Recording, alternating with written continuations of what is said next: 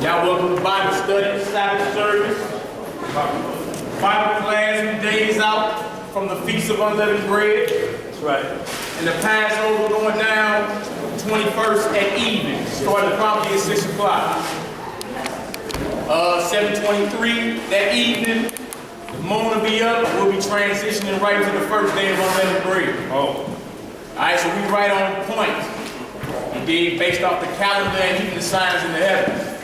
Today we got up on the board, we're doing a PowerPoint presentation. Y'all can read, y'all can see that it says Unblemished Lamb of YHWH, which is the Lord. Passover and Unleavened Bread presentation. So before we even get into this, because I got over 50 slides. Over 50 slides prepared for class today. So before we even get into any of this, are there any questions? Anything you heard during the week? May have judged your spirit a little taste? Go ahead and throw it on out. If not, we're just going to go ahead and get started. May the Most High get the increase. All right, we all good? All right, let's get it done. We're going to, again, Unblemished Lamb of YHWH Passover and Unleavened Bread presentation. All right? Y'all get y'all notebook out. Get y'all some pens out. Ask your questions. All right, take notes. Y'all, this lesson will be up on YouTube on God's Warrior 298 and also Honor and Humility STL. So if you want to go over this class, because during the Passover, it'll be a summary of everything that's going over today. But bro will make DVDs of this class and have those hopefully prepared at the Passover. So they'll be $3.99 for the taking. Free, not free, free. 99. So, y'all be able to get with that, so if you have any questions or concerns, they'll definitely prepare you most out with it for next year. No doubt. So we got Unblemished Lamb of YHWH Passover and Unleavened Bread presentation. Sources. Some of y'all probably can't see. That's kind of small right there. But the sources and resources we're going to be using. The King James Bible, 1611. The Zondervan Bible Dictionary. Holman Illustrated Bible Dictionary. Strong's Exhaustive Concordance. Picture History of Jewish Civilization by Chartwell Books Incorporated. Ancient Jewish Art by Gabriel Said Gresham. Icons, Masterpieces of Russian Art, and also the complete works of Flavius Josephus. On the right side of this, we have some YouTube videos. Evidence of the Exodus. A lot of folks say, what no evidence of y'all being in Egypt? The Exodus is right up on the board. It says the real Mount Sinai found by Robert Smart, YouTube.com. Also, Red Sea Proof of the Supernatural. Yes, Part 2 by Delphos G. And both of those are on YouTube.com. Alright, so you can go look at these things for yourselves and see, is there any evidence of the Exodus? Is it all made up? Is it a fairy tale? Some folks say that once you find out who you are, now it's like, oh, y'all never existed in Egypt anyway. Right? So you still believe in a lie. That's what they are still. Right. We're going to get into it today, all right? Next slide. That's the 1611 King James right there with the Apocrypha. All right? Zondervan Bible Dictionary. Brother, I know Brother Ariel, he got most of these up there. Zondervan Pictorial Bible Dictionary. They hold it up right now. The definition of ham out there. Let me know it's not the Negro. Please read that for me real quick, guys. Just in case y'all can't see that. Right. This definition in the Zondervan Bible Dictionary goes into how, yeah, we are dark-skinned folks, but we're not Africans. We dwell on the continent of Africa, but we're not native Hamites. And the brother got the definition right here. Go ahead, Doc. Ham, the youngest son of Noah, born probably about 96 years before the flood, and one of the 8 persons to live through the flood. He became the progenitor of the dark races, not the Negro. Not who? Not the Negro. Not the Negro. So he's the father of the progenitor of the dark races, but not the Negro. There's a difference between the Hebrew Israelite and the native Hamite, the Egyptian. You're dark skinned, yeah. You know what I'm saying? Your hair a little woolly, a little taste, yeah. But there's a difference. Same way there's a difference between an Italian and an Irish. That's right. There's a difference. You're talking about different boundaries, different nations, different customs, all that. And if you want to try it out, go with Africa. Pick one of the 53 nations and walk up on the native Hamite and say, my brother, and see what happens to you. That's only in America you fall for that, like we all the same people. Right. Black Power. That the world will operate in that spirit. That's here. That's what you know as black power. But there is no such thing as every Dark-skinned person being of the same nationality. That's not true. Go ahead, I'll read this some more. Not the Negroes, but the Egyptians, Ethiopians, Libyans, and Canaanites. Those are the 4 sons of Ham. You understand? The native Hamites. The brother gonna read this Exodus 11 and 7 real quick. Y'all write that down. Read that real quick. It's even in the Bible, the Lord tell you put a difference between the Israelites and the Egyptians. There's a difference. Right.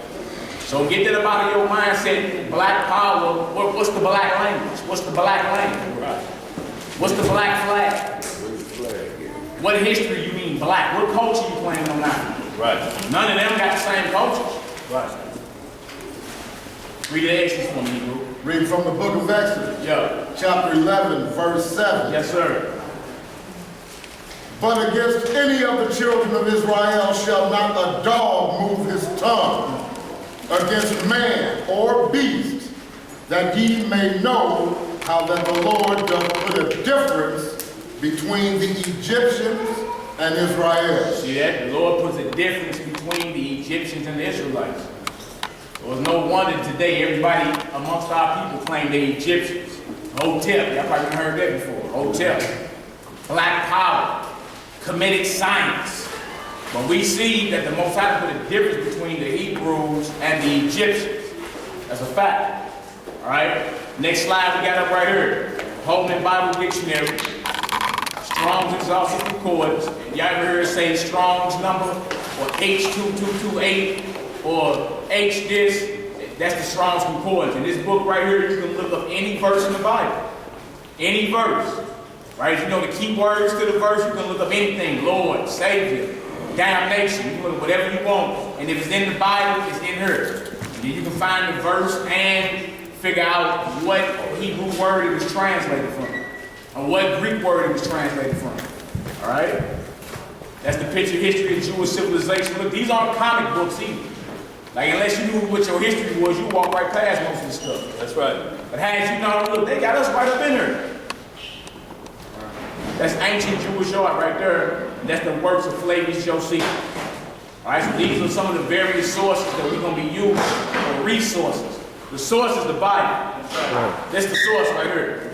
Anything that we pull from these resources are only going to validate what we're saying out of her. Right. All right? Let's get into it. The purpose of this presentation is to prove the Messiah as the unblemished Lamb of Yahweh, or the Most High, through edification of the Scripture. All right? And it says to bring forth archaeology of the Hebrew Israelites' existence in Egypt, /Mitzrayim/Canaan. And also to give our people hope and redemption. That's the whole purpose of what we're doing today. You get understanding on the Passover, what you're going to be doing next week when we feast. That's right. But to show the real meaning, the Messiah, his son, as the unblemished Lamb of the Most High. All right, so that's the purpose of it. And to show, so y'all can read the Bible and not be scared. Like, you know, there's no proof of no Hebrews in Egypt. You know that, right?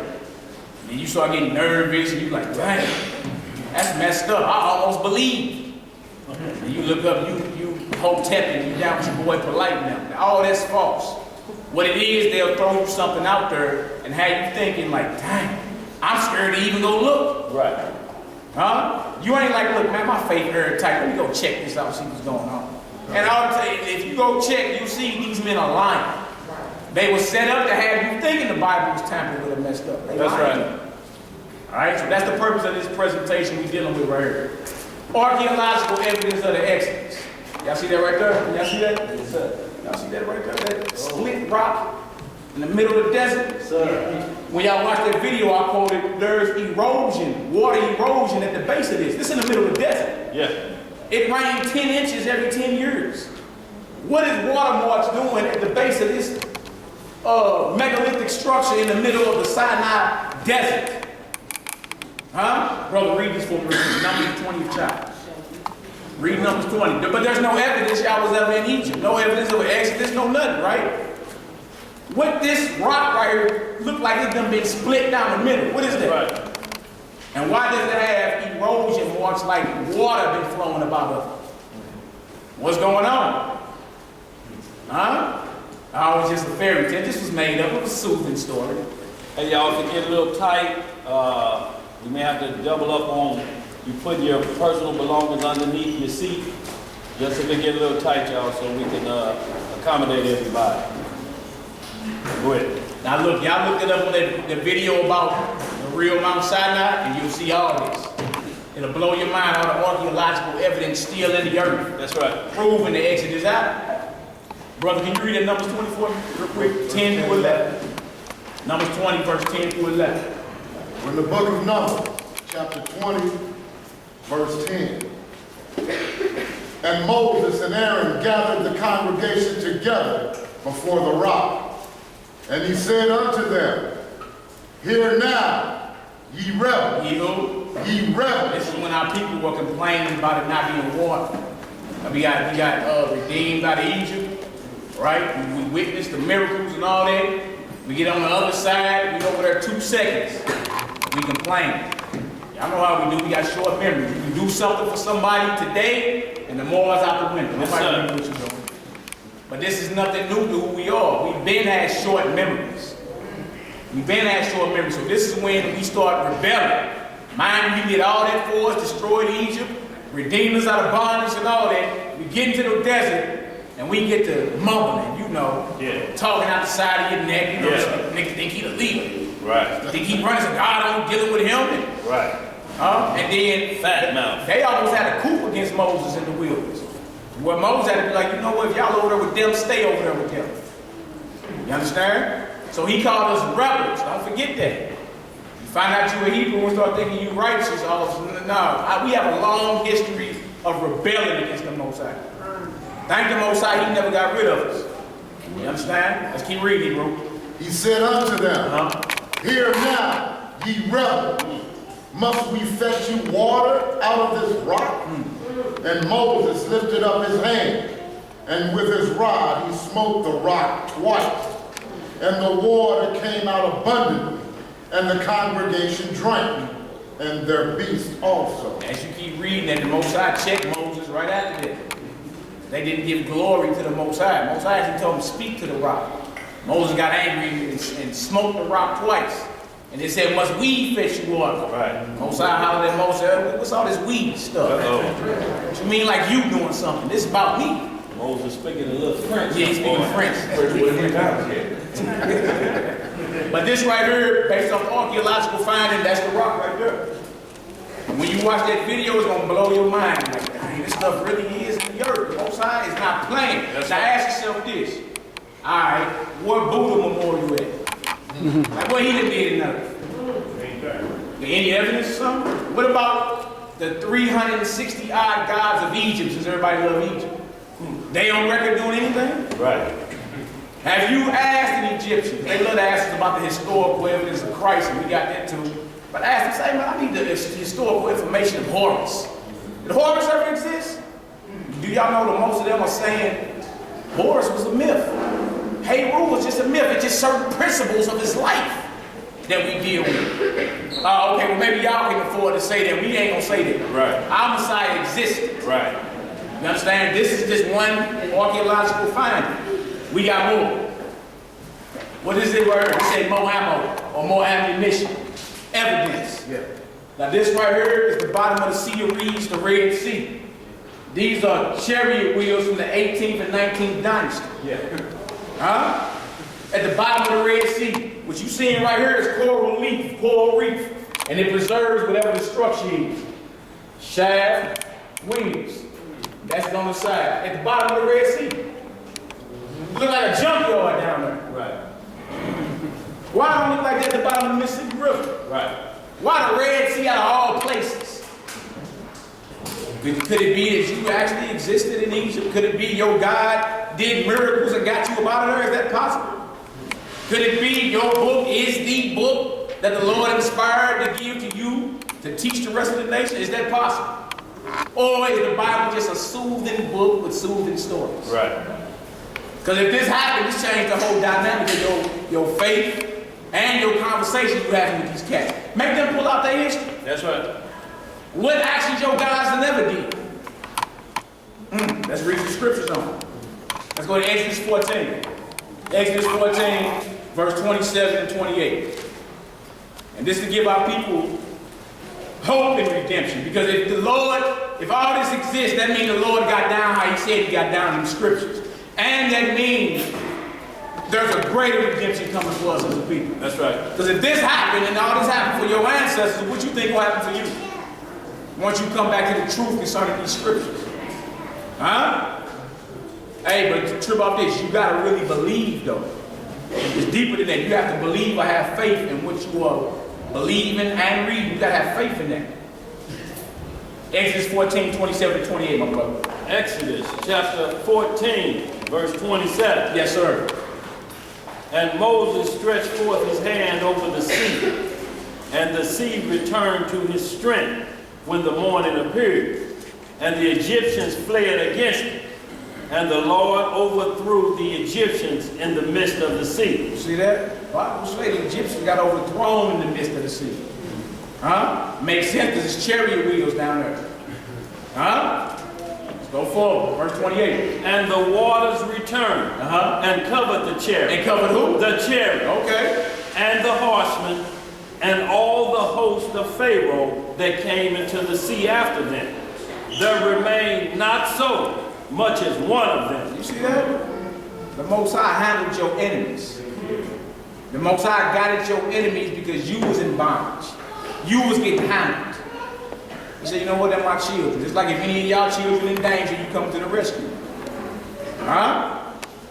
Brother, drop that for me and grab Isaiah 43. Isaiah 43, read 1 through 8 for me. We're going to Isaiah 43 next, 1 through 8. All praise to the God of Abraham, Isaac, and Jacob.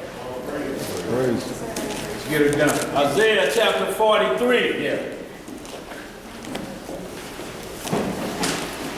Evidence of the Exodus, huh? All that right there. Chariot wheels, huh? Okay. Let's get it done. Isaiah chapter 43, verse 1. But now thus saith the Lord that created thee, O Jacob, and he that formed thee, O Israel, fear not, for I have redeemed thee. I have what? I have redeemed thee. I have called thee by thy name. Thou art mine. The Most High tell us don't fear. Like I done redeemed you. Just like it went down in the past, I got you. Not only that, he said, you are mine. You belong to me. Huh? Let's read, brother. When thou passest through the water. When you pass through what? The water. Come on. I will be with thee. And through the rivers, they shall not overflow thee. When thou walkest through the fire, thou shalt not be burned, neither shall the flame kindle upon thee. And it'd be crazy if we didn't have these witnesses. Right. We got examples of us passing through the water and not flooding out or going through the fire and not getting burned. Shadrach, Meshach, and the bad Negro. Yeah. Ancient Babylon. Abraham in the book of Jasher. Thrown into a fiery furnace, not a hair on his body got burnt. And us passing through the Red Sea. That's right. It ain't like the Most High saying something that you can't go reference. You can go reference that. And say, you know what, he did do that for them brothers that had faith in him. Because they wouldn't bow to a false god. He did do that for his people because they was crying out to him. Because the Egyptians was putting hits on our sons. He did do that. All right, go ahead, Hebrew. For I am the Lord thy God, the Holy One of Israel. Thy Savior, I gave Egypt for thy ransom. He said, I laid Egypt flat for you. And we witnessing that? Hold on, your eyes just look at that. That's proof he laid Egypt flat. Look at that. He said, I gave Egypt for a ransom for you. All right, come on, Hebrew. Ethiopia and Saba for thee, since thou was precious in my sight. We are what in this sight? Precious in my sight. Lord say his children are precious to him. Precious. All right, come on, Hebrew. Thou hast been honest, and I have loved thee. Therefore will I give men for thee, and people for thy life. He said, I'm gonna lay them flat so you can live. So how do we forget a God like that? How you forget the Most High when he straight dropped nations to make sure you was straight, you was good. But then when you say, yeah, man, the God of Abraham, Isaac, and Jacob today, you know what everybody look at you like? Who? Right. Who? What God? They don't know nothing about him. But the question is, how you forget somebody that did that for you? Will we be considered ungrateful? Huh? Let's read, my brother. Fear not, for I am with thee. I will bring thy seed from the east and gather thee from the west. That's a promise. And this is after we left Egypt. He said, I got y'all. You mine. I'm going to gather you from the east and the west. All right, come on, Hebrew. I will say to the north, yeah, give up, and to the south, keep not back. Bring my sons from far, and my daughters from the ends of the earth. See that? So you got a lot of folks claiming they about to run up out of America. But we see the Most High saying, when I put that hit down, mine coming back to me. Bring my sons and my daughters back to me. Right? So ain't no sense in you going to run off nowhere as if the Most High not going to fulfill his word. He just said, bring my sons and daughters from the ends of the earth. All right, let's read, bro. Even everyone that is called by my name. Come on. For I have created him for my glory. I have formed him. Yea, I have made him. See what the Lord say? Y'all for my glory. Let's read, bro. Bring forth the blind people that have eyes. Even of those that are blind. Come on. And the deaf that have ears. Let all the nations be gathered together. And let the people be assembled. Who among them can declare this? And show us former things.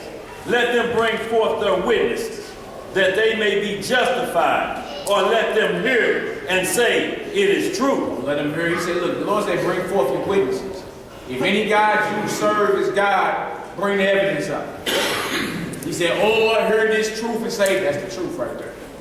But when somebody get to ask you, hey man, what are actions of Heru or Asar and Set or Horus and Isis? What are their actions that know? I need some evidence to prove they exist. That's right. You're going to be searching until the Messiah returns. Because there ain't no proof. They ain't got down like this. Go ahead, bro. They're trying to say that the pyramid represents. But I had a talk with a kindergartner and I told me that I don't even get those out of slavery. And he told me you watch too much TV. Yeah, of course. We're going to get all that. Let me tell you what we did. Treasure cities, Pit and Ramses. You understand? But my thing is this. If your God is God, he knows everything. Right? So what are the prophecies of the all-knowing gods out of Egypt? Right. It ain't nothing. All right, let's read, bro. Ye are my witnesses, saith the Lord. See, the Lord said his witnesses are the children of Israel. Huh? You go back to verse 1, sons of Jacob. Is he talking about a group of folks called the Jehovah's Witness? No. Remember who we talking to here. If you go back to verse 1, he talking to the sons of Jacob. That's right. He said, I dropped Egypt and Ethiopia for y'all. Then he said, guess what? Y'all are my witnesses. Because who else witnessed all this? Who witnessed that? Let's read, my brother. And my servant whom I have chosen, that ye may know and believe me, and understand that I am he. Before me there was no God formed, neither shall there be after me. I, even I, am the Lord, and besides me there is no Savior. That's a major statement to make if it ain't true. Bold. Very bold. I'm the one that did all this. I'm the one that stretched forth the heavens like a shower curtain. That's me. I'm the one that hang the earth on nothing. But it got a foundation and pillars. That's me. See what I'm saying? See that sun? That's either an accident or that's under some direct influence of God. You tell me it ain't skipped a beat since it was made. Right. Either that's an accident from a big bang or there's an intelligent design behind all this. All right? What verse are we got? Verse 12. That's it for that. Okay. All right, next thing we got right here, more evidence or clues at Mount Sinai. Now, when y'all watch that video that we talked about earlier, you're going to see a whole mountain range full of, the top of the mountains are black. Blacker than sackcloth. All right, more evidence, clues at Mount Sinai. Read Exodus 19 for me. Exodus 19, verse 18. And there's a reason why that whole mountain range is black across the top of it. There's a reason. That's right. Why the whole mountain ain't black? Why the top of it just black? Go back so y'all can see that. Right there. And when y'all finally see the video, you're gonna see the whole range is blacked out. See that middle black mountain right there? The whole range is blacked out. As far as the eye can see. The top of it, that is. So why is that mountain right there, the top of it is blacker than sackcloth? That's right. Why the rest of the mountain don't look like that? Let's read, brother. Exodus 19. Exodus 19, verse 18. Yes, sir.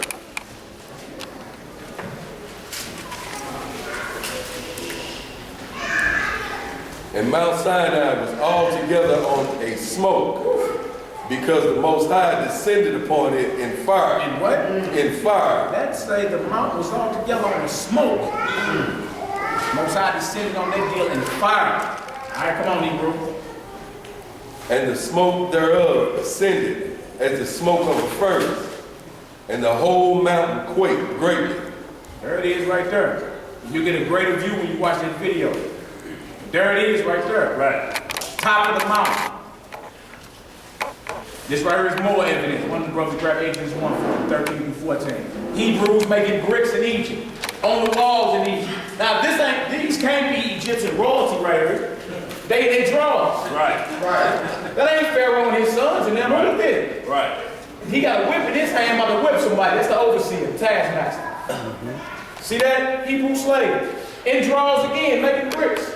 Look at that. Ain't no evidence of your people in Egypt though. It's the Bible line. Let's read this. Exodus chapter 1. Exodus chapter 1, verse 13. The Bible's historical. That's right. It's not made up. It's not the white man's book. It is what it is. And if you got another book that can even come close to it, get to flip it. That's right. When we're going to hear it was of Egyptian proportion, Kemet proportion. No, what happened is it says of biblical proportions of what happened in Egypt. Them plagues. Like when they say like the plagues of Egypt, y'all think they're just loosely thrown around? And y'all know them Zika mosquitoes about to invade the borders of the United States? Them genetically modified mosquitoes. Huh? Yes. Came out of nowhere. Babies born with small bodies, small heads and big bodies. Huh? Beetlejuice. Hey, come on, man. Read that Exodus for me. Exodus chapter 1. Exodus chapter 1, verse 13. This proves right here everybody in Egypt was not a royalty. That ain't Pharaoh making bricks. They in their drawers. Who did Pharaoh have working for him? Who was his labor force? Right. You want to talk, the brother brought it up earlier, you want to talk about all these magnificent building structures, well, who built it? Right. Just like who built the White House? The slaves did. You understand? Who built the plantations? It was the slaves that built all that. Right. The Crenshaw plantation down in Harrisburg, Illinois is still standing. That's right. Made by the best masons, what they call brick masons, carpenter masons on the planet, and they was all brothers. So it's nothing new. Your people been building empires. In order for anybody to have an empire, you gotta go get the children of the slaves to build your empire. Pharaoh ain't finna be sweating. Or you think Obama finna throw his daughters out there and have them go work for labor rate? Huh? No, that's what you less fortunate folk. And look, that's nothing new. Every nation that has a ruling family, you feel me? They got other people within their nation that's working hard for them. Or slaving for them. Just like this nation right here. Who got the Exodus for me? Exodus 1, 13 through 14. Exodus chapter 1, verse 13. Yeah. And the Egyptians made the children of Israel to serve with rigor. Rigor mean hard bondage. Come on, Hebrew. And they made their lives bitter with hard bondage, in mortar and in brick, and in all manner of service in the field. All their service, wherein they made them serve, was with rigor. See that? Just like you worked and built up this nation. And it's amazing today because they'll throw it out there and say, well, you know, the Negro man is shiftless. He's feeble, he's lazy, he's slothful. How in the hell do you twist your lips and say that? Right. Who built the White House? Who designed Washington, D.C.? Who nursed your babies? Huh? and gave your babies the breast milk and left their real babies alone? Who raised up everybody, right? Who built everything? Right. Huh? And look, it's nothing, like you shouldn't even be surprised that just like the slaves built this America today, the slaves built ancient Egypt as well. That's right. All right, let's read, brother. You was down with that, but Rick, Darren, you had something that Joshua? No, I wasn't gonna get it. But I was just saying, like you talk about built Egypt in America, it's called Egypt because the back of the dollar say it's Egypt. Yeah. And you see like Pharaoh sat on thrones, you see the thrones in Washington, D.C. of Abraham Lincoln sitting on the throne. Yeah. And you see the obelisk in Egypt, it sits in the middle of Washington, D.C. as well. So it's a mirror image of that same Egypt. Yeah. And the same slaves, because we always were slaves to the nation that ruled the world. Wherever we were slaves, that nation ruled the planet. And it's because the Most High wanted that way. So when he knocked them down, you know he's truly the Savior. Right. What you got, John? Well, I'm just going to say the Europeans take on Egyptians with their light civilization. Yeah. It is. Yeah. Well, you're taking on kingdom life because the wicked is taking on Canaan, which was dark-skinned nations that we were warned about in Ezekiel 18. I mean, Exodus. What I'm on, Leviticus 18. I'm trying to say. So that do not do after these nations, the land of Canaan. Don't do nothing of what they do. All throughout Leviticus 18 through 20th chapter is about warning about the practice of wickedness.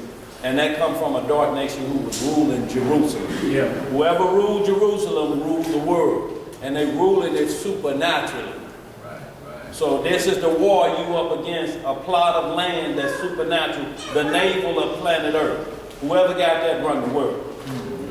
Another good point too, Christmas. You know, a lot of us think these are European holidays. Yeah. But they got them from the ancient world. Nimrod, all them dark-skinned folk. Yes. Right. So if you want to be real, them holidays go back to ancient dark nations that was wicked as hell. Right. The white man just picked it up later and threw his own, painted the images and just threw his own spin on it. Right. But he got it from dark-skinned nations as well.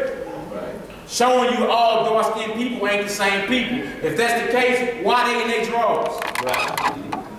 Thought we all equal. Thought we all brothers.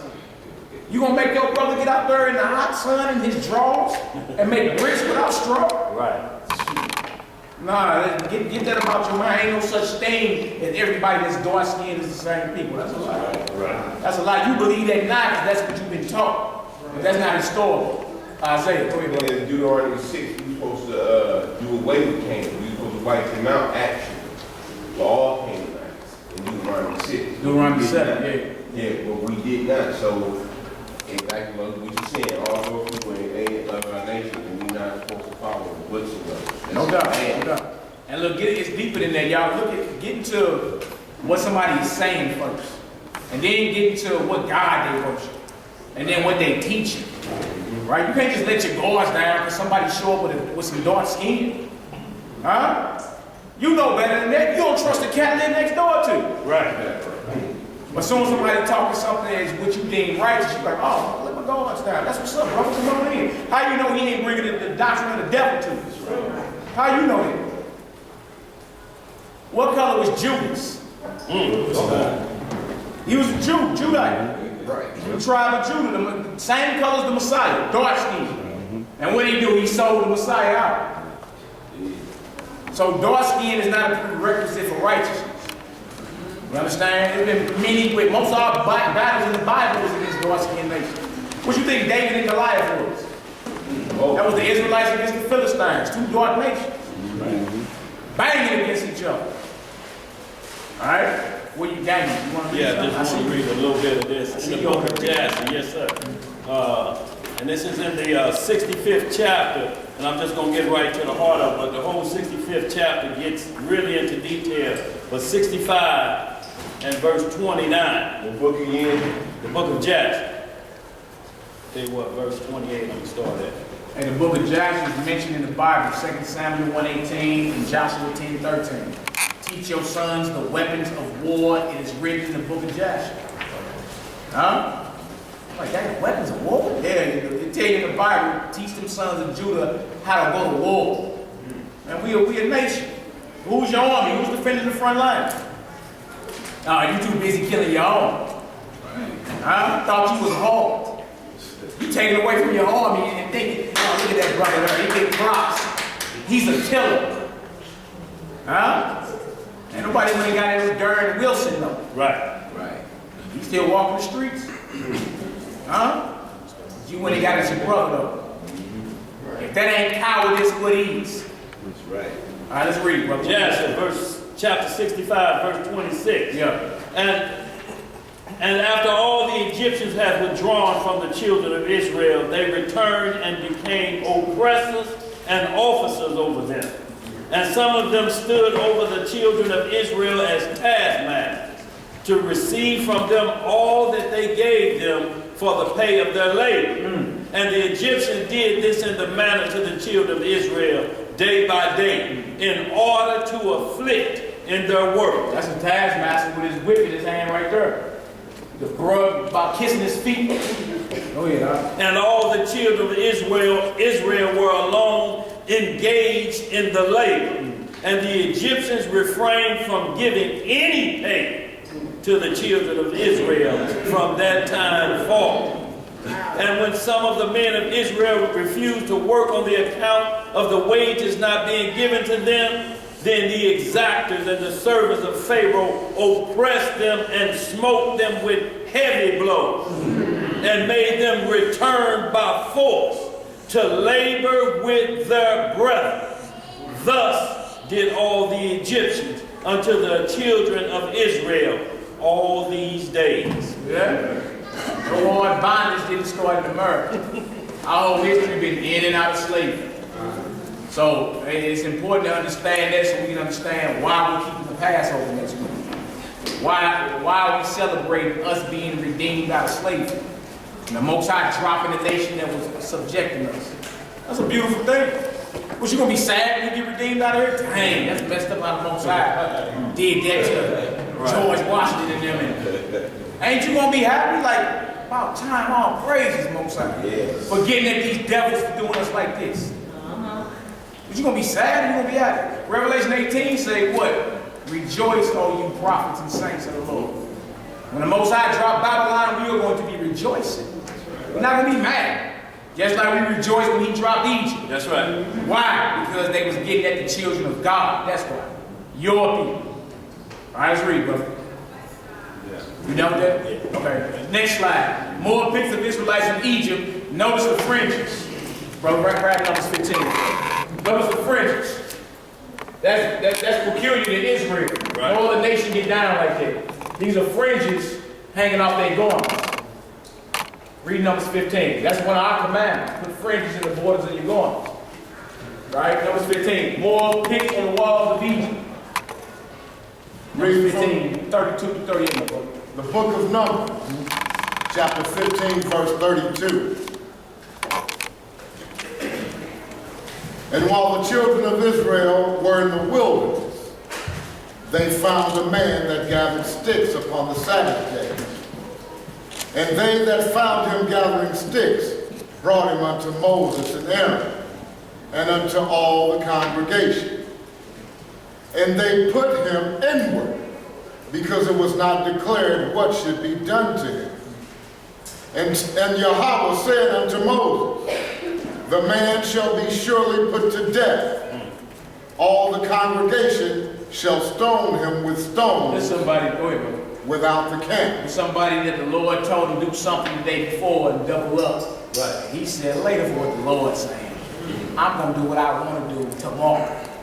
Right. Most I like to look, if y'all double up on your firewood, you won't have to go gather no wood for tomorrow. That's right. You just keep your fire going and you can stay warm. You feel me? Because you're not supposed to kindle a fire on the Saturday or start a fire. Right? But a fire came. If you got the fire going before the sun go down the day before, you just keep feeding the fire with the wood. That's right. Right? The Lord told them, everybody double up on the 6th day. Get enough wood for Friday and Saturday. You know how we do it. I do what I want to do.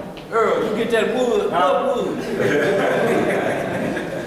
You ain't got the firewood, boy. We almost out. Yeah. Now it started getting cold out there. Huh? Cold in that wilderness at night. It's winter time. Whoa. He like, dang, I'm short on wood.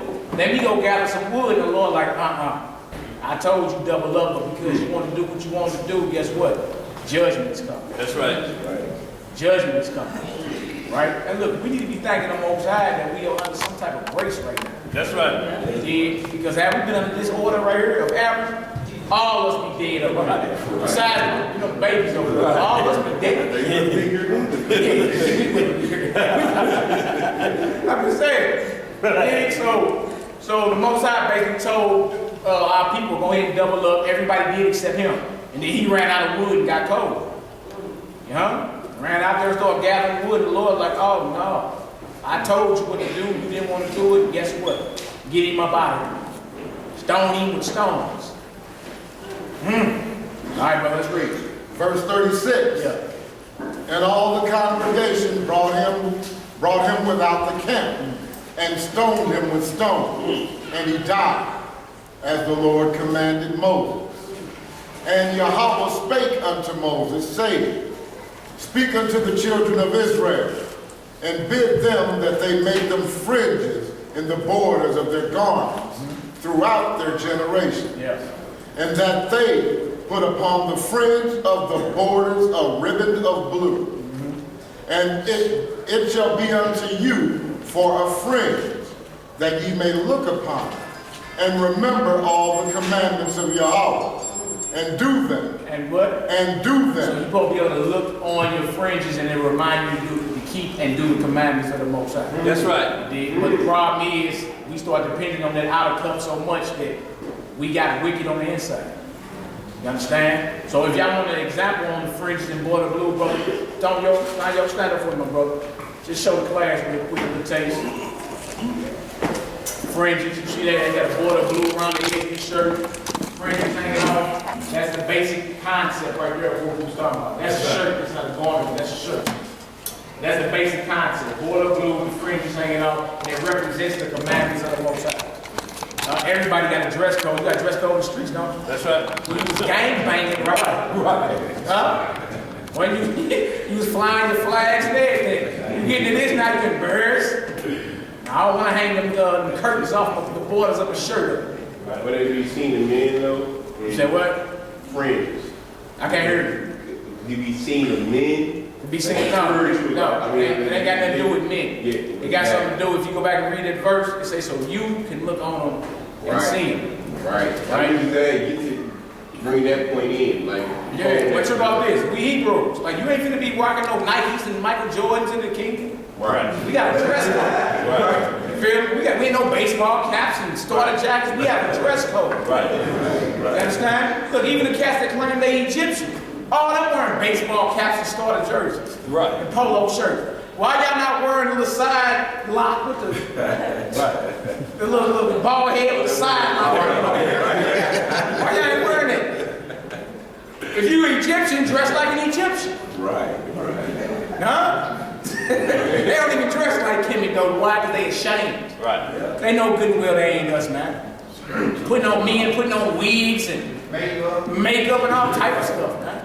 That ain't none of our culture. You know good and well you wouldn't put no makeup on today. You crazy. All right, let's go further. Did the Egyptians, this is the next slide. Because people say, well, the Egyptians never recorded the plagues in Egypt. So did the Egyptians record the plagues of Egypt? The papyrus of Ippawar, the Egyptians' account of the Exodus. Now what we're going to do, I'm going to read the left side. I just need a brother to go to Exodus 7 for me to start off. This right here is Egyptian documentation. It's translated into English. So for y'all to say, well, that ain't the original document. There it is right there. Who can read that? Ain't nobody reading that. Nobody reading that up. But that's for y'all to say, well, that ain't the original document, brother. It's in English. That's the original document right there. Right. Did they record what the Most High did to them in Kenya? Right. And all y'all gotta do is look up the papyrus of Ippawar, I-P-U-W-E-R. Go ahead, man. And then, you know, they try to say, well, y'all book was written by a white man. Well, the only one who broke or deciphered the hieroglyphics was Champion. Yeah, John Who was Francis. white man. So you trusted that he translated that right? Y'all heard it? The father of Egyptology today is John Francis Champollion. Right. He was the first one on this side in 1700 to translate the hieroglyphs. Had he not did that, there wouldn't be not one Negro in the United States claiming they're Egypt. They can't even read the hieroglyphs. To this very day, they got to go to dictionaries and references of Lower and Upper Egypt to read and say, okay, that's a ketchup stain on the wall right there. Right. That's Horus. This says that's Horus. That's a mustard stain right in front of it. That's Isis. They still got to reference something, like we go to the concordance and reference the Hebrew and make sure we translating the Bible right. They still got to reference something because they ain't reading it. All right, so who put out the reference? Who put out the Egyptian dictionary of Lower and Upper Egypt? Some Negro in America did who?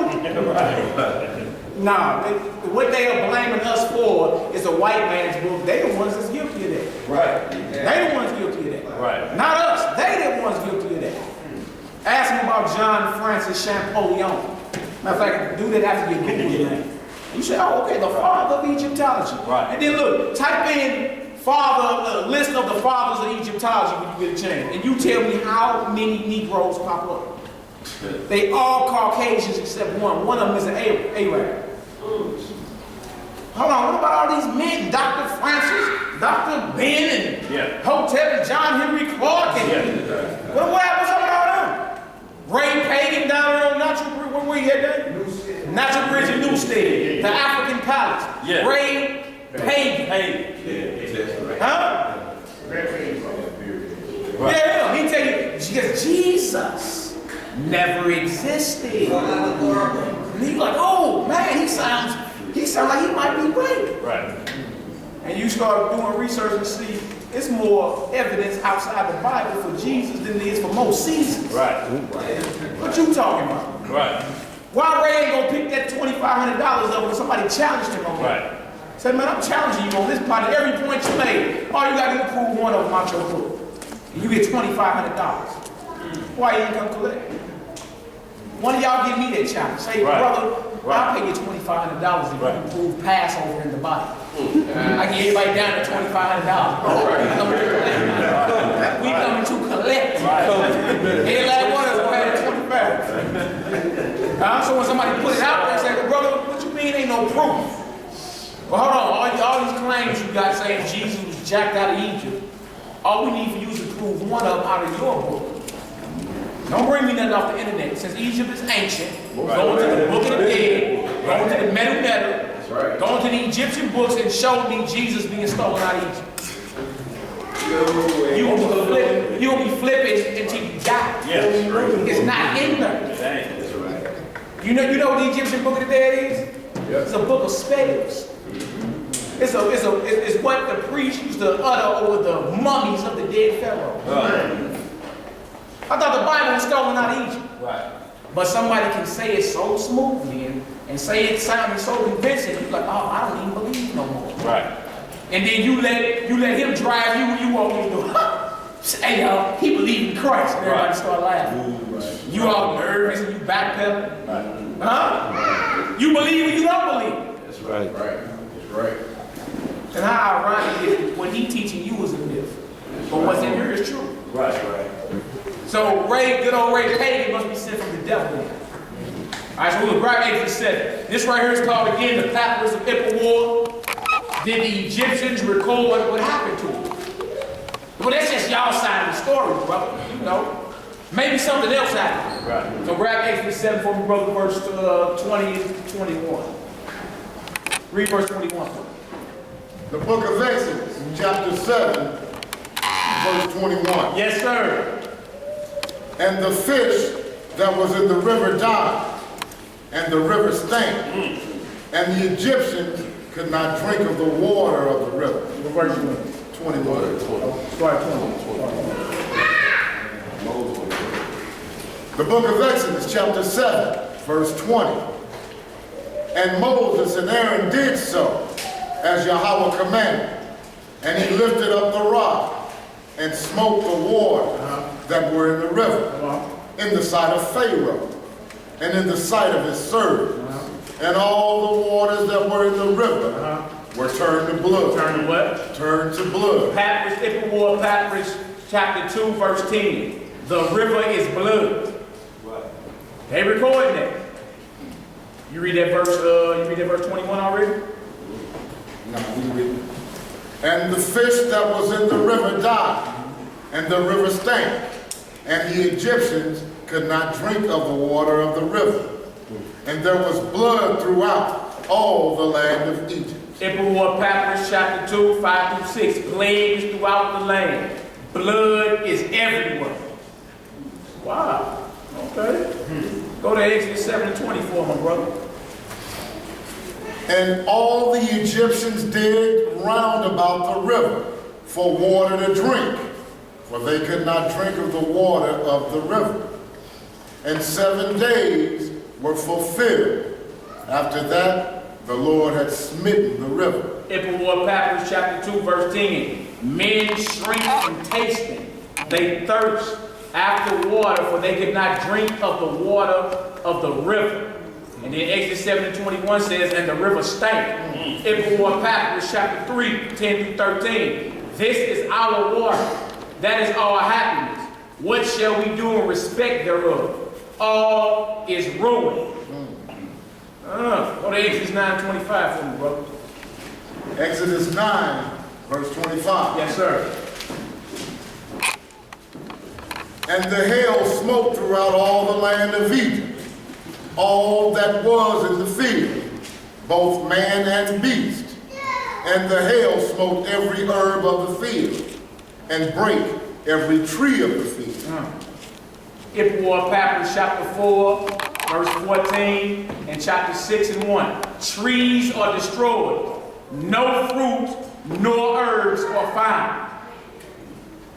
Read Exodus 9, 23 through 24, my brother. Now look, they documented what happened to them. They are documenting plagues that hit Egypt. That's right. The book of Exodus, chapter 9, verse 23 again. And Moses stretched forth his rod toward heaven, and the Lord sent thunder and hail. Said what? Thunder and hail. And the fire ran along upon the ground, and the Lord rained hail upon the land of Egypt. So there was hail, and fire mingled with the hail, very grievous, such as there was none like it in all the land of Egypt since it became a nation. YHWH Papyrus 2 and 10 again. Forsooth, gates, columns, and walls are consumed by fire. YHWH Papyrus chapter 10, verse 3 through 6. Lower Egypt weeps. The entire palace is without its revenue.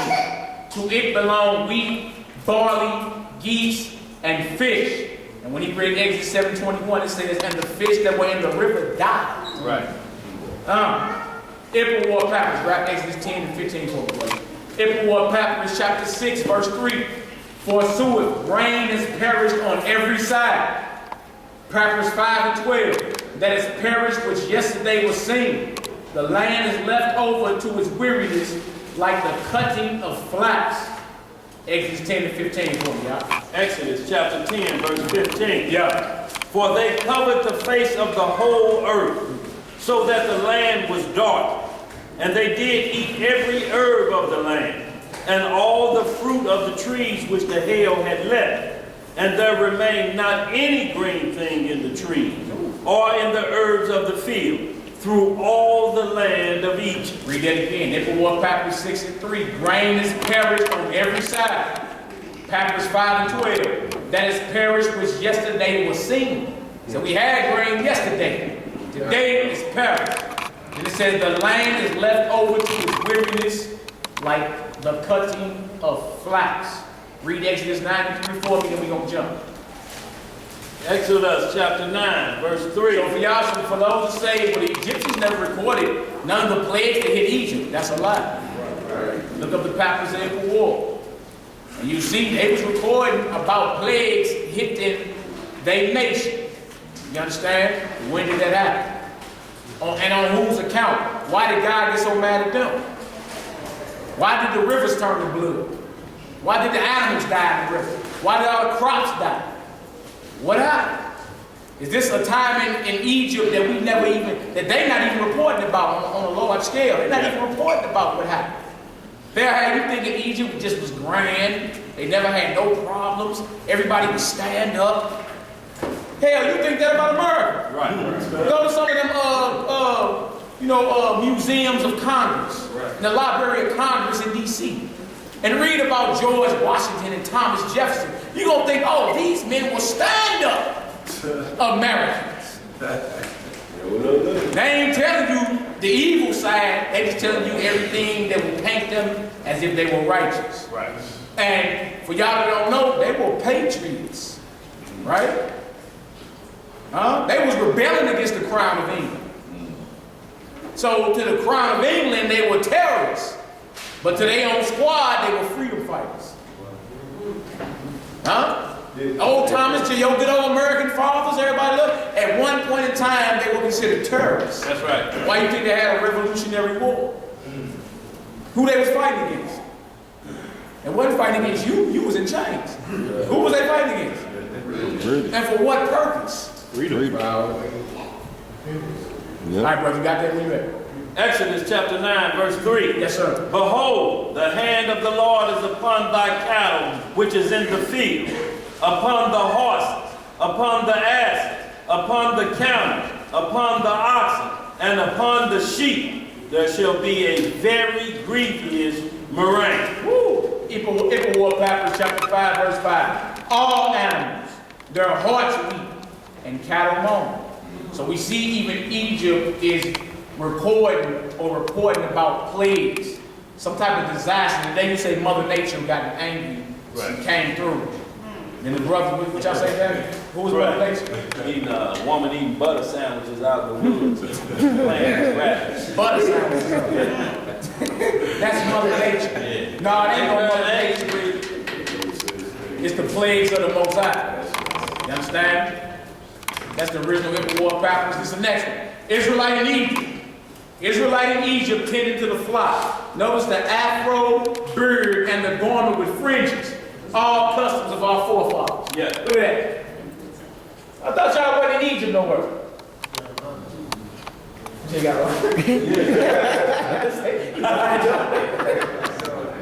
it. See that? So for those that say that, you know what I'm saying, it never happened, or they put it out there to have you thinking the Bible's not real. Right. And then with that, you start believing that, God is not real. And then your faith starts dwindling. Right. You see what I'm saying? And without faith, no miracles will happen for you. None. The bigger the faith, the bigger the miracles. Right. The whole Bible is a book of prophecy and miracles. It's a supernatural book. They start off with miracles. The Most High made all this out of nothing. No thing. You do that. Make me something out of nothing. Right.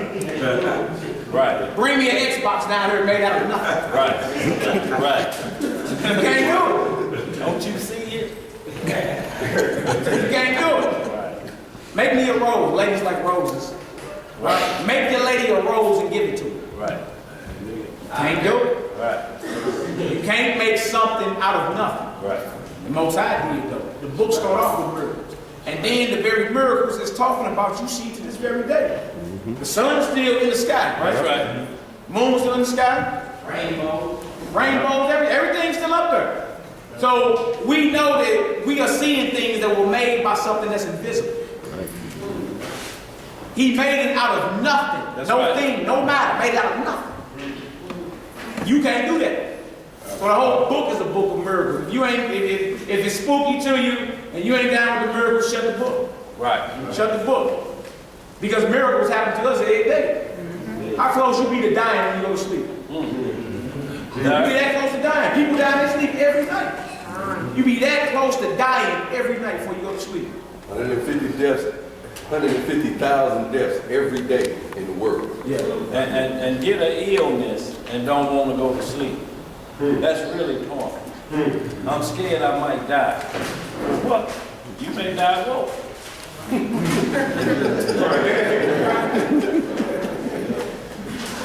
But that's torment because you say I'm trapped in a space where I can't, nobody can hear me. I can't call out, I can't holler. Well, that's why the script tells us to pray before we go to sleep. That your sleep be sweet. Right. So that you know how not to sin while you're sleeping. These are visions when you're having dreams. You got to be stand up in your visions at night. You got to be doing lucid dreams. You got to be aware of what's going on. You can't come out of a dream and have been dressed a certain kind of way and coming out of a certain kind of house and then think it's over because it was a dream. No, it'll stay on your mind. That's what we got next. More Israelites.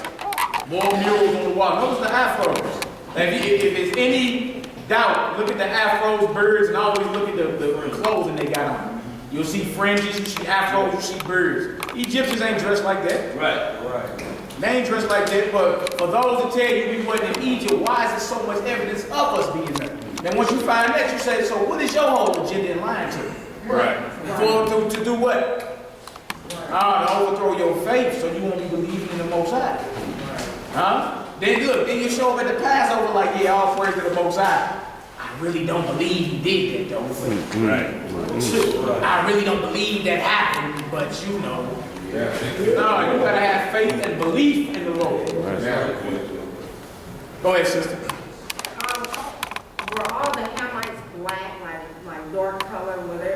No, Leviticus 13, you got getting the Canaan and the leprosy that hit Canaan. Right. There's certain tribes in Canaan that were leprous. Right. Okay, so Leviticus the 13th chapter and the 14th chapter. There were Hamites, whole tribes of them that were leprous as well. Like white as snow lepers. Yeah. Leviticus chapter 13, chapter 14. What you say? And you'll see them today, they got a whole host of them that when they see them, they targets now. They hack their arms off and legs. You know, children of the moon, they call them. And some of them leprous tribes who Esau took his wives from. A lot of folks don't notice that. Go ahead, Ebro. Yeah, that's all just been read out what Daniel said about them cutting and whatever they put out. Cutting out the extremities and everything. Yeah. Who's gonna say something? Yeah, I was just gonna say real quick, in case y'all wondering, this what we're looking at, this if you look up, it's called the tomb at Beni Hassan in Egypt or whatnot. And this is what I actually talked about in the documentary that I made, part 3, if y'all watch it. But all that information is in there. You get a book called Our Living Bible, and you can find that information in there. Exact picture. Yeah, it's exact picture in there. Yeah. So your history is deep. It's another one. This is a picture of Moses leading our people out of Egypt. This book is called I spelled ancient wrong, y'all forgive me. The Ancient Jewish Art by Gabriel Said Reginald. And so look, notice the afros and dark skin. That's right. This is on page 72 through 73 in the book Ancient Jewish Art by Gabriel Said Reginald. That's Moses. Look at Moses with an afro. Right. But look, it makes sense because he was raised in the house of Pharaoh. Right. He couldn't have did that sticking out looking like something that he wasn't. You feel me? Now Moses is an Israelite from the tribe of Levi. I thought the Jewish folks were Caucasian. Right. That's Moses. Huh? Paul got mistaken for an Egyptian too, just like Moses. Acts 21. The Messiah, Christ, his family took him to go hide in Egypt when he was born. So what is all these artifacts that we find? What is all these? But they'll tell you, no evidence of y'all being in Egypt. But as we dig, we find more and more. And it's crazy because our people walk right past this book. Like how many of y'all pick up a book that says ancient Jewish art? You wouldn't even pick that book up. Right. Because you're like, I'm not Jewish. You're not knowing if it's ancient, they talking about your people before any of them converted to what they call Judaism. We are the children of Israel. That's right. Them awful, when you watch the 10 Commandments, Charlton Heston, Yul Brenner, Edward G. Robinson, the old 10 Commandments back in the day. That happened, but it was your people it happened to. Not them. If that's not the case, we wouldn't be finding so many artifacts. Even chariot wheels at the bottom of the Red Sea. We just showed some of them. Going back to some of y'all that came in time. Show y'all a little taste. What's that right there? Right past the man. I'm trigger happy. See that? Chariot wheels at the bottom of the Red Sea. preserving coral reef. And coral reef preserves whatever object it forms around. That's right. Top of the mountain, black, and the Most High descended on top of the mountain, Mount Sinai. We read the scripture. Mount Sinai was all together on the smoke. Most High descended upon it in fire. So how he show up to Moses? Hey Moses, hi. Did we do neighbors? I say when the Most High presented himself to our people at that mountain, the entire nation got scared. Right. He said, Moses, no, you go deal with him. Whatever he tell you, you tell us and we'll listen. But we good. We gonna die if you hearing his voice. That show you the Most High get down. That's right. He showed up, trumpets was blowing, the earth was quaking, the mountain was on fire, going up like a furnace, smoking, lightning, thundering. And he shouted down commandments. I am the Most High, your God. Have no other gods before me. And he thundered. Hey! Moses, you go holler at him. But how else you gonna get these people attention? Right. Y'all know, look if I showed up talking to some, hey, Adonai, how you doing, brother? Peace. Love, brother. You gonna be like, man, that brother ain't gonna convince nobody with that talk. But you see how the Most High show up. Because you gotta get these people to fear. You gotta get these people to pay attention and fear. When they like, oh, I got their attention. Now we're ready to keep the commandments of the Most High. Alright? So let's go back a little further. Let's go forward. That's Moses again. Now, this is our slavery in America. Brother Brad Drew. Brad, Deuteronomy 28 for me. Deuteronomy 28, 68. Alright? Deuteronomy 28, verse 68. So how we show the slaves in Egypt, now we're showing the slaves in modern Egypt. That's right. And for y'all to think it ain't Egypt, look at the back of your dollar bills, a pyramid on their head. Right. Y'all to think it ain't Egypt, go to Washington, D.C., like the elder said earlier, and look at the Lincoln Memorial. Right. And then Google Ramses Temple and see how it's an exact replica. Then go look at the Washington Monument where Martin Luther King gave his famous speech in front of it. Yeah. Then Google obelisk in Egypt, and it's the same exact thing. Right. They had a Memphis, Egypt, and you got a Memphis, Tennessee. What's going on? Why is all the architecture based off ancient Egypt? When you go into Memphis across that bridge, you see that pyramid. Yeah, that pyramid right there too. And that auction street down there where they auction off the slaves, it ain't changed. Yeah. They both dock and they auction the slave out. It's the same name, auction street. And it's where they auction off the slaves. Yeah, auction street. Auction street. Exactly. It's not changed. And in ancient Egypt or whatnot, you know, you had the northern part of Egypt and the southern part of Egypt. Yeah. When they came together to discuss foreign policy, one had a red hat, one had a white hat, another had a blue hat. And they called it the United States. Red, white, and blue. Yeah. You in Egypt. Everybody want to romanticize Egypt. Man, look. Just like they gonna romanticize America years from now. Right. It was so great and splendid, and old Thomas Jefferson and Andrew Jackson and well, all those men brought hell on us. So why would we romanticize them? Well, if Pharaoh brought hell on you, what are you doing saying Hotep? Right. He your enemy. I mean, just because he got dark skin don't mean nothing. That's right. Huh? I mean, you should know that. Ain't you beefing with the bruh across the alley? Right. Huh? All right, so you should know everybody. Because you got dark skin don't mean we cool. It don't mean we on the same level. Read it, Deuteronomy 28, 68 for me, y'all. The book of Deuteronomy, chapter 28, verse 68. And all this is leading up into the Passover. We just want to show our people we were in Egypt. Right? The Most High did redeem us, and his testimony is still in the earth. And then we're going to get the deeper meaning behind Passover. All right, let's read, huh? And the Lord shall bring thee into Egypt again with ships. Again? With who? With ships. How did you get her? With ships. Ships. You cannot deny the transatlantic slave trade. No. That's one historical event nobody can deny. I don't care if you're secular, if you're an atheist, if you don't even want to deal with the Bible, close the Bible and open up any encyclopedia and go into the transatlantic slave trade. Huh? The biggest transfer of human cargo in the annals of world history. That's right. Huh? You was the stock market. That's Commodities. Yeah, they set the stock market up based off your flesh and your labor. So Lord, I'm coming to you. The Lord said he was going to bring us back into Egypt again, or back into bondage again, but by ships. Huh? Let's keep reading, my brother. By the way whereof I spake unto thee, thou shalt see it no more again. And there you shall be sold unto your enemy. Unto your friends. Unto your enemy. For bondmen and bondwomen. That's a slave man and a slave woman. What did happen?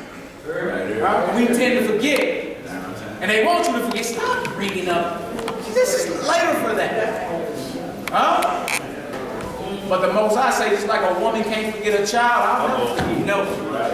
That's us that forget. We got short memories.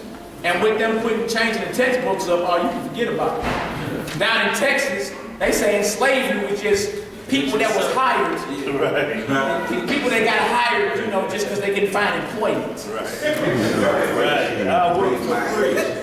Well, I'm gonna work for free. Yeah, they couldn't find employment, so they just, they hired them on. It's all good. No, this thing happened. It should not be forgotten. They don't forget the Jewish Holocaust. Did they forget 9/11? No. Of course they did. Bin Laden, even though he been dead, but when they supposedly caught him, what was everybody doing? It was a game on that night. It was a football game. Right. Obama came across, we finally got him. Yeah. Everybody from here to LA was popping collars and USA! USA! They didn't forget what their enemies did to them. You forget though. That's enough. Dan, you got something? No, I don't. Okay. Finish it off. Yeah. And no man shall buy you. And no man shall buy you. And you see I got a parenthesis for redeeming. So your redemption is not in voting. It ain't in politics at all. It ain't just because you got a so-called black president. You see how far that's going. Most of y'all voted for him too. Y'all was like crying. Y'all was one of the ones crying. 4 in the morning. But look, no man will redeem you or buy you. That's why all our leaders that have stepped up to the plate, they all have failed. They all have failed because your only redemption out of this is through the Most High. That's right. And his son that he got sent to redeem us. That's your only redemption. Go ahead. And this is from a book called Into Egypt Again with Ships. And on page 51 it says, we just got done reading Deuteronomy 28:68. It says the word Egypt in verse 68 does not particularly mean the land of Egypt. Rather, Egypt is symbolic. Egypt is symbolic because it was the Israelites' first major captivity. Egypt is also referred to in Exodus chapter 13 verse 3 as the house of bondage. The Lord was making it clear that Israel's end would be a semi-permanent state of captivity and enslavement. There was only one group of people that this is applicable, and it's not those who predominantly claim to be Jews today. History undeniably reveals to us who was hoarded on ships and sold on auction blocks as bondmen and bondwomen, as it is described in Deuteronomy 28 verse 68. Only those stripped from Africa have endured being captured as slaves and transported by the way of ships to the Americas, Europe, and Asia. At the end of verse 68, the words "no man shall buy you" mean that a flesh and blood man will be unable to redeem Israel as a nation. And indeed, no man has been able to fully deliver Israel. So, that's what it is. The boy Jesse Jackson, Al Sharpton, name any of your leaders. The Congressional Black Caucus, whoever you want to name. All of this failed these people because the prophets say, what? Nobody's going to redeem you. That's right. The Lord got to redeem you out of this situation. Now, trip off this. We done connected our slavery in Egypt to where we at right now. Right? Was there redemption in ancient Egypt? Weren't we redeemed out of ancient Egypt? What makes you think it's not going to happen here? And if you say, well, brother, it'll never happen here. So what's your proposal? How do we get out of this thing? By doing what? Say, brother, load up the chopper, go up to Capitol Hill. Let's go march on Capitol Hill like the Panthers did, huh? That's what it says. That's gonna be short.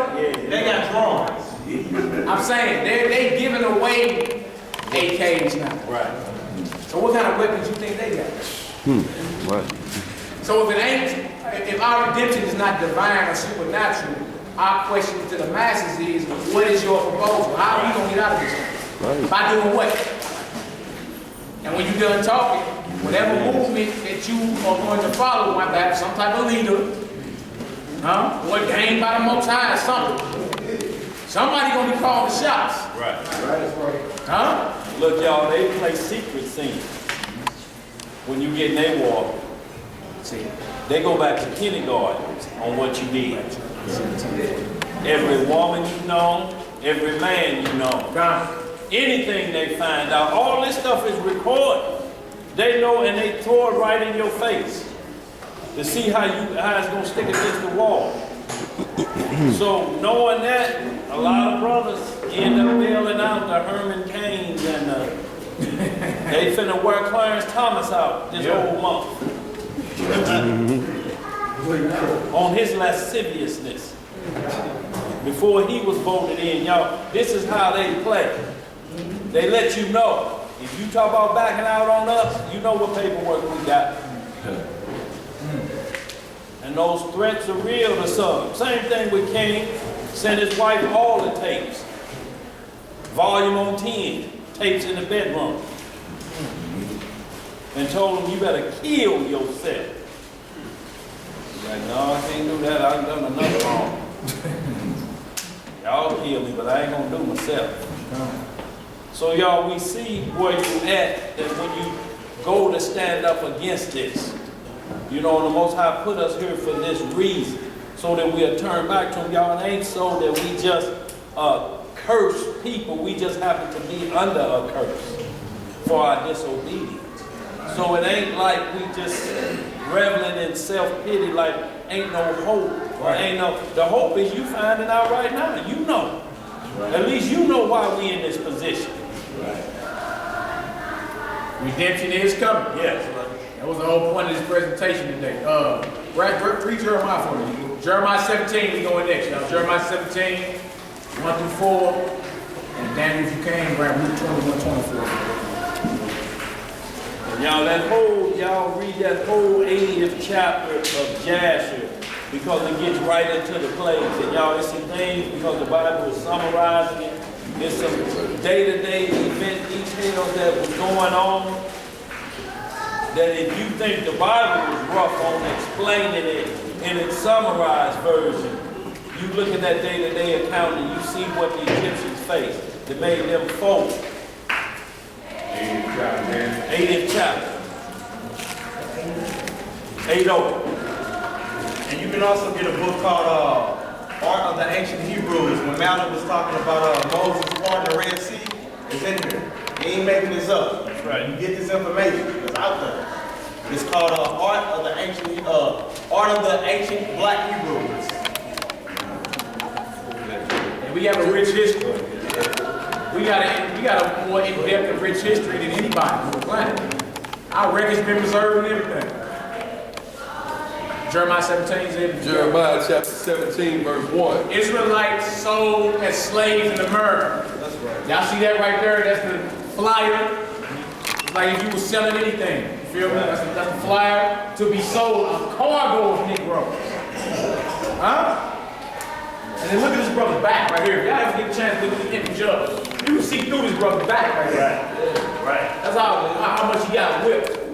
You can see through his spinal cord, like straight through his back right here. Right. Flesh hanging off his back. Huh? Let's read, my brother. Jeremiah chapter 17, verse 1. The sin of Judah is written with a pen of iron. What kind of pen? A pen of iron. So your sin is written with an iron pen, not a pen of ink. A pen of iron. Come on now. And with the point of a diamond. It is graven upon the table of their heart. Jump down to verse 4 when you know that verse 1. And upon the horns of your altar. So we talking about Judah, the sin of Judah, right? Right. Verse 4, what does it say? And thou, even thyself, Hold on, what we talking about? Judah, the tribe of Judah. And thou, even thyself, come on. shall discontinue from thine heritage that I gave thee. So the Most High say the heritage, the culture that I gave you, you gonna forget that. Right. You gonna drop that and start thinking you a blood or Crip. or GD or Lord or something. Right.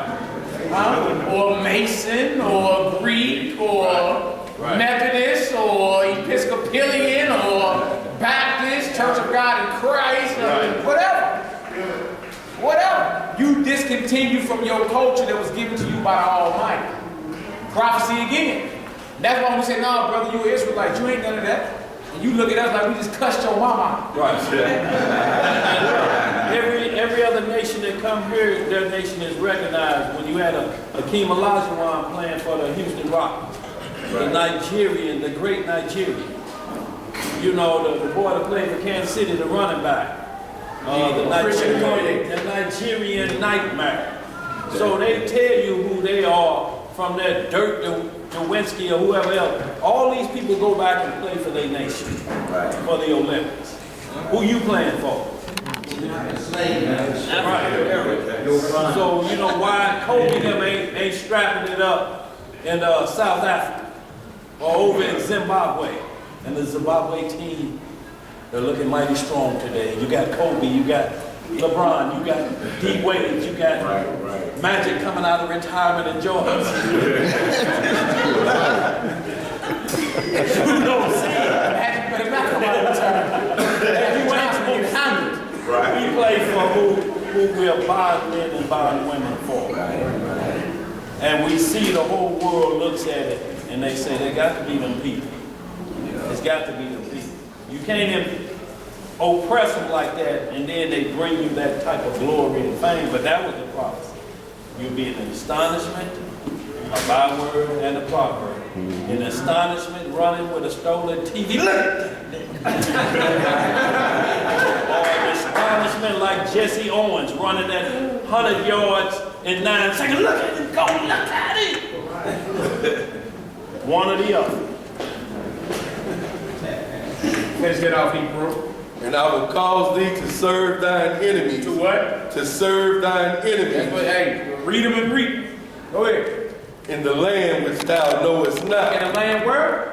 Which thou knowest not. See, like, because you went against me, I'm going to cause you to serve your enemies. That's in right. the land that you know not. You're going to forget your culture, your heritage, everything the Most High appointed for you, and you're going to serve your enemies. Right. In a land that you know not. Okay, so what is this right here? To be sold a cargo of 95 Negroes. Read that verse again, brother. The whole thing from the top, verse 4. And thou, even thyself, shalt discontinue from thine heritage that I gave thee. And I will cause thee to serve thine enemies in the land which thou knowest not. Why? Come on. For ye have kindled a fire in mine anger, which shall burn forever. Shall what? Burn forever. Can you please read verse 5 for me? Thus saith the Most High, Cursed be the man that trusteth in man. God bless be the man. Cursed be the man that trusteth in man. When did Barack Obama get any of us? You was snotting and crying and voting back in 2008. November 2nd, 2008, 4 a.m. in the morning at the voting booth. And you still 3/5 of a human being right now. So look, trusting in man, the Lord said we are cursed for that. We're supposed to be trusting in the Most High, not man. You see that? That ain't go for any of us up here. Y'all not supposed to be trusting in, oh, my brother, I have full faith. You don't know me. Right. You don't know me. Don't full faith in me.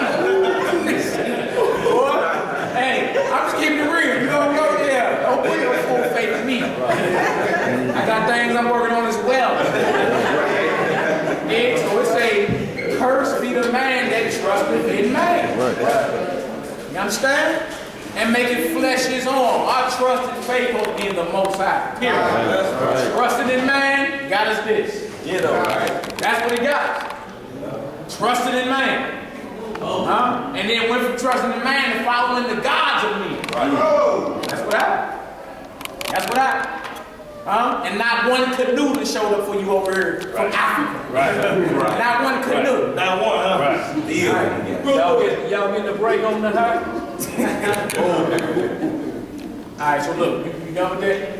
Refresh that 5 on 4. Thus said the Lord, cursed be the man that trusteth in man and maketh flesh his own, and whose heart departeth from the Most High. Whose heart departed from the Most High. That's a curse.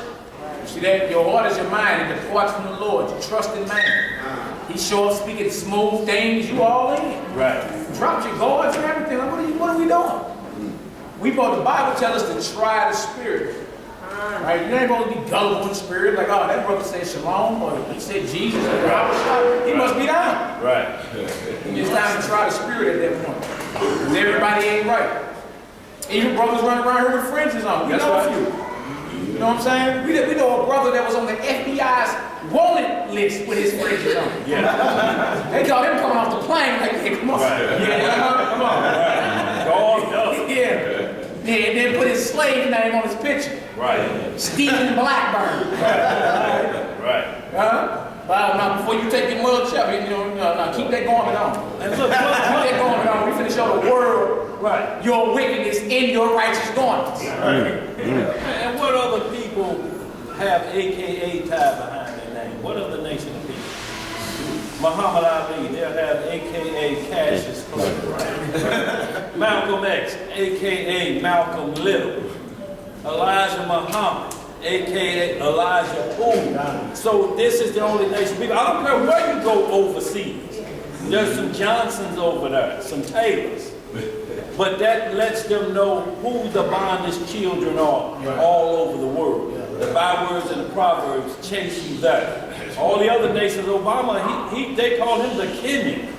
He's the African American. His mother European American, and he's a Kenyan. So they label him that. He knows that. But his wife, Michelle Robinson off the Robinson Plantation. That's right. These are two separate people, only bonded by the marriage that they had. But these are two separate nations. So we need to clearly understand that, y'all, we're not talking about no pan-African movement either. This ain't about a bunch of African nations stirring it up like this gumbo. No, this is the truth, y'all. We got to stand on it, y'all. And if you get offended by it, or you being made offended by it, it may not be for you, or you got to get your head in the game.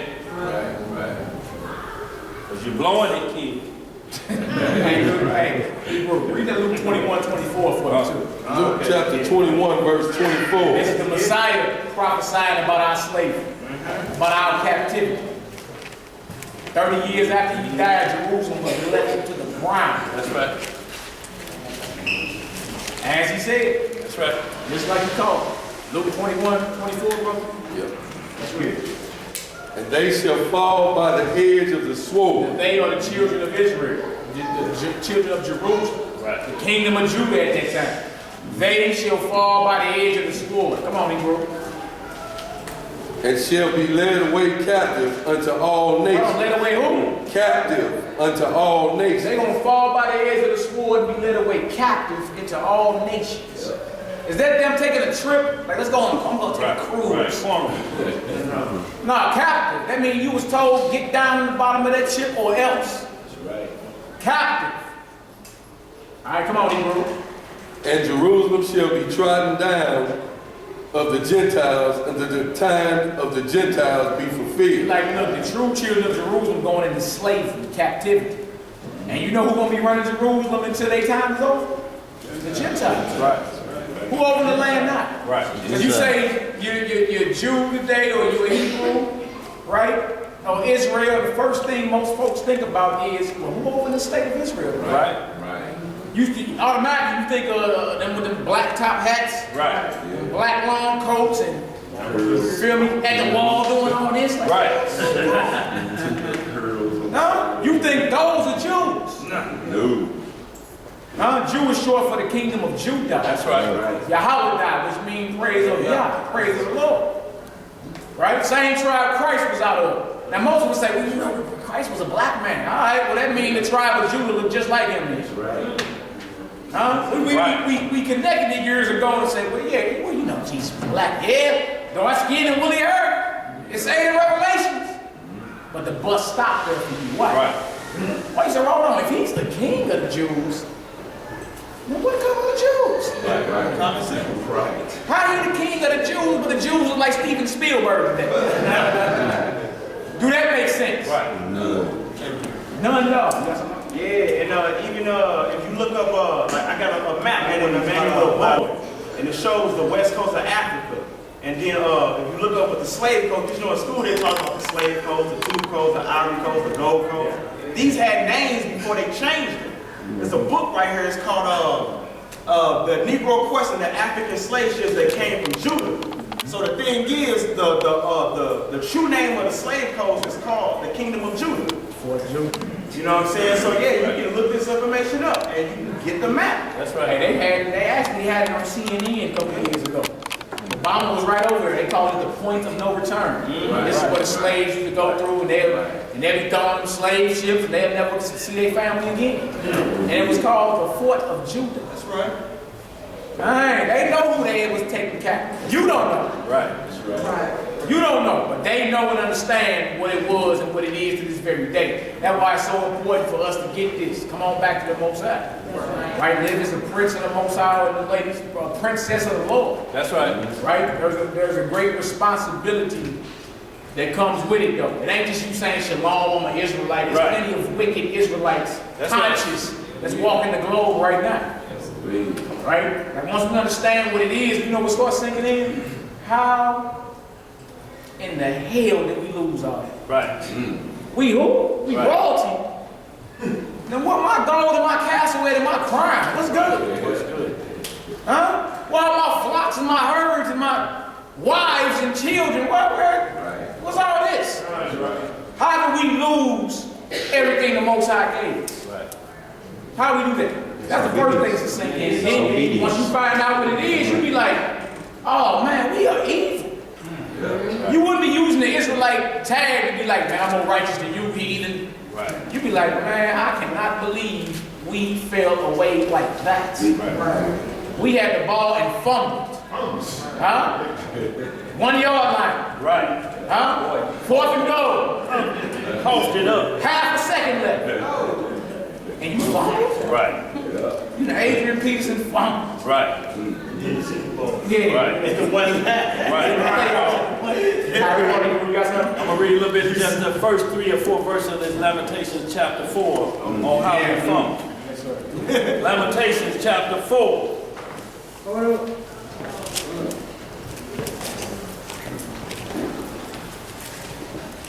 All praise to the Most High and His only begotten Son. Okay.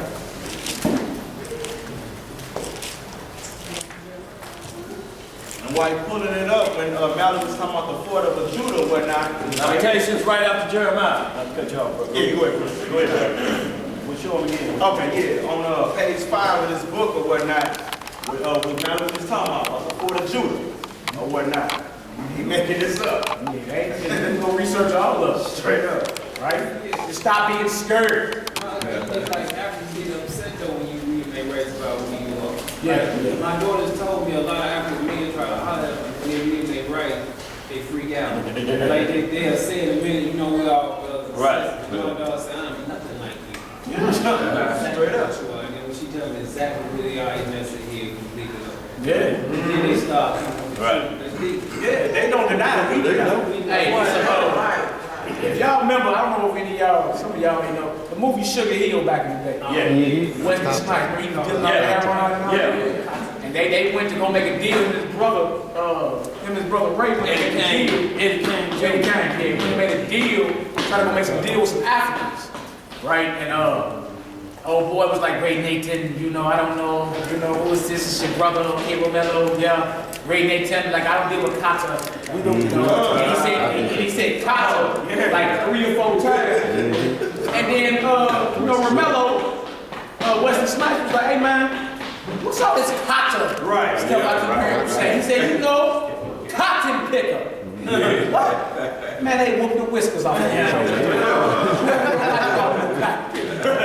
But look, even in the movie, they knew the difference. Right. Feel me? Even the Africans who had the plug on the heroin knew.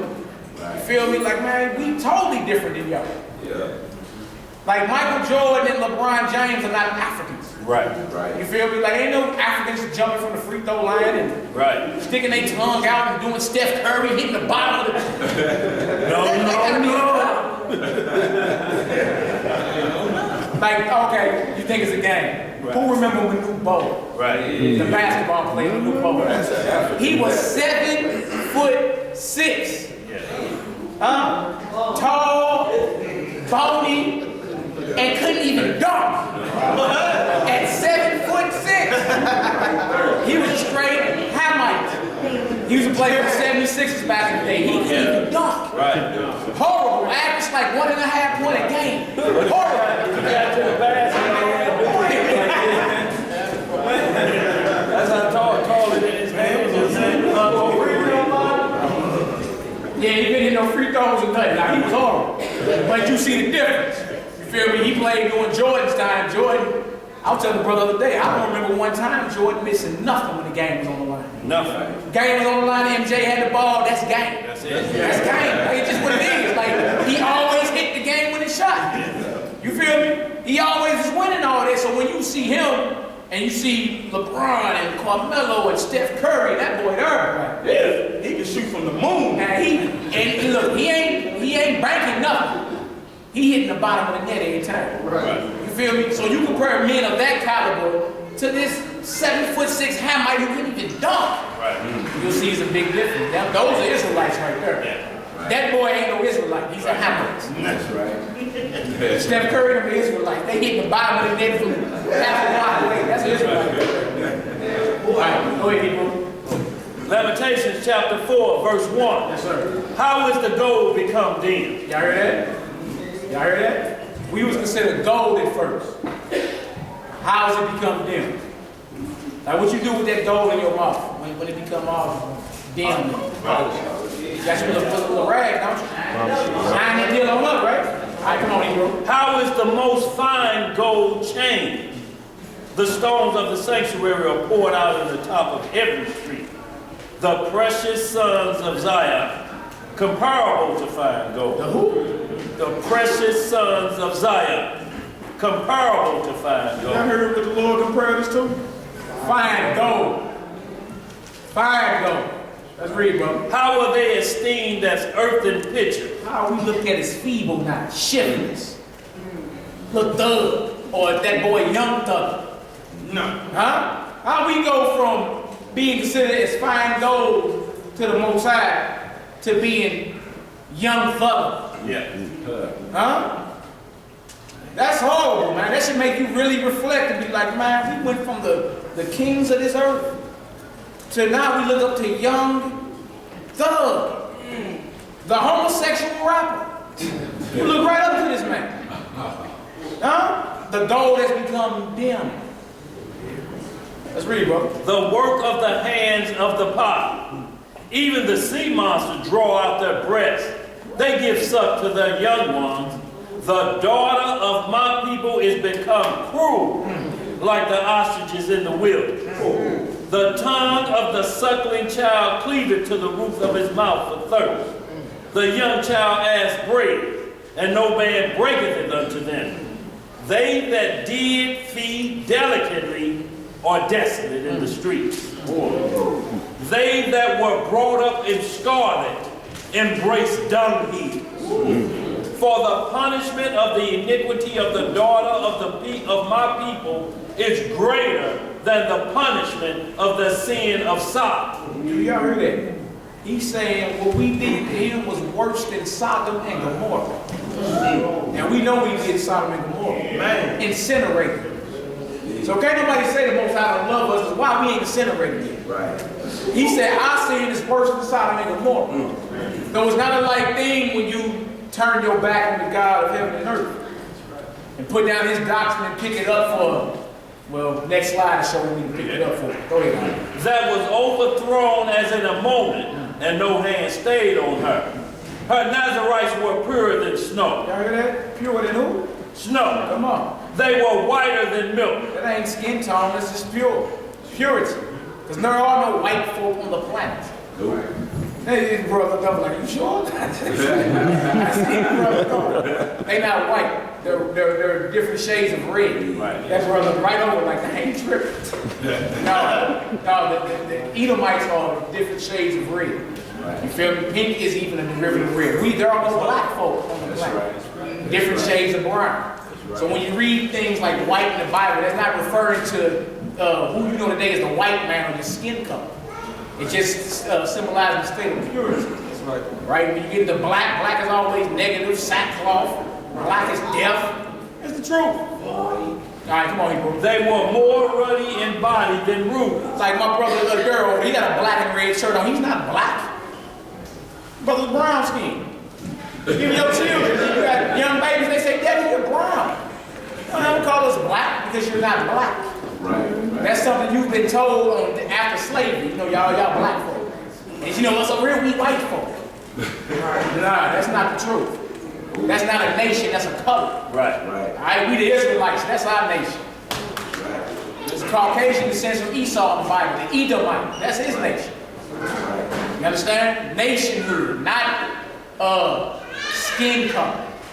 Who are you from? Nationhood, that's what we bang for. All right, come on, Hebrew. Their polishing was of sapphire.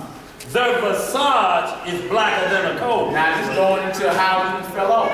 Whenever we're in a state of depression, whenever we're in a state of dearth or famine, it compares it to being black. Famine. Right? But it's saying our visage or our outer appearance was black because of famine. All right, come on, Hebrew. They are not known in the streets.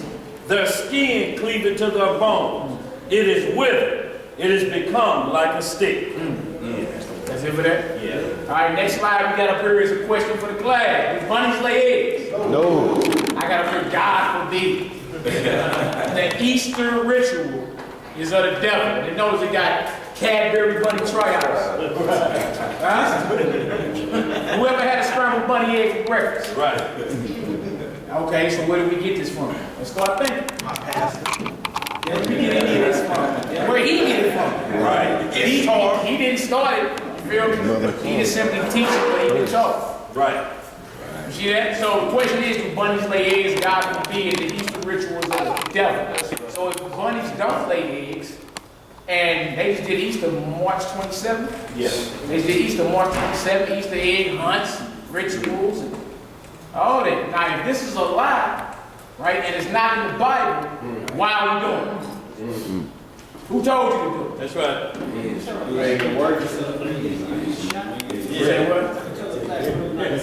Yeah, they be ready to get on. What you mean I can't get my powder blue suits and show them looking like a pack of Skittles? Right. Understand? Bunnies don't lay eggs. And this is crucial because we going into the Passover, which we talk about lamb. Not the bunnies and laying eggs. Lamb. For the Most High. Right? Next one. Ever had a scrambled bunny egg for breakfast? LOL. I'm just, playing around. No bunny knows Easter better than the Cadburys. Yeah, that's true. Now look at that. They didn't put the rabbit ears on.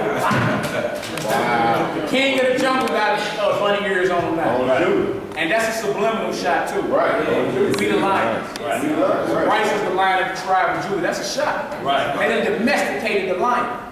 Or they didn't feminize the black man. Right. He's domesticated. Yes. Huh? Subliminal suggestion. Domesticate him, and now he's out of his natural order. Y'all ain't got to say the next one. Huh? He ain't roaring no more. No, he ain't roaring. He's a caged lion. He's not a lion. He's a caged lion or a couching lion. Right. But notice they put the bunny ears on. Yeah, you giving it to that pagan. Subliminal shot. Is the Messiah the Lamb of Yahweh, or is he the Easter bunny? You got sheep and lambs right here. Right. See that woolly hair on that? Sheep and lambs? See that? Yeah. Let's keep going. My sheep hear my voice, and I know them, and they follow me, John 10 and 27. That's right. Behold, the Lamb of Yahweh which taketh away the sins of the world. This right here, now we're about to get to and show how the Messiah himself is the Lamb of the Most High. That's right. And this section is dedicated to my master, Rabbi, which means my master, YHWH, Jesus the Nazarene. That's right. The unblemished Lamb of Yahweh, foreordained before the foundation of the world. Long live the King of Kings. Yes. So now we're about to go show how the Messiah himself lines up with the Passover lamb and everything that we did in ancient Egypt and how it foreshadowed all the way down to his death. So you'll know why you keep the Passover next week. And You understand? Go ahead. And you got to understand the mind of our adversary. When he say, stay in the truth so that you may know the wiles of the devil, his slickness and how to stay in front of him. This goes back, a lot of times we'll stop at Babylon, but this goes back to the garden. You have to understand, Satan was in his transgression when he was in the garden. So to multiply and to be fruitful and multiply, that's his version. That's why the bunny rabbit is there. Whenever you see a bunny rabbit, they show multiplication going on real quick. So you're seeing how that doctrine is multiplying in the earth instead of how we were supposed to be multiplied, the word of the Most High. But that's getting multiplied. No matter, every magician used a rabbit for multiplication. And that it goes back to this goddess and what they were trying to do. And one of Eve's curses was multiple conception. But she got it on the back half of how she was spiritually seduced. So this is what Satan's trying to do. Mental seduction of his holy days, or I should say his folly days. Just get you going, you teach it to somebody else, they teach it to somebody else. And the scripture and his holy days become null and void. Notice what they were saying even when we was in that doctrine.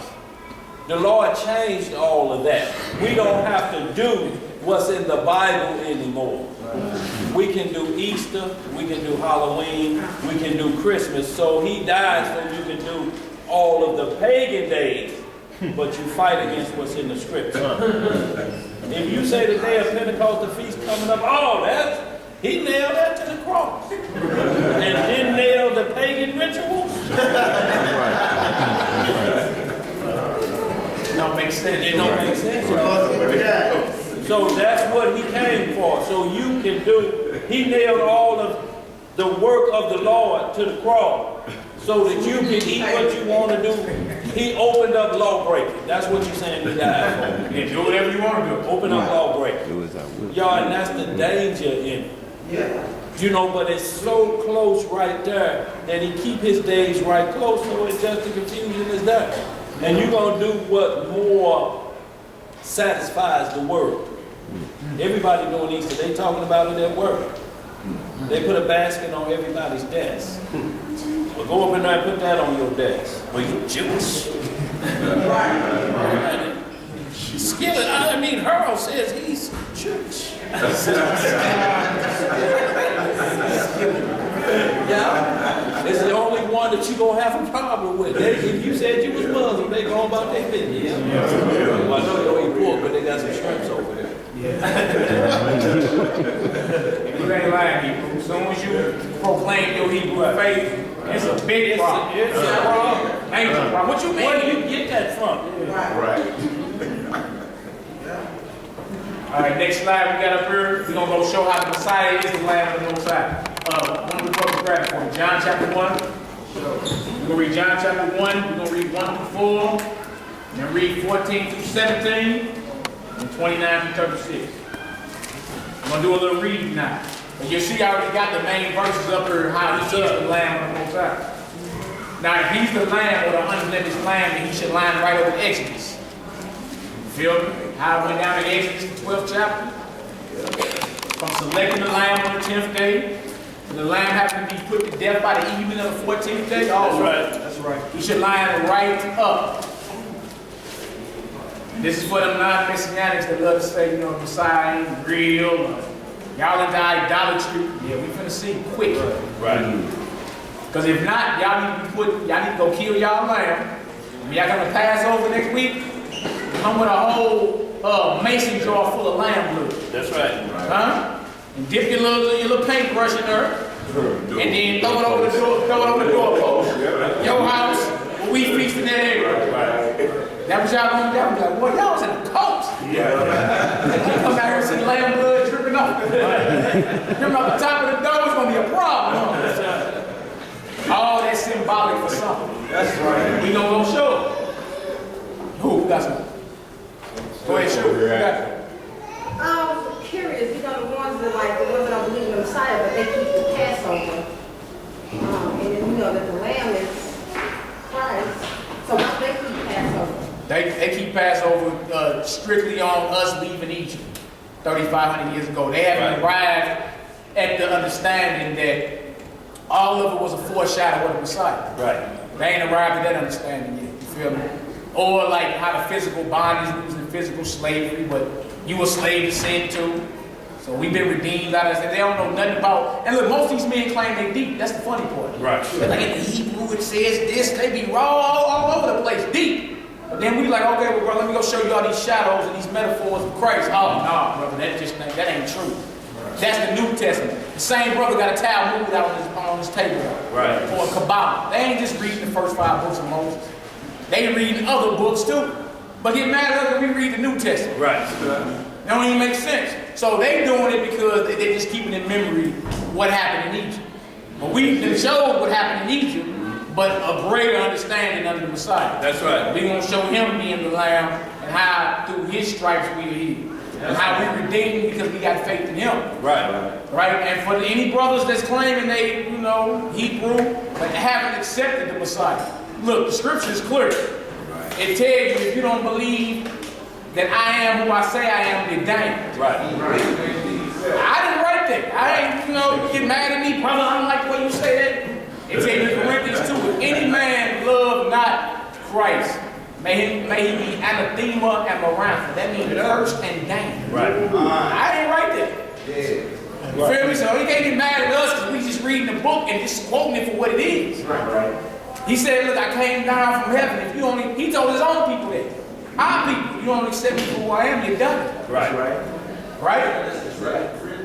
Yeah, 1 Corinthians. Yeah, 1 Corinthians. You got John chapter 8, 20 through 24. When he told the Pharisees, you don't believe who I am, right, you're done killing. Right. And also you got 1 Corinthians 11 chapter, 20 through 33, eating the Passover, unworthy. You got 1 Corinthians 16, verse 13 through 23. And that verse 23 tells you, if you don't love Christ, you're damned. Right. I didn't write it. I ain't write it. It says anathema and maranatha. When you look the words up, it's going to say cursed and damned. I ain't write that. Right? It's just the truth. Right? Even when you go down to Moses warned you, hey, somebody else coming greater than me. You better listen to him. If you don't, you're through. Right. I ain't write that. It's in there. So there's a penalty for not accepting the Messiah. There's a penalty for it. And most people think this thing started in Egypt. No, when Adam and Eve fell, the plan was put in, and the program was set up at that point. Yeah. Way before the nation of Israel, on this side of the flood, to get it back in order, started there. Yeah. Not coming out of Egypt, the plan started back there with the processes that you're going to have to go through. That's a good point. We fell from Jerusalem like our foreparents, Adam and Eve, fell from paradise. Right. Ran about the garden. Huh? And ain't been back since. Right. Who got the John chapter 1 for us? Okay. Let's get her done. The book of John, chapter 1, verse 1. I read 1 through 4. And then when you're done with 4, jump down to 14 through 17 for us. Everybody there? In the beginning was the Word. In the beginning was what? Was the Word. And the Word was with the Most High. All right. And the Word was the Most High. Come on. The same was in the beginning with the Most High. Same was in the beginning with God. In the beginning was the Word. Right? Now, if you just read in English, you can get that understanding. Hold your spot there. Let's go to Genesis chapter 1, verse 1 through 3. Is John lying? No. Was the Word with the Father in the beginning? Yes. Are there three that bear record in heaven? Yes. I'm like, no, it ain't no three. That Trinity stuff, we ain't saying nothing about no Trinity, but there is three that bear record in heaven. Right. Now, we can go right to English. We ain't even went to the Hebrew yet. We can prove it in Hebrew too as well. You understand? But we can go read it in English. For those that don't know, let's read it in English. Genesis 1, verse 1 through 3. All right. It said in the beginning was the word, right? Yep. Let's see the word in the beginning. In the beginning, the Most High created the heaven and the earth. And the earth was without form. That's the Father right there. All right, go ahead. And void. And darkness was upon the face of the deep. Right. And the Spirit of the Most High. And the Spirit of the Most High. That was the Holy Spirit right there. In the beginning, God, the Father, Spirit of the Most High moved on the waters. Go ahead, huh? And the Spirit of the Most High moved upon the face of the water. Right. And the Most High said. The Most High what? The Most High said. He's speaking. Word. That's a word.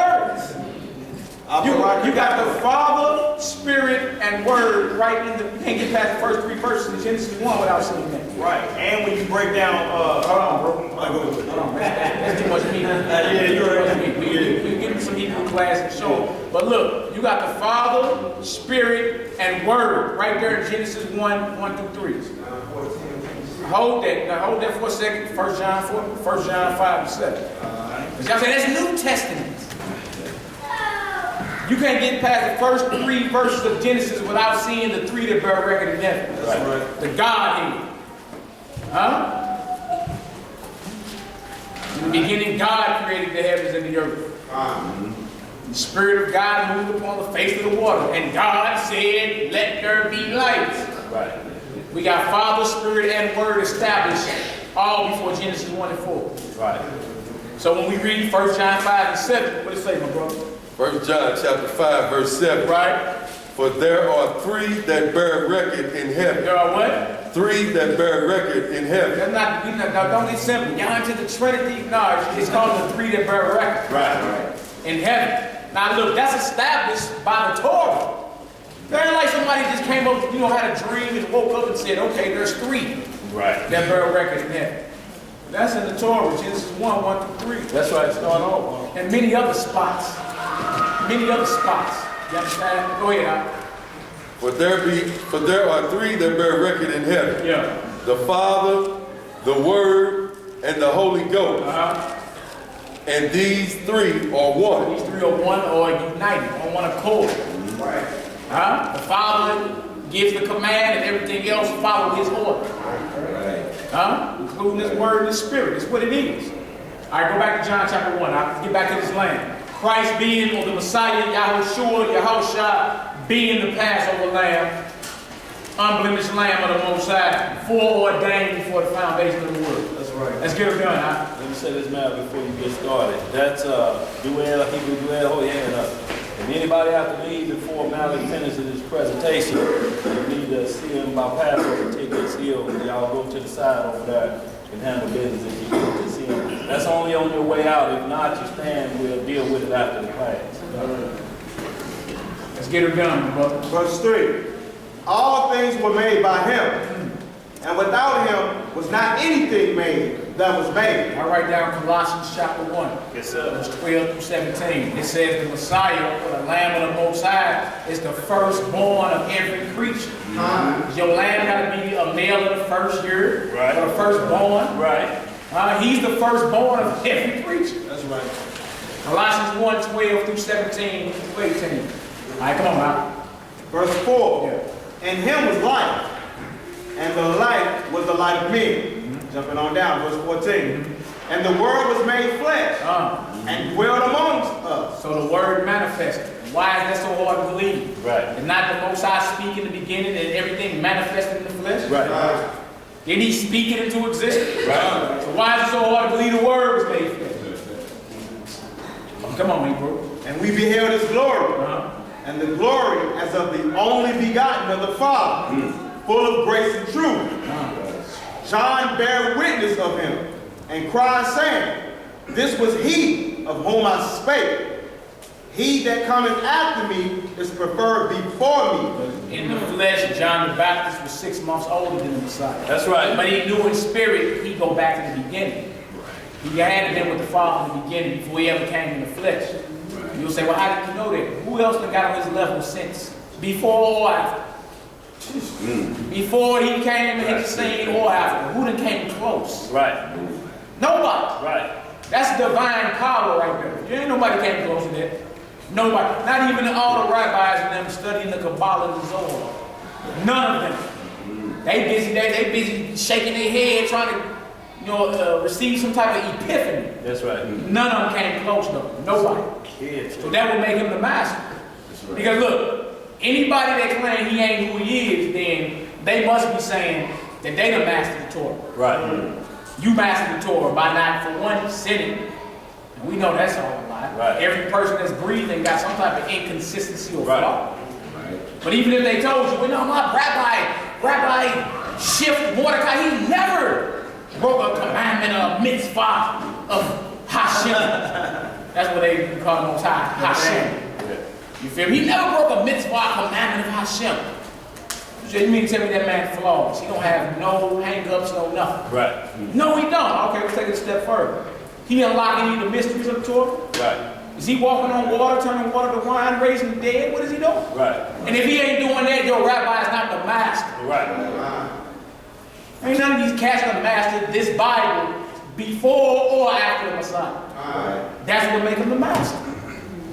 See, we steady trying to catch up. We like, dang, I'm trying to cut down on commandment breaking for sure. Right. Yeah. We better, right? But even if you walk a flawless commandment keeping life, there's still another level to this. Right. You gotta unlock the mysteries of the Torah. That's right. And the Messiah was that walking word. He unlocked all that. And that's why to this very day, the most talked about man that ever walked this planet is Jesus Christ. Right. Because ain't nobody came close. Name him. I mean, if you can talk, I don't agree with that, brother. Name him. Name him. And he get to pulling his work. Show me how. That's right. That's right.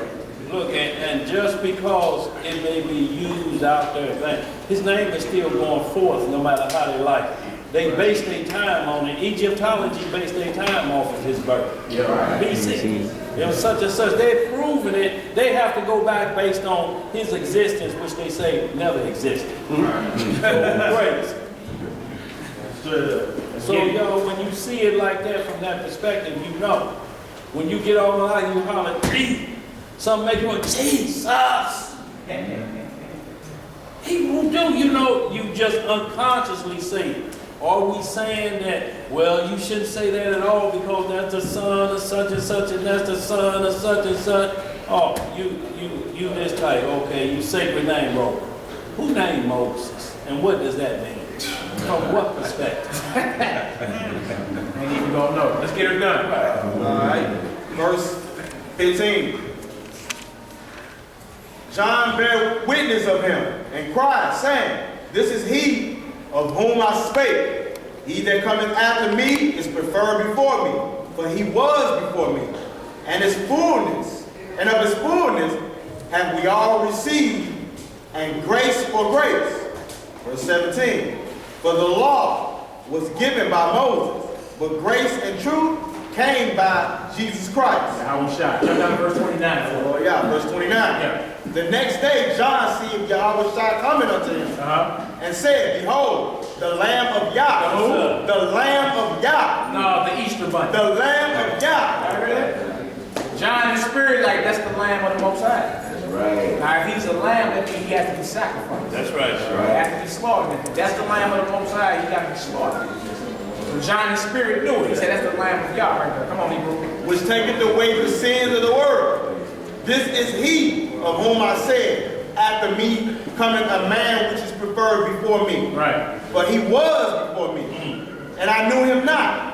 But that he should be made manifest. That he should be revealed, come on, to Israel. To Israel. This is the king of Israel when he's done talking. When you're done? Yeah, he'll be ruling the entire planet, but who was he crucified as? What is his role? He's the king of the Jews. That's right. They got to get it. We have to get it before we can give it to the rest of the world. That's right. All right, let's get it, Hebrew. Therefore am I come baptizing with water. And John bare record, saying, I saw the Spirit descending from heaven like a dove, and it abode upon him. and I knew him not.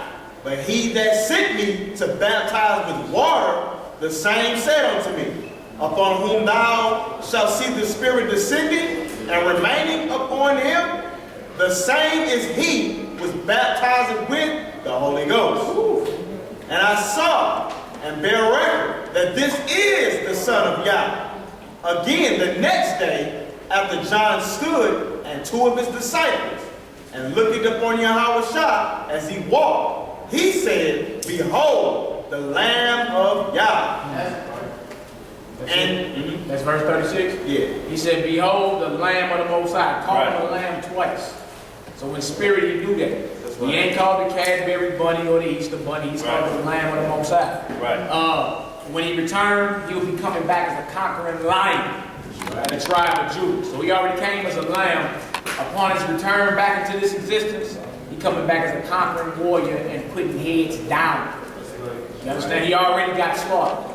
All right, next slide. Let's go to 1 Peter. 1 Peter chapter 1. 1 Peter chapter 1, start around 13 for me. And read on down to 21. Peter, one of the right-hand men of the Messiah. One of the Messiah's right-hand men. That's right. Knew that he was the Lamb of the Most High and not the Easter Bunny. Bunnies don't lay eggs. We can never specify that enough. Right. You ain't never had a scrambled bunny egg for breakfast. Right. It don't exist. It's not true. Bunnies are mammals. They don't lay eggs.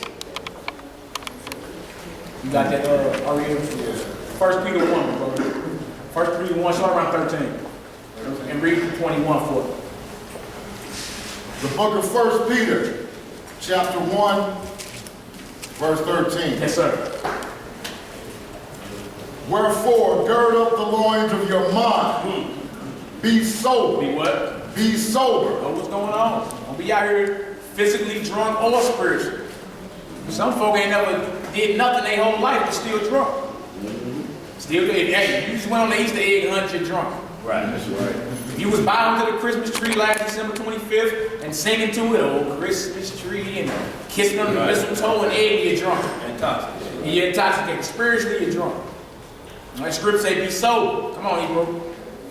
And hope to the end for the grace that is to be brought unto you at the revelation of Jesus Did it Christ. say hope to the end for the grace? Endure to the end. All right, let's get it, brother. Verse 14. Yeah. As obedient children. That's what? Obedient children. What do you obey? Huh? Whatever the Most High tell you, the commandments of the Most High. That's right. Right? Now it says obedient. Did the Most High command you to go on the Easter egg hunt? I mean, this is why it's a problem, because you do it religiously. And then you connect it to the Bible. As if you done got this ritual out the scriptures or something. That's why it's a problem. Right? We ain't talking about you just sitting up watching a football game or something and like, bro, I think the Denver Broncos is the best football. That's personal thing. That's personal stuff on this realm. Like, we wouldn't even care about all that. But once you get to taking things from this realm and associating them with the Bible, and it ain't in the Bible, Right. somebody been compromised. That's right. Right. You ain't been obeying the Lord, you've been obeying man. You ain't been obeying the Lord, because if you've been obeying the Lord, you'd have been in the scripture. You'd be able to find your worship in the scriptures. If not, you are drunk. You're spiritually drunk. Right. You don't know what's going on. Let's read, my brother. Verse 14 again. God. As obedient children, not fashioning yourselves according to the former lust in your ignorance. Man, you done put away your former things. That's right. Right? You did these things as you were ignorant. You was without the knowledge of it. Like, damn, I did show what? Show don't lay no eggs. I'm tripping. Right. See, at that point, you gain the knowledge, so you're not ignorant of it no more. Right? Don't go back to your old self. You're supposed to be moving on as a new creature in the Messiah. Grow. All right, let's read, bro. And he said this, man, he used the word fashioning yourself. So it's about clothing yourself for whatever you serve, like fashioning yourself for each. You know that there's a fashioning that comes with that. There's going to be some new slacks and some shirts and a little change in your pocket to put in the basket. So don't go back to refashioning yourself. You will see that in the lukewarmness of those that just got on this bandwagon and say, let me off at the next stop. I didn't know it was like this. and they go back to fashioning themselves. So, and then come back at you and try to present it to you because I got on a different shirt. Now Christianity gonna be different. No, it's still what it is. You can't put on a different shirt no more than the Messiah can be crucified again because you don't believe. Well, if y'all do it again, then I'll believe. No, it ain't happening like that. Yeah. Verse 15. But as he which hath called you is holy, so be ye holy in all manner of conversation. Because it is written, be ye holy, for I am holy. Totally dedicated to your God. That's right. Holy means you are separate. You're not no integrationalist. Like, oh, let's integrate all the doctrines together. Right. No. If you say you holy is the Hebrew word for dash. It means separate. Yes, sir. You ain't integrating now. Come on over to Buddha in Egypt and bring your ham shanks on in. And, no, holy means you're separate. That's right. And it also means you're dedicated to the work of your God. Right. So the scripture say be holy. Not saying, okay, well, it's all good. Y'all believe that. We believe that. How about we all just come together and bring all our doctrines? That ain't what the God of the Bible said. He said separate. Right. Be holy. Be separate. All right, let's read, bro. Verse 17. And if ye call on the Father, who without respect of persons judgeth according to every man's work, pass the time of your sojourning here in fig. In what? In fig. Said the Lord judge everybody based off their work. No respect of persons. Your time here will be spent in fear or deep reverence to the Most High. And now that you know that what you're supposed to be doing, if you go against them, you should feel lower than below. Right. You should feel lower than the footprint. Like, man, I can't believe I even failed for that. You understand? It say pass the rest of your time here in fear because you do realize he owned what's called a lake of fire. Right? That's right. He owned the lake of fire. And ain't got no problem putting nobody in here in it. Including me. I don't want no parts of it. I don't want no parts of it. But he ain't got no problem. The Most I don't need nobody. Right. We need him. So it say pass the rest of your time here in reverence to the Most High. Instead of calling your pastor reverend, let that title be on the Lord. That's right. Have that deep respect for him. People die every day, but we forget. Right? We tend to think we're going to live forever with people getting gunned down right outside our front door. That's right. But you forget about it like soon as it's over. You know what I'm saying? Hey, you little drink or something, you know. Hit a little something, I don't know what all y'all do, you know. But eventually, guess what? You're going to forget about it. Right. Now, how you forget about it when even Zed brought the stat out earlier? 150,000 people die every day. What makes you think you got forever? It say pass the rest of your time here in fear. That's right. You're dead, praying to the Most High, asking him to be merciful to you, and trying your best to do what he say. That's how you supposed to be passing your time here, not stanky legging and I got forever. Turn up. No. Right. Not later for that. How about we do what thus saith the Lord? Because you could be one of them 150,000. Yes, sir. Tomorrow or later on today. You know your number coming up. 150,000 people die every day. Right. Your number up in there somewhere. Right. Your number coming up. And as you get older, you feel your number. Yeah. Let's finish reading now. Verse 18. Yes, sir. For as much as ye know that ye were not redeemed with corruptible things, as silver and gold, from your vain conversation received by tradition from your father. So your stacks on deck won't redeem you either. That's right. Whether you hood rich or you ain't rich at all, don't matter. That ain't gonna redeem you either. Right. He just said gold and silver not gonna redeem you. Correct. And by the way, that's real money. That's not the paper you got in your pocket. So if real money won't redeem you, what makes you think those dead presidents gonna redeem you? Right. But the Negro feels high and mighty when he got it. Yeah. And he feels less than nothing when he ain't got no dead presidents in his pocket. Right. Look, that ain't even gonna redeem you. You should feel less than nothing if you don't know who the Lord is. That's right. Let's read, brother. Verse 19. Yes, sir. But with the precious blood of Christ. Hold on, with who? the precious blood of Christ Christ's blood, precious. Come on. as of a lamb. As a who?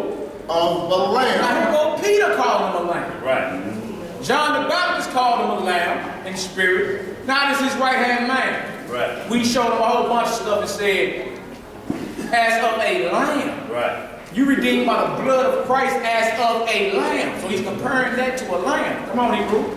Without blemish and without spot. Meaning the lamb is perfect. Why? Because they had to do the same thing in Egypt. They had to examine them lambs. That's right. Make sure them lambs was perfect. The Most High don't want no flawed sacrifice.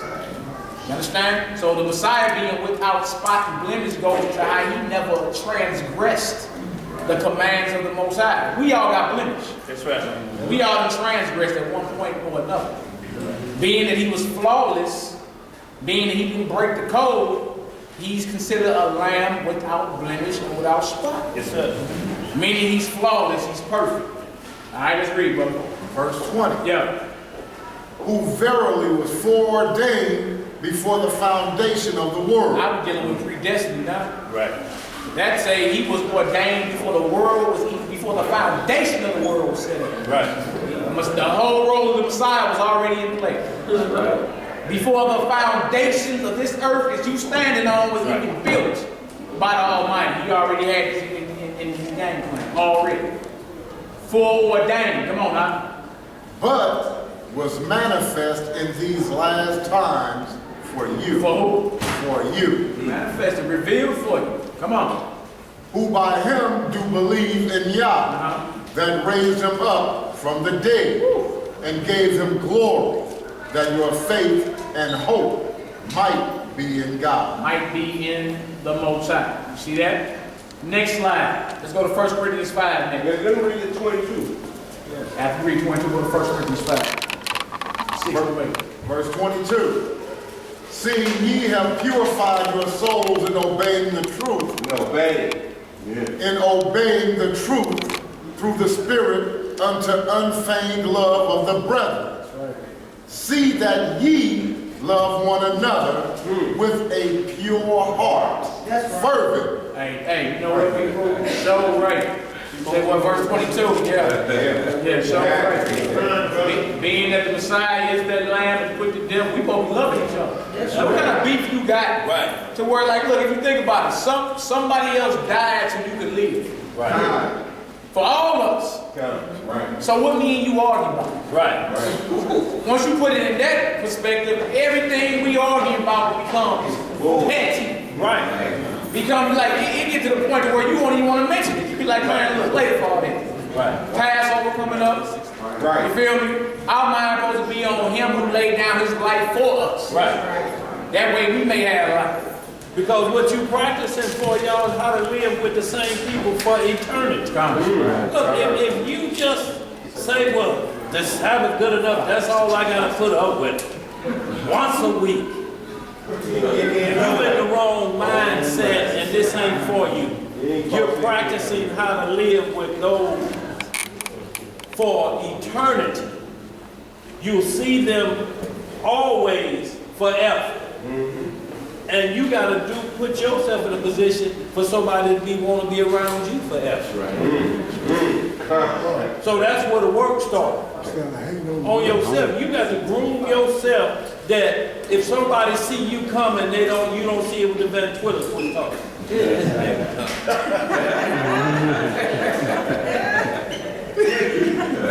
Because you can't have that forever. Right. Every day. It burns us now.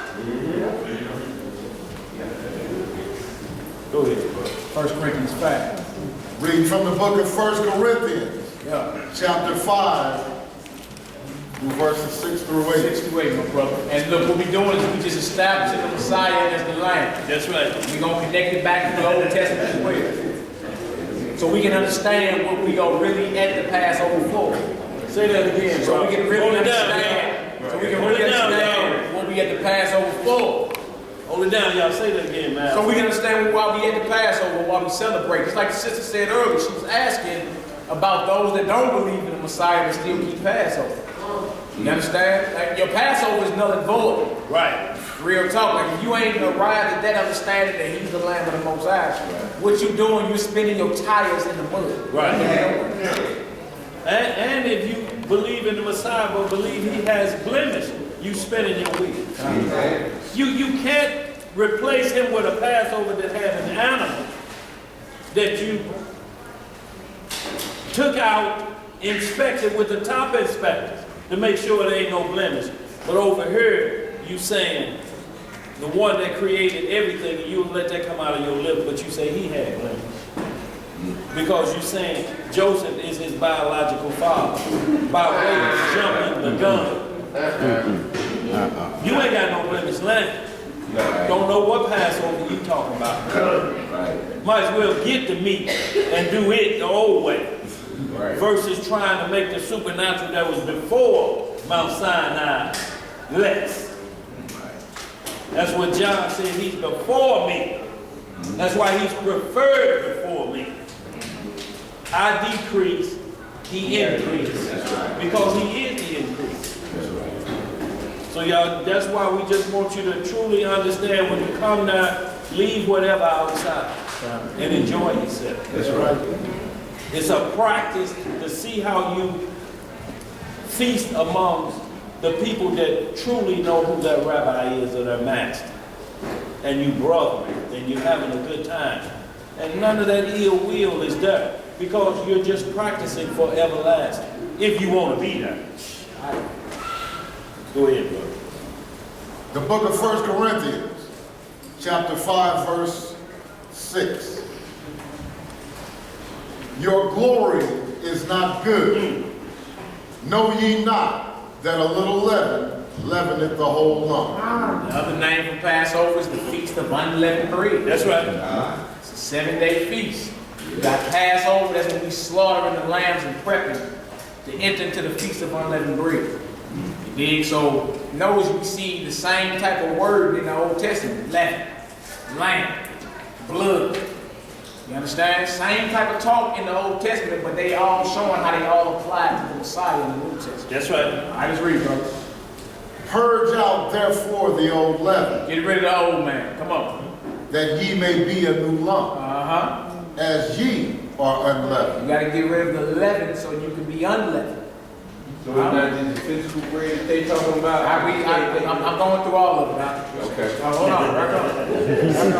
I think Zay over the fire. I feel it. Zay like, don't forget this.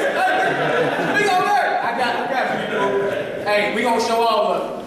I got you, bro. All right, come on, bro. Purge out therefore the old leaven, Yeah. that ye may be a new lump, as ye are unleavened. For even Christ, our Passover, our Passover, Our Easter bunny. our Passover, Our Passover. Come on. is sacrificed for us.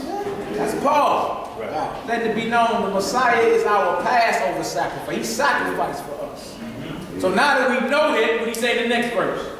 Therefore, let us keep the feast. Yeah, y'all see how bold it takes? Yeah. I just learned how to do some of this last night, so y'all be joning, boy. And shout out to, I had a few folks help me with takes. You know what I'm saying? A few of the brothers, a few of the sisters, I had a few people help me. Right. But, I started messing with it. I started putting certain things, increase the fun they did. Yeah. I ain't too many people savvy, right? Right. Limitation points. So notice it said, for even Christ our Passover is sacrificed for us. All right? Next verse. Verse 8. Yeah. Therefore, let us keep the feast. Do what? Let us keep the feast. So keep the feast of Passover. You got those saying don't keep it. Right. Or those saying it's done away with. That's just in the Old Testament. Right. 1 Corinthians 5 is New Testament. Yeah. And Corinth is not in Jerusalem. Right. For those who say you got to be in Jerusalem, can't be Passover. Corinth ain't in Jerusalem. He says, so let us keep the feast. Come on. Not with old leaven, neither with the leaven of malice and wickedness. So leaven is what? Malice and wickedness. See what leaven is? Even though you have a rising product in your bread. Right. You feel me? Leaven, yeast, gluten, whatever you want to call it, right? You have that in your bread. You know, he's comparing that rising agent in your bread to wickedness. He just said in verse 6, a little leaven will leaven the whole lump. One bad apple will do what? Is that not true? Yes, sir. Yep. All right, same thing with the leaven. A little bit of wickedness will destroy all this up in there. It has to be purged out. See that? So even though we're talking about a literal lamb, the Passover lamb is symbolic for who? Christ, right? Now we're seeing unleavened bread, but what is that symbolic for? Or leavened bread? Symbolic for what, Chicago? Leavened bread. And we just read it. We just read it. Malice and wickedness, sin. You feel me? Leavened. Come on, Hebrew. But with the unleavened bread of sincerity and truth. So the unleavened bread that we gonna eat is got some monster cracker. But what good is that if you ain't there in sincerity and truth? Say I eat the Passover, but I look over and say I can't stand her, him, wait for that short foot little joker. Right. Wait for that. Short. Huh? That's malice and wickedness. Right? So you can't, so now we're going into mindset now. How you supposed to be dealing with the Lord's Passover. Not only are we going to be eating, you're supposed to be there in a sincere mind. That's right. The sincerity and truth. Go ahead, Al. Yeah. Yeah. And then you read Acts chapter 20. He sailed away from Ephesus too after the Feast of Unleavened Bread. Right. Acts the 20th chapter. You feel me? So yeah, Corinth right there again. If you went to the Apocrypha, the Feast of Weeks, the Feast of Pentecost, that was kept in captivity too. The book of Tobit, chapter 1 and chapter 2. You'll see even in captivity, we still kept our feast. He was ordered to remember them forever. That's right. Those say they can't do it, just ask them, where's Corinth at? They ain't gonna say Jerusalem. And y'all, the whole thing is when you understand it from the spiritual Melchizedek order, you know it's about Christ. So that's kept wherever you at, within your own body, because the commission was to go to the four corners of the earth. You got 40 million of us here in America, just so-called Negro population. If the Feast of Pentecost, like in the second chapter of Acts, you couldn't get 40 million people. That would mean all of at least the heads of one of every family going back to Jerusalem. And there should be no roadblocks there. What did those boys say on the radio show? It's 500,000 of them in the Netherlands. It's 500,000 Hebrews in the Netherlands. But when you understand Christ has to live within you, whether you make it to the set Passover, because you have to understand theirs was separated from the rest of the nation. He told them, go tell a man to prepare a room and get it ready. And they went and prepared the room, and they had a solo session with him and his disciples. And he said, I wanted to eat this Passover with you before I go. I had to break bread with y'all one last time till I break do it again with you new in the kingdom. So we understand it from that perspective. By no way, shape, or form we ever gonna put the ladder above the Messiah. If you break bread, like the order of Melchizedek tell you, that's what they did. And if you happen to have lamb and different things, but it's not about that physical lamb anymore. And if you still chasing that about the Passover, then we way away from where this is going. And then look, now you also, the first Passover was kept in Egypt. That's right. The next 39 or 40 was in the wilderness. Right, of Gilgal. And then trip off this. Not one Passover was kept in Jerusalem until David conquered it after his first 7 years as king. So you got the first 300 to 400 Passovers kept outside Jerusalem. That's right. First 300 to 400 Passovers kept outside Jerusalem. Came out around 1500 BC. That's right. David wasn't king till 1000 BC. You got around 400 Passovers roughly kept outside of Jerusalem before we even conquered Jerusalem. You understand? So again, something else to consider. All right, so look, we see it says, therefore let us keep the feast, not with old leaven, neither with the leaven of malice and wickedness, but with the unleavened bread of sincerity and truth. Next slide, grab Isaiah 53 for me. Get it. Isaiah 53. Hold it down, y'all. Isaiah 53, we're going to read 3 through 7. And then look, when we get done, we're going to go back and show all the artifacts of us in Egypt as well. Just to, you know, put a nail in the coffin, icing on the cake. So we understand what we're doing here. That's right. Isaiah 53. Read verse 3 through 7, because it was prophesied he's the Lamb. Right. It was all prophesied. Let's get her done. Isaiah chapter 53, verse 3. He is despised and rejected of men, a man of sorrows, and acquainted with grief. He what? Acquainted with grief. So that means you know grief by the first name. You're on a first name basis with grief. So the Messiah wasn't around. You know, did he do, neighbors? I love all of you. And said he was acquainted with grief. Right. What does that mean? Right. What does it mean if you're acquainted with something? You know. Yeah. Right. So if it said he acquainted with grief, that means he knows grief by the first name. Yes, sir. All right, come on now. And we hid, as it were, our faces from him. You know how people see somebody you want to see me? Those that don't want to accept the Messiah, that's their spirit. They hide their face from him. I just read out. He was despised, and we esteemed him not. Surely he had borne our griefs and carried our sorrow. Yet did we esteem him stricken, smitten of Yah, and afflicted. Come on, who is this? Notice keep saying him. He. Him. Is this talking about the nation of Israel? No. It's singular. It's saying he was wounded for our transgressions. Let's read, brother. But he was wounded for our transgression. So who is the he? Some people that don't want to accept Christ and read this Isaiah 53 in the Old Testament and say, well, the he is Israel. No. Well, who was the our? Who's the our? If the he is Israel for our iniquities, who's the our? No, no. He is the Messiah. Right. Our is our sin in black tea. Yeah. Right. That's he was wounded for our transgressions. Huh? I mean, all you gotta do is know the difference between something that's singular, he, and then something that says our, including all of us. That's right. That's all you gotta do is know the difference in that, and it's not hard to figure out. But those that hate the Messiah say, no, that he is Israel. And then the our is Israel. No. The our is Israel, and the he are the Gentile kings. Huh? Does that make any sense?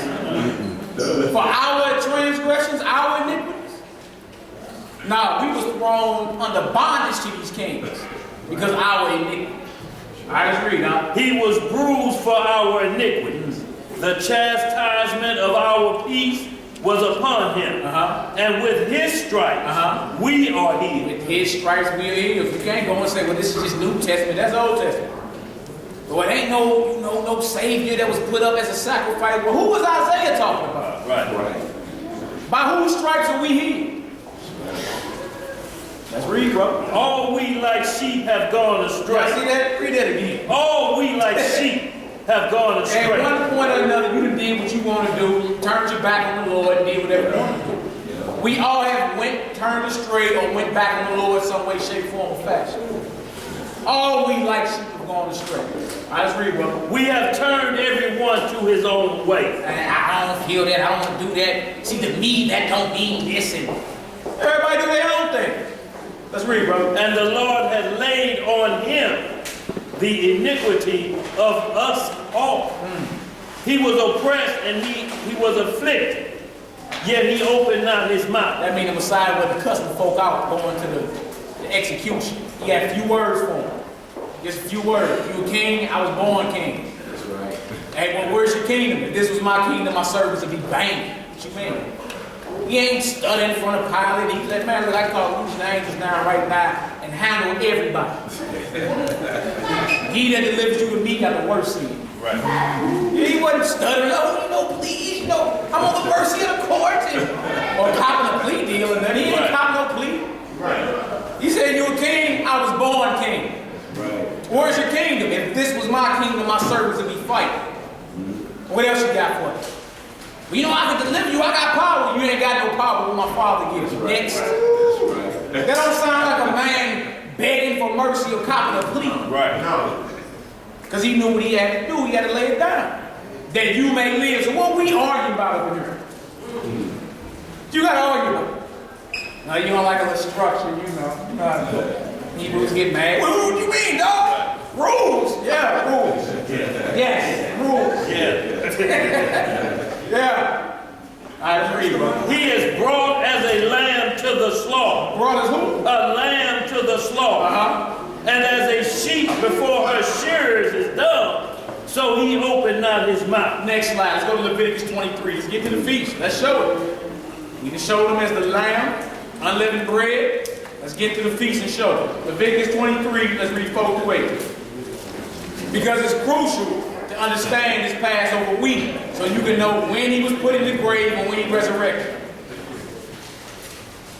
Leviticus chapter 23. And look, and then you'll see the slick Willie in it because you'll see folks trying to say, see, there go Good Friday right there. Without knowing the whole Passover week, they don't ever bring that into play. That's right. You feel me? They'll say preparation day. The next day was the Sabbath. That must be the weekly Sabbath.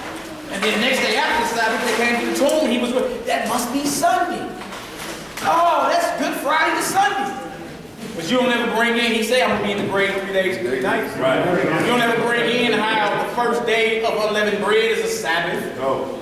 Then you got a weekly Sabbath coming up, and then you got the last day of unleavened bread, a Sabbath. Right. That don't never get brought into play. Right. You just Good Friday, you roll Sunday, Easter, go pick some eggs. We good. Right.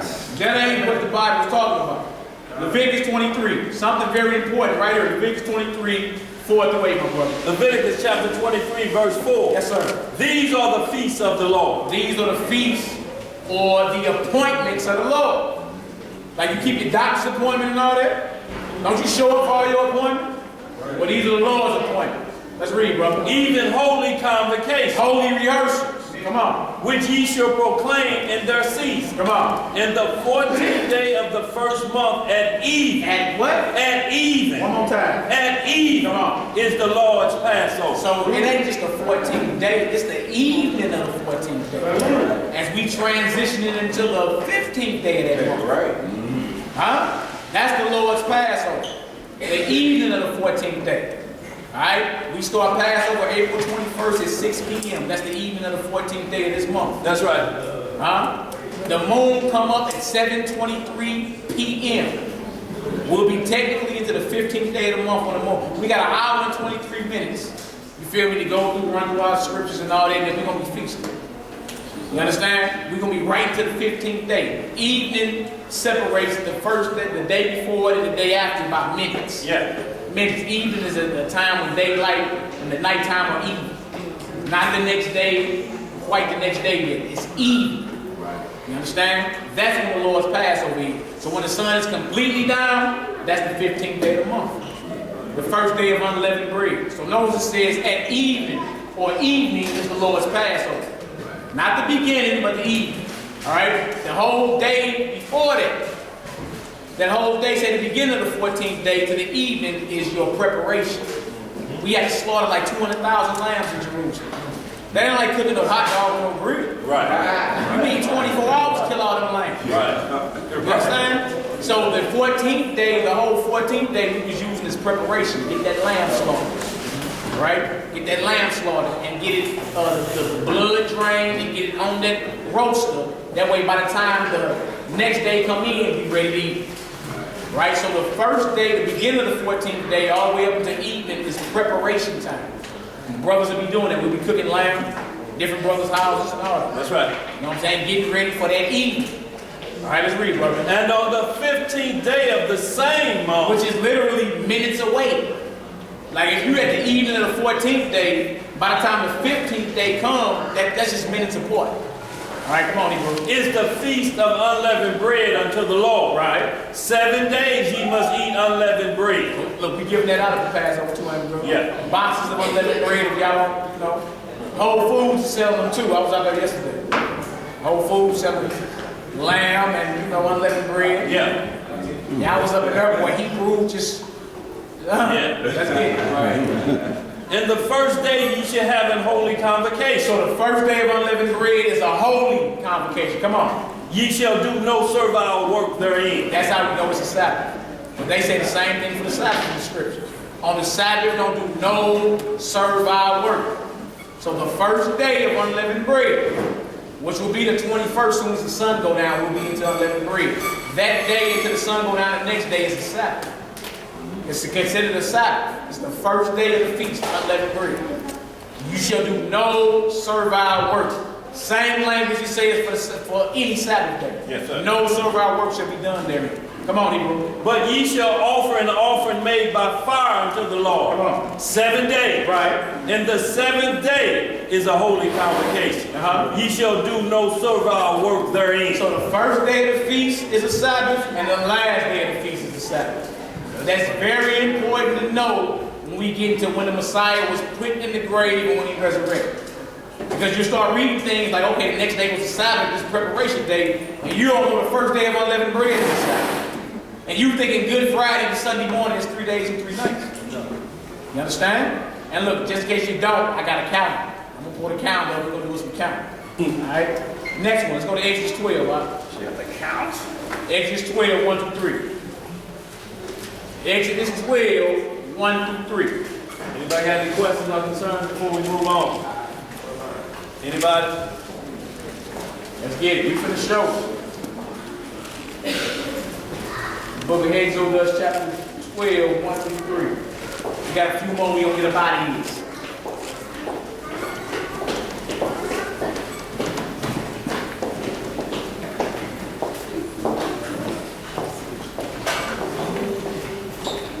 Exodus chapter 12, verse 1. And the Most High spake unto Moses and Aaron in the land of Egypt, saying, This month shall be unto you the beginning of months. It shall be the first month of the year to you. That's why you heard us saying Happy New Year last Sabbath. And this is technically the first month of the biblical year. The New Year's in the spring is not in the winter. It's not the dead middle of winter. There ain't no crops growing, when it's snow on the ground. That's not the New Year is when the life is coming back into the world.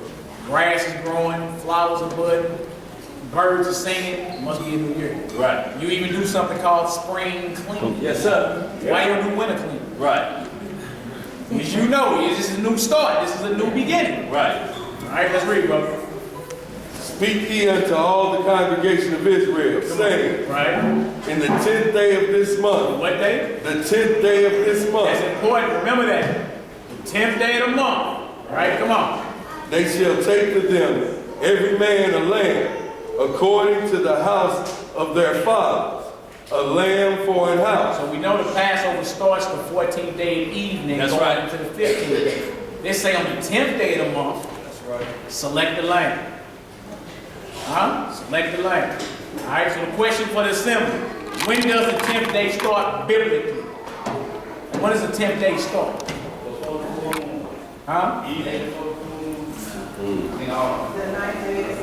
I go, who somebody said back there? Y'all heard that? The 10th day starts at the end of the 9th day. Minutes after the evening of the 9th day at sundown. That's right. Is when the 10th day starts. Where can I read that in the scriptures? By any day starting. Chicago. There you go. There you go. It's right up here. Proof biblically. Genesis chapter 1, the evening and the morning were the first day. Yes, sir. Notice evening comes before the morning. Yeah. Genesis 1 and 5. And the Most High called the light day, and the darkness he called night. And the evening and the morning were the first day. Yes, sir. The day started in the evening. When the evening going into the next day, this is the start of the next day. Look, even in this society, they start your day at 12:01 a.m. Right. Still at night. Still at night. Hey, we just start 6 hours earlier than them. When the sun go down. You feel me? Because 12:01 you say is what? Not new day. And what? When does the clock flick over, don't Yeah, it? it's 8 a.m. 12:01 a.m. So if you get in 11:59, technically you went out all night. I like man, our day started at sundown, so That's why you had to be, and he started a day like that where you usually should be conscious, ready to eat, ready to give thanks and forgive. If you got to transgress, anybody transgress against you, you ask the Most High to forgive them. So you go in, you know, when your rest, so your rest is sleep. And then that controls the day the next day. You know what you need to do. You done got all of that off of you. So coming into this unleavened bread, you have that amount of time to get your mind right. You know, spring cleaning your house, cleaning all the leavening out, ain't doing nothing if it ain't got out of here. All it was just a task. And that's all it was. It was just, I'll go here, but I got the same inside feeling. And you know, it's way, way deeper than that. Way deeper than that. Go ahead, man. Genesis 1 and 8. And God called the firmament heaven, and the evening and the morning were the second day. Genesis 1 and 8. So remember, the lamb got to be picked the 10th day. Right. And inspected. All right? Let's go to John chapter 12. John chapter 12. Let's see if the lamb of the Most High fit the criteria. John chapter 12, we're going to read 1 through 19.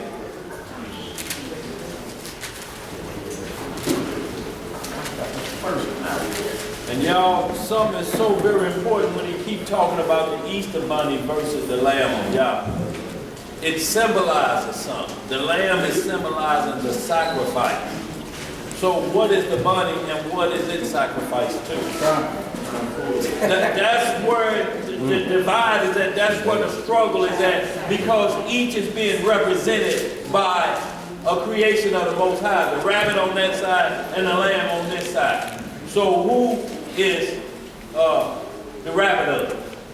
It's got, because its practices follow behind. And that's what people have to ask themselves versus just saying, well, that's what y'all do and this is what we do. The Lord don't care about none of that or all of that. If he didn't care, it wouldn't be in these pages. Because it would be, at least in the content, just read 1 and 1. Don't worry about the rest of the 65 books. Or them laws books. Don't worry about them. They ain't really talking about them. If you just believe I am who I am, and go do your own thing. All this Hebrew, Shebrew. Feast of Pentecost. Do what you do. The Lord don't care.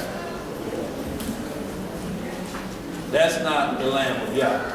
That's somebody else. And y'all, and it's symbolized by something else. And that's how you know, but this is how the devil plays. Because he'll throw in resurrection and things like that to say, well, that must be coming out of the Bible. Christ was resurrected. We're celebrating the resurrection day, but the problem is, it didn't instruct you to do that. It instructed you on his death and be reminded of the sacrifice that he made. Not the tomfoolery. Y'all, the sooner we understand that sacrifice like it wasn't just nothing to be done.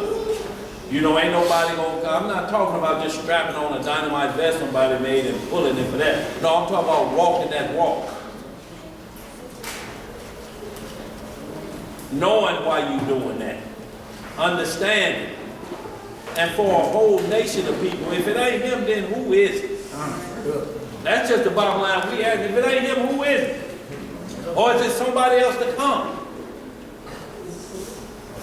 Y'all, we got to get real about it, you know, because you're going to be called into question to see if you really believe. If these prophecies keep rolling like they doing.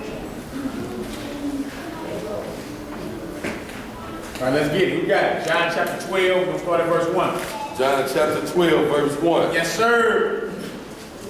Then YHWH, 6 days before the Passover, came to Bethany, where Lazarus was, which had been dead, whom he raised from the dead. So 6 days before the Passover. Passover starts when? 14th at evening. Right? Going into the 15th day. All right? So the evening of the 14th day, count back 6 days, you in the what at evening? The 8th at evening? Going into the 9th day? Huh? Does that make sense?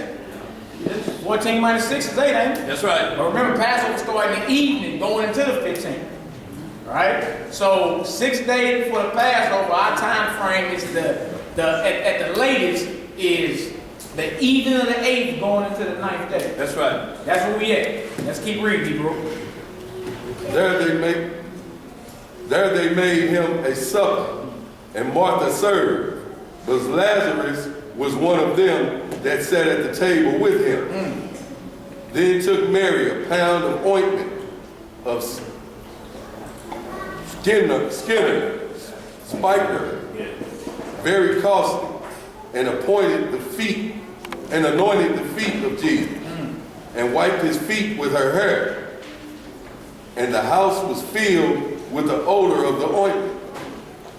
Then saith one of his disciples, Judas Iscariot, Simon's son, which should betray him. Yeah, they gonna call him on out. Right. Judas. I mean, crazy part is his Hebrew name is Judah. Right. Did which means praise of the Most High. That's right. And he sold out the Messiah. Right. Ain't that something?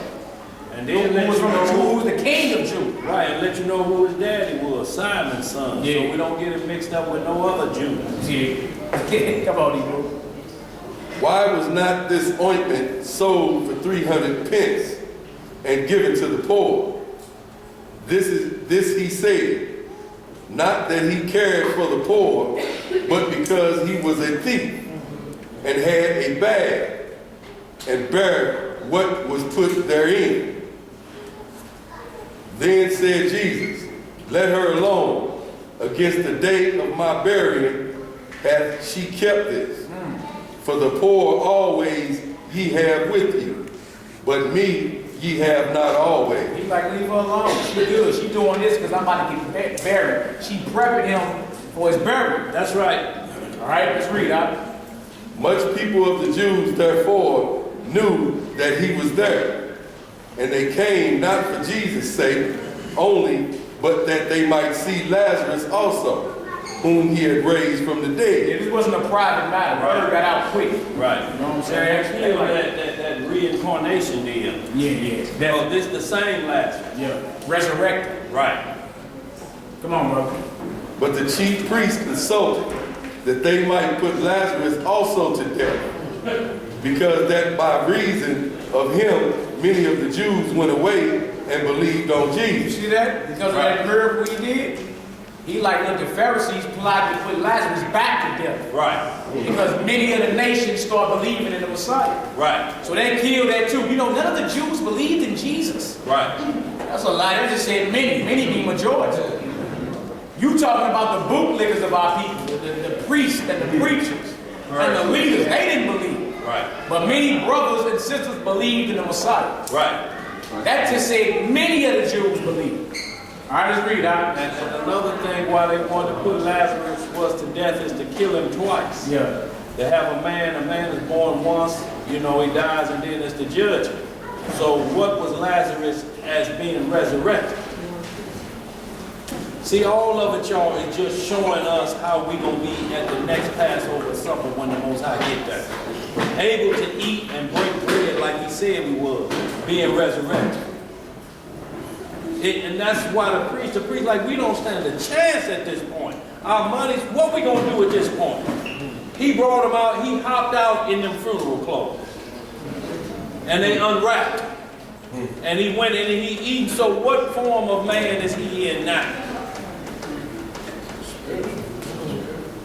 Because is it recorded that Lazarus was dead again anywhere? No. So he still walked the earth. Is it anywhere in there where Lazarus finally tasted the ghost again and died twice?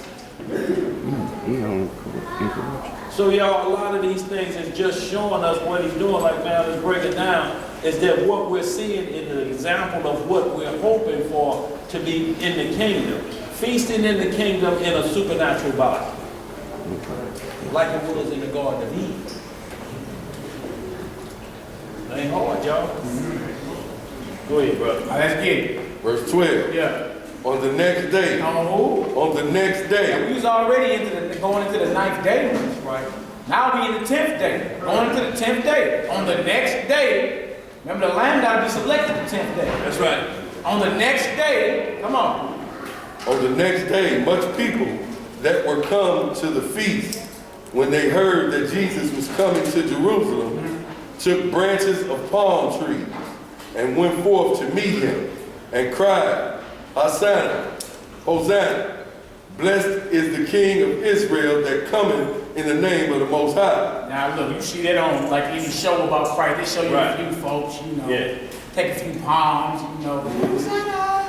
You look at it like he just wasn't no big deal. This right here is what I got on the board. It's called Flavius Josephus. Ancient testimony on how many Israelites were inside the walls of Jerusalem during the Passover and Unleavened bread. Huh? You thought it was about a good 5 people waving branches, huh? No. Now, this is War of the Jews, book 6, chapter 9, section 3, verses 422 to 427. You got your Josephus on you out? You ain't got it? I got it. This right here was a Hebrew Israelite historian. Flavius Josephus, his Hebrew name was Judah ben Matthias. He was captured by the Romans before the fall of Jerusalem, and they commissioned him to translate our histories into Greek and Latin so they could understand who they was ruling over. That's right. So what he did, he translated our history, gave it to both sides, the Hebrew side and the Roman side. Even the Hebrew was like, it's authentic. He say the same thing in the Bible. You understand? So this is actually a historian who witnessed the fall of Jerusalem, one of your people.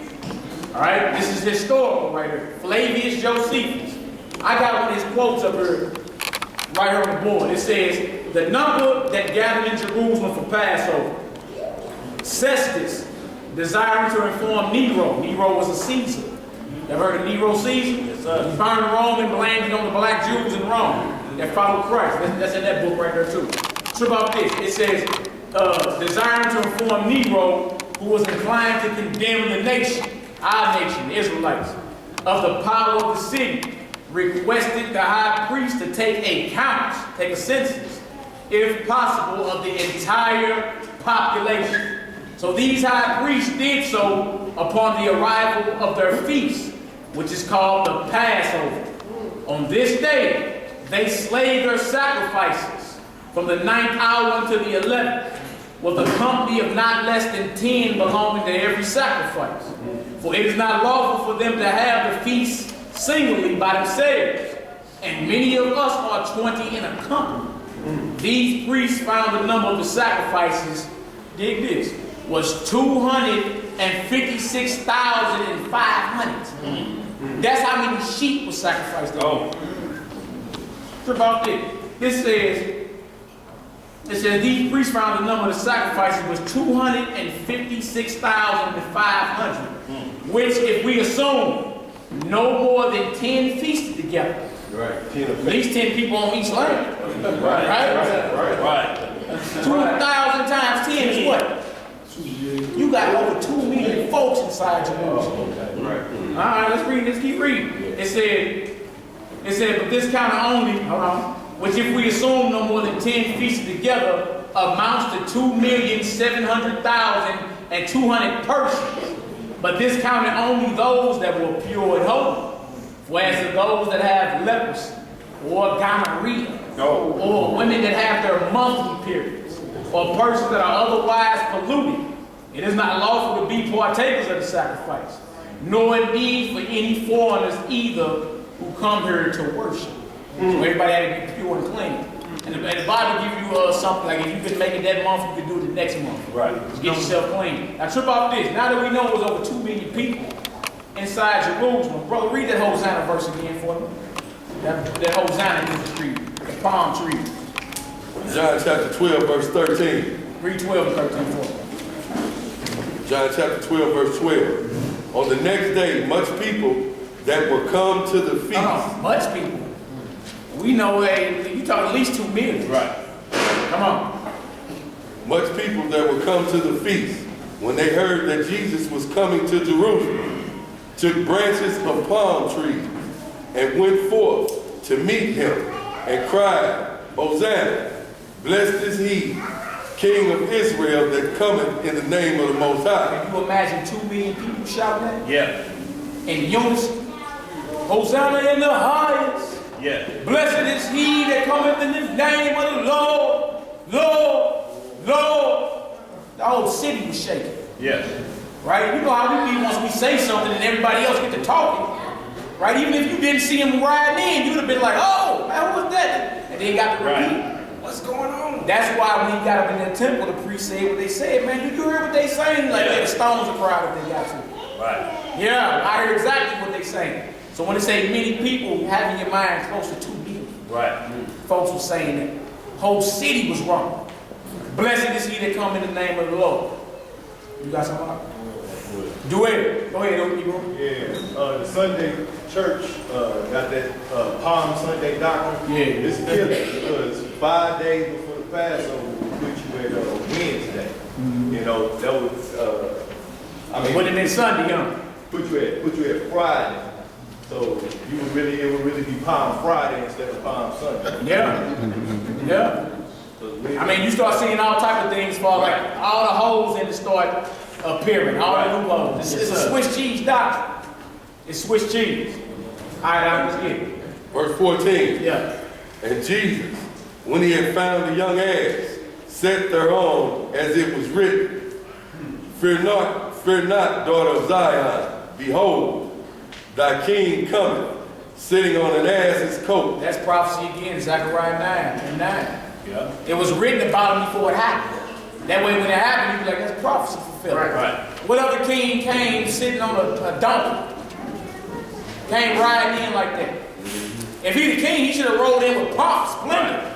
Chariots pulling them and trumpets going off and long to the king. Right. Yeah. He come riding right on in.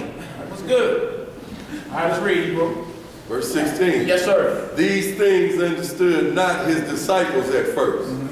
But when Jesus was glorified, then remembered they that these things were written of him, and that they had done these things unto him.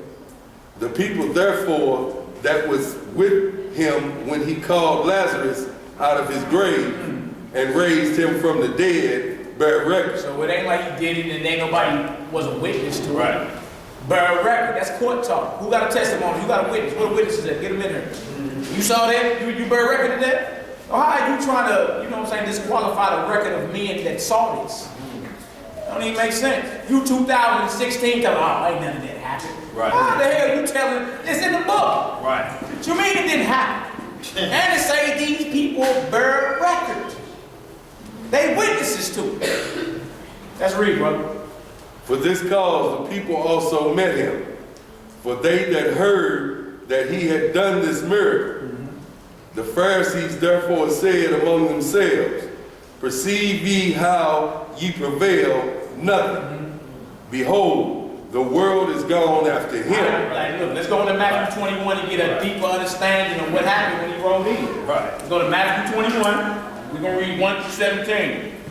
And you'll see on the 10th day how they was examining the land. They was questioning him about his doctrine. Right. And he was found flawless. Right? So you see the whole thing. The lamb gets elected on the 10th day and he get inspected. Who he get inspected by? The chief priest. Well, who were the priests examining Christ? Right. So same day. Feel me? First day of the 10th day of the first month. Right. Let's go to Matthew 21 real quick. Let's read 1 through 17. And then when we get to John, a few verses in John, it's going to show what else he did. And that's why you got to read the Bible piece by piece. That's right. Because you'll miss out on what he was doing when he was in the temple, being inspected by the chief priest. You'll miss out. Y'all know the story of him turning tables over and making a bull whip and whooping folks out the temple? Yeah. That was the 10th day of the first month. And you know, it comes down to this. If it ain't him, then who else is it? You know, all this is made up because this the deal. If you take away the New Testament, then did Christ ever exist? It's either yes or no at that point. At that point, nothing else out of your mouth can even mention the writings of the New Testament. But you will see the non-messianic slipping back in there trying to quote Paul, because if he walked this earth, somebody had to record it. That's how we got the New Testament. And they was comparing the prophecies and writing at the same time. It ain't like this book just showed up. This book is revealing the prophecies that's unfolding. And they writing them down. They like, yeah, this fitted, this fitted, this fitted, this fitted. It's got to be him. If we didn't have a New Testament, the prophecies would still be hanging. Even if you don't believe him, is he yet to hit the earth? And they won't even let that come out of their mouth. Because they know they playing that fence right. We just don't like him because it's so linked and close together to white Jesus. It sounds like that's what y'all really saying. So we ain't gonna believe the New Testament. But even though it says everything the opposite of what's taught in Sunday church or any other religious document, it's totally left field of what's taught in here. But because they kind of attach it and say, well, that's where it came from, now you have doubts about it. Well, then just tell us who else it is then. Right. And then we won't have no more gods. Kind. It's simple, ain't it? It's very simple. Don't read the prophecy and match it up. Shows who it is. Say it's my granddad. My granddad's the Messiah. Right. Match it on up. Where you was born at. Right. I debated with John Michigan. Way back Mississippi. Yeah. No, that ain't Nah, that ain't Messiah. You born in I Bethlehem. don't care about way back shaped like Jerusalem. That ain't it. Nah, Come on, let's get it, told y'all. me we need to study to show ourselves approved. I said, did you just quote the New Testament? You don't know. Like, dude, study to show yourself approved. Sound like you over there in Timothy. Yeah. Right. Let's get this right here. Matthew 21. We're going to read 1 through 17 and then 23 through 27. Remember, this is the 10th day. Let's get it. The book of Matthew, chapter 21, verse 1. And when they drew nigh unto Jerusalem, and were come to Bethlehem, unto the Mount of Olives, then said YHWH to the disciples, saying unto them, go into the village over against you straightway. Ye shall find an ass tied, and a colt with her. Loose them, and bring them unto me. And if any man say aught unto you, ye shall say, the Lord have need of him. And straightway he will send them. And this was done, that it might be fulfilled, which was spoken by the prophet, saying, tell ye the daughter of Zion, behold, the king cometh unto thee, meek and sitting upon the ass, and the colt, the foal of an ass. Zechariah chapter 9. Let's read, brother. And the disciples went and did as YHWH commanded them, and brought the ass and the colt, and put them on them clothes, and they set him thereon. And a very great multitude spread their garments in the way. A very what multitude? And a very great multitude spread their garments in the way. Others cut down branches from the trees and strawed them in the way. Verse 9. Verse 9. And the multitude that went before and that followed cried, saying, Hosanna to the Son of David. Blessed is he that cometh in the name of the Lord. Hosanna in the highest. We know there wasn't 5 folks, it was at least 2 kneeling. Come on, Hebrew, verse 10. And when he was come to Jerusalem, all the city was moved, saying, who is this? Powerful. Come on. And the multitude said, this is YHWH, the prophet of Nazareth of Galilee. And YHWH went into the temple of the Most High and cast out all them that sold and bought in the temple. Come on. And overthrew the tables, other money chambers, and the seats of them that sold doves. Sound like the Messiah got put hands on. Physical. Got physical real quick. Flip some tables over. When we get that John chapter 2, we say he made him a bullwhip. You feel me? He straight got hands on. Now today, if you see somebody acting like that, you say, he is not of God. The fruits of the Spirit. He is not in the Spirit, brother. Huh? But the Messiah never seen it. He's angry and sin not. Exactly. He turned the tables over and ran them boot niggas about the temple. Y'all ain't even supposed to be in here. Y'all cool. Let's get it. He didn't say cast out. That means he physically removed. Yeah, you know how people he gets thrown head up. Right. Cast out. That's the Lord, huh? Not my Jesus. Come on, let's read, brother. Verse 13. And said unto them, it is written, my house shall be called the house of prayer, but ye have made it a den of thieves. And the blind and the lame came to him in the temple, and he healed them. Here come the priest, come on. And when the chief priests and scribes saw the wonderful things that he did, and the children cried in the temple and sang, Hosanna, the son of David, they were sore displeased. I know Hosanna means save. Save us. That's right. Save us. They're saying, save us, son of David. Right in the temple in front of the priest and them. and not in front of the priest. Huh? The very priest is supposed to be examining the land. Let's read. Was they being disrespectful? Come on, bro. Verse 16, and he said unto them, Hearest thou what these say? And YHWH said unto them, Yeah, have you never read out of the mouth of babes and suckling, thou hast perfected praise? Like, look, if y'all ain't gonna cry out, the baby's gonna cry out. Right. Huh? Y'all done got old in your way, decrepit, Right. stuck in your beliefs. Yeah. He's like, man, look, if y'all don't get it, the baby's gonna get it. It's just like when we was in the wilderness. Everybody that was 20 and over didn't get into the promised land. That's right.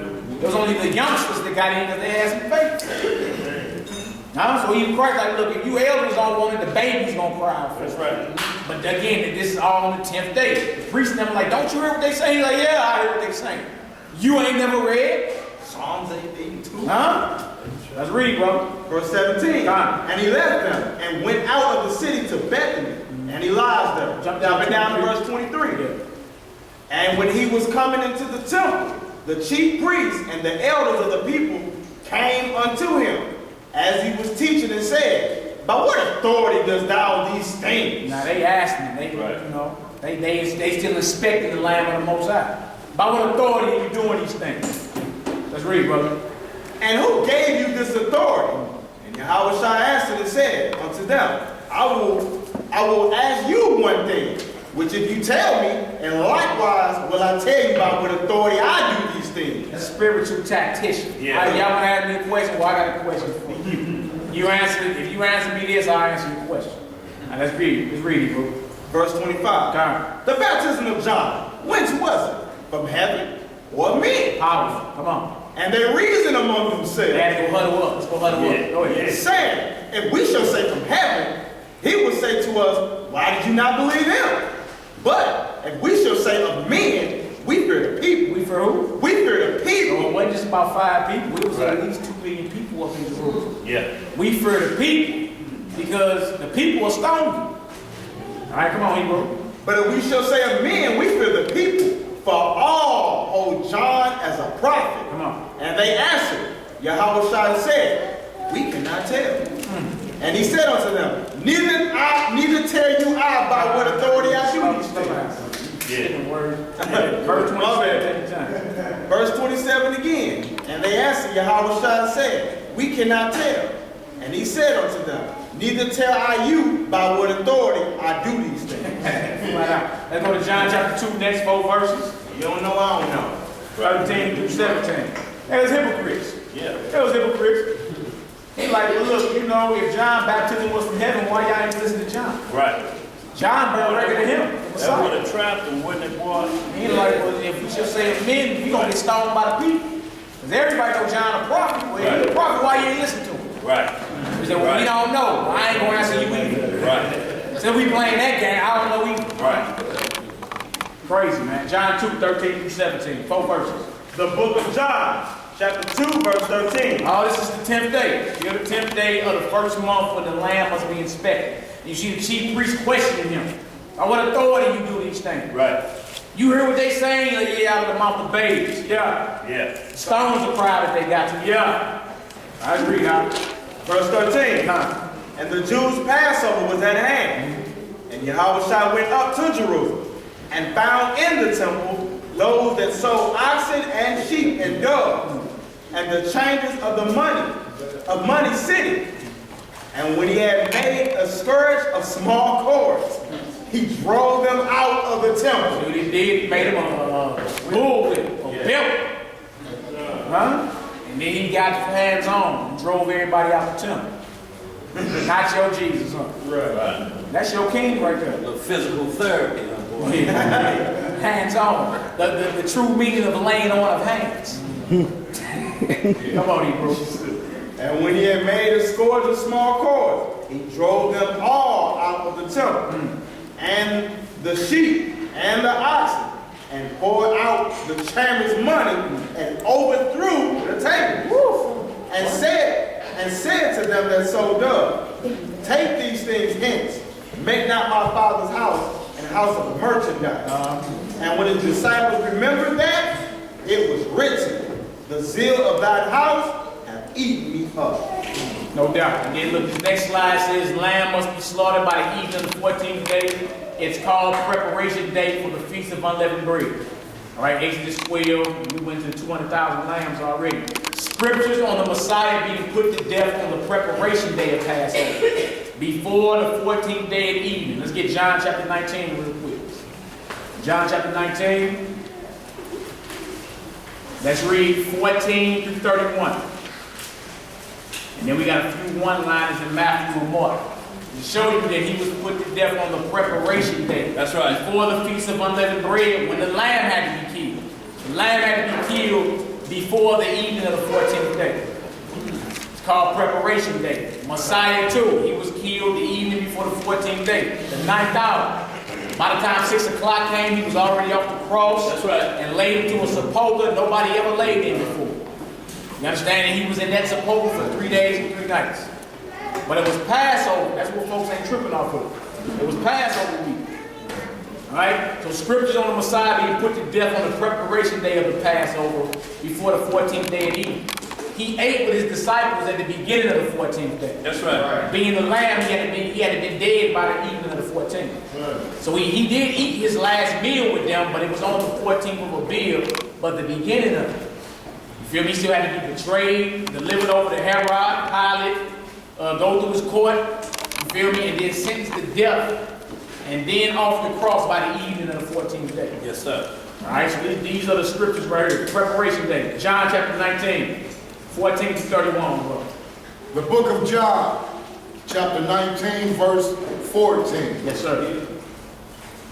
And it was the preparation of the Passover. It was who? The preparation of the Passover. That's what we'll be doing the whole day, like we 21st at evening, right? All day on the 21st, in the morning, all the way up. Brothers gonna be cooking lamb, sisters gonna be running around, prepping what they prep, because you gotta prep for a feast that big. Yes, sir. It ain't like, you know what I'm saying, again, cooking a hot dog on the grill. Right. Take a few minutes for the shorty, throw a hot dog on the grill, 5 minutes, hot dog ready.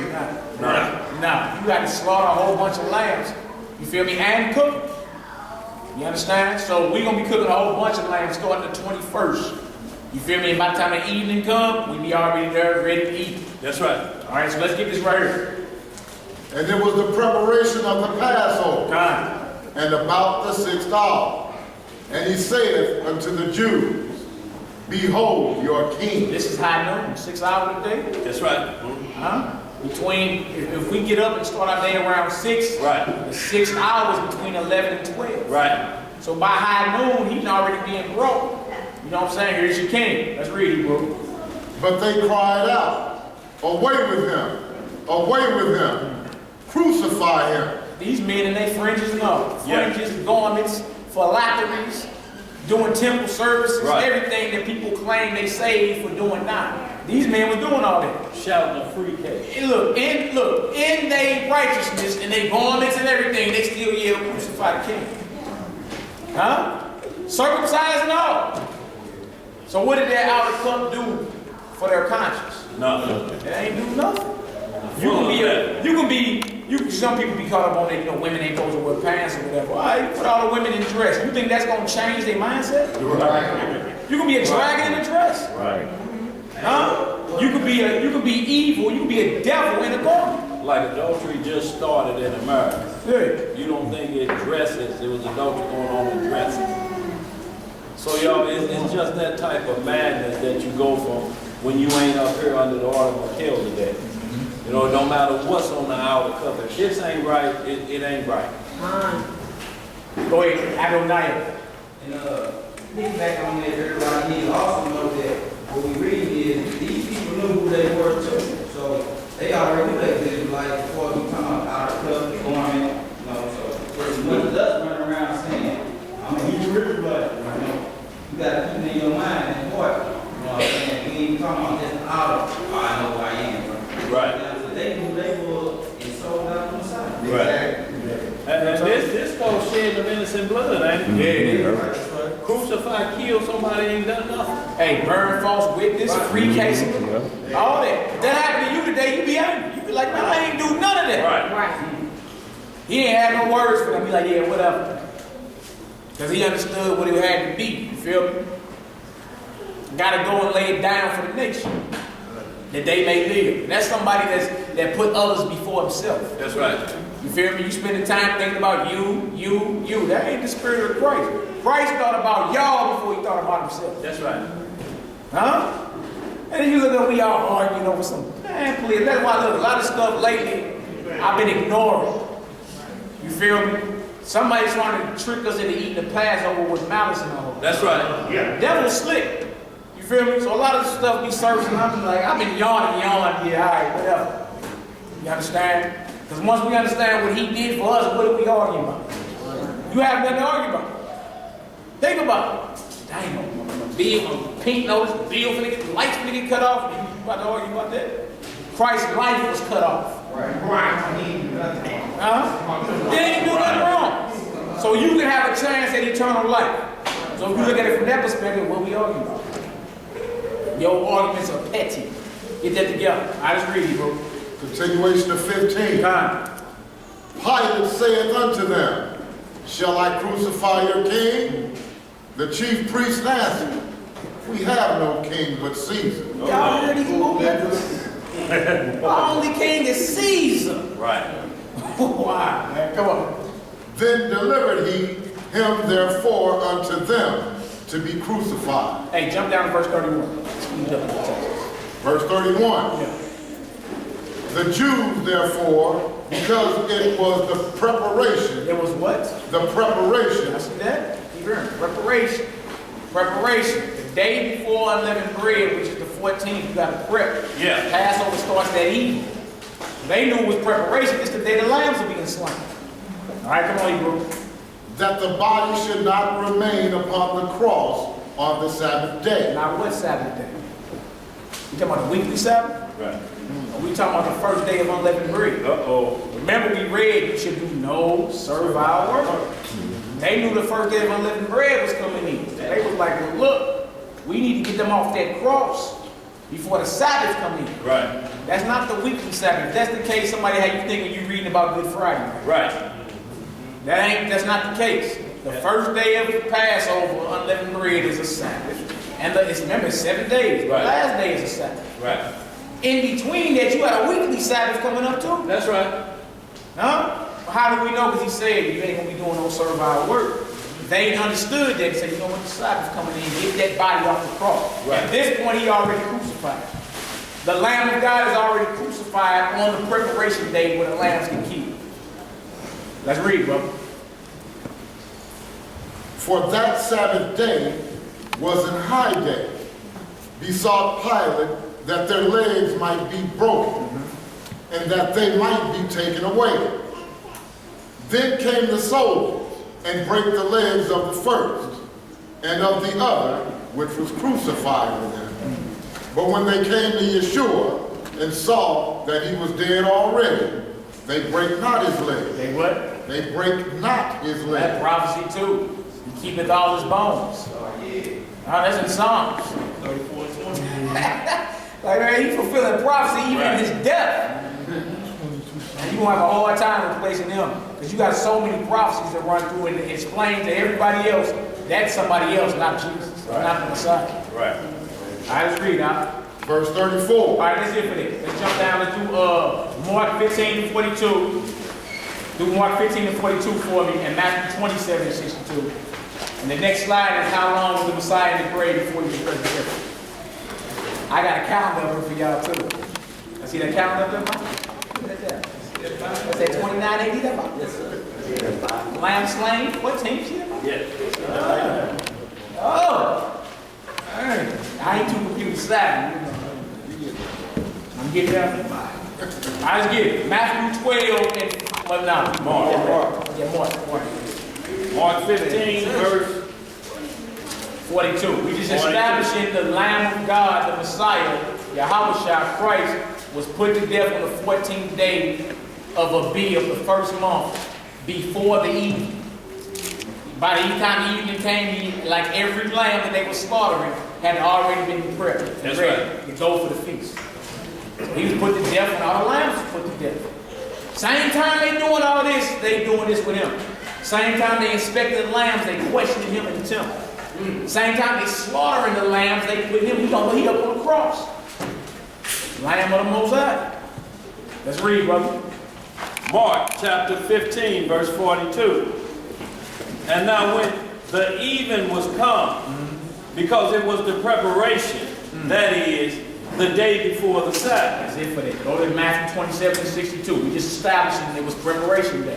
And when it says the Sabbath, it is not talking about the weekly Sabbath. Right. And we're going to bring it all the way full circle once you count how many days he was in the grave. And then we look at which days the Sabbath days fall on for the week of Passover. Right. You'll see. They got one off on me thinking Good Friday and Sunday morning. Right. Impossible. Impossible. You can't get 3 days and 3 nights from Friday evening to Sunday morning. Early. That's impossible. Unless your math is, unless you, Right. there's another way to count to 3 or something. I don't know. Right. Okay. Let's get it done. Matthew chapter 27, verse 62. Done.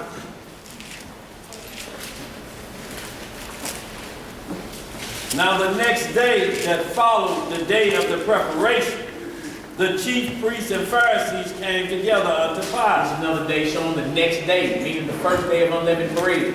They had the feast on the high Sabbath coming to holiday Pilate. Yeah. You did? So look, let's go to the next slide. How long was the Messiah in the grave before he resurrected? I need Matthew 12 and 40. And Jonah, the book of Jonah 1 and 17. Off his own lips. Off his own lips, so we can destroy this whole, Good Friday and Sunday morning. Right. We're going to show Passover week. Y'all see that calendar up there? We're going to show that. And show what days are the Sabbaths, the weekly Sabbath that's coming in, and when he was resurrected, all right? So we can understand not the Easter bunny, but the Lamb of the Most High. The Messiah is the Lamb of the Most High. And on his way back into this realm of Oz, he's coming back as a conquering lion. That's right. Huh? Putting heads to bed. Y'all better read Revelation. They tell you he coming with a sword. And he gonna smite the nations. His eyes are gonna be red with fury. He's gonna be very angry. He gonna lay the nations flat. Any of us this trip. That's right. You want to be on this good side, start further and keep this commandment. Because sweet Jesus is not in the Bible. I might as well get that out your mind. Sweet Jesus is not in the Bible. Oh, that was made up, boy. Yeah, it was made up. That was truly made up. Now, the Messiah is a serious man. Read Matthew 25. He called a hard man in there. I urge you, Lord, you a hard man. They knew what it was. You feel me? But again, of course, he showed mercy to his people and grace and healed folks and had compassion. Like any of us should. If you had the powers, would you be showing compassion? Mercy to your people? You know how sick we are out here? That's right. Huh? How many of us jacked up on so much medication, you wouldn't go use that power God gave you and go heal your people? Right. So of course he showed mercy and grace and looked out for folks, compassion and fed people and looked out for you. Would have never lied to you, would have never took your woman from you, would never gave you a free case. Huh? Would never bear false witness on you. Right. Wouldn't have killed you, wouldn't have stole from you, but you got a problem with the Messiah. Right. We need more stand-up men like that around here. What's the problem? Oh, I don't know, bro. I just don't believe that. Why? Because you can't do it. That's why you don't believe it. Right. We ain't reading about Rufus, Meriwether in the scriptures. Right. You can't believe it. Let's read, Matthew 12 and 40. How long was he in the grave? Matthew chapter 12, verse 40. For as Jonas was 3 days and 3 nights in the whale's belly, so shall the Son of Man be 3 days and 3 nights in the heart of the earth. He compared him being dead to Jonah. 3 days and 3 nights. That's right. Who would ever count to 3? It's rhetorical.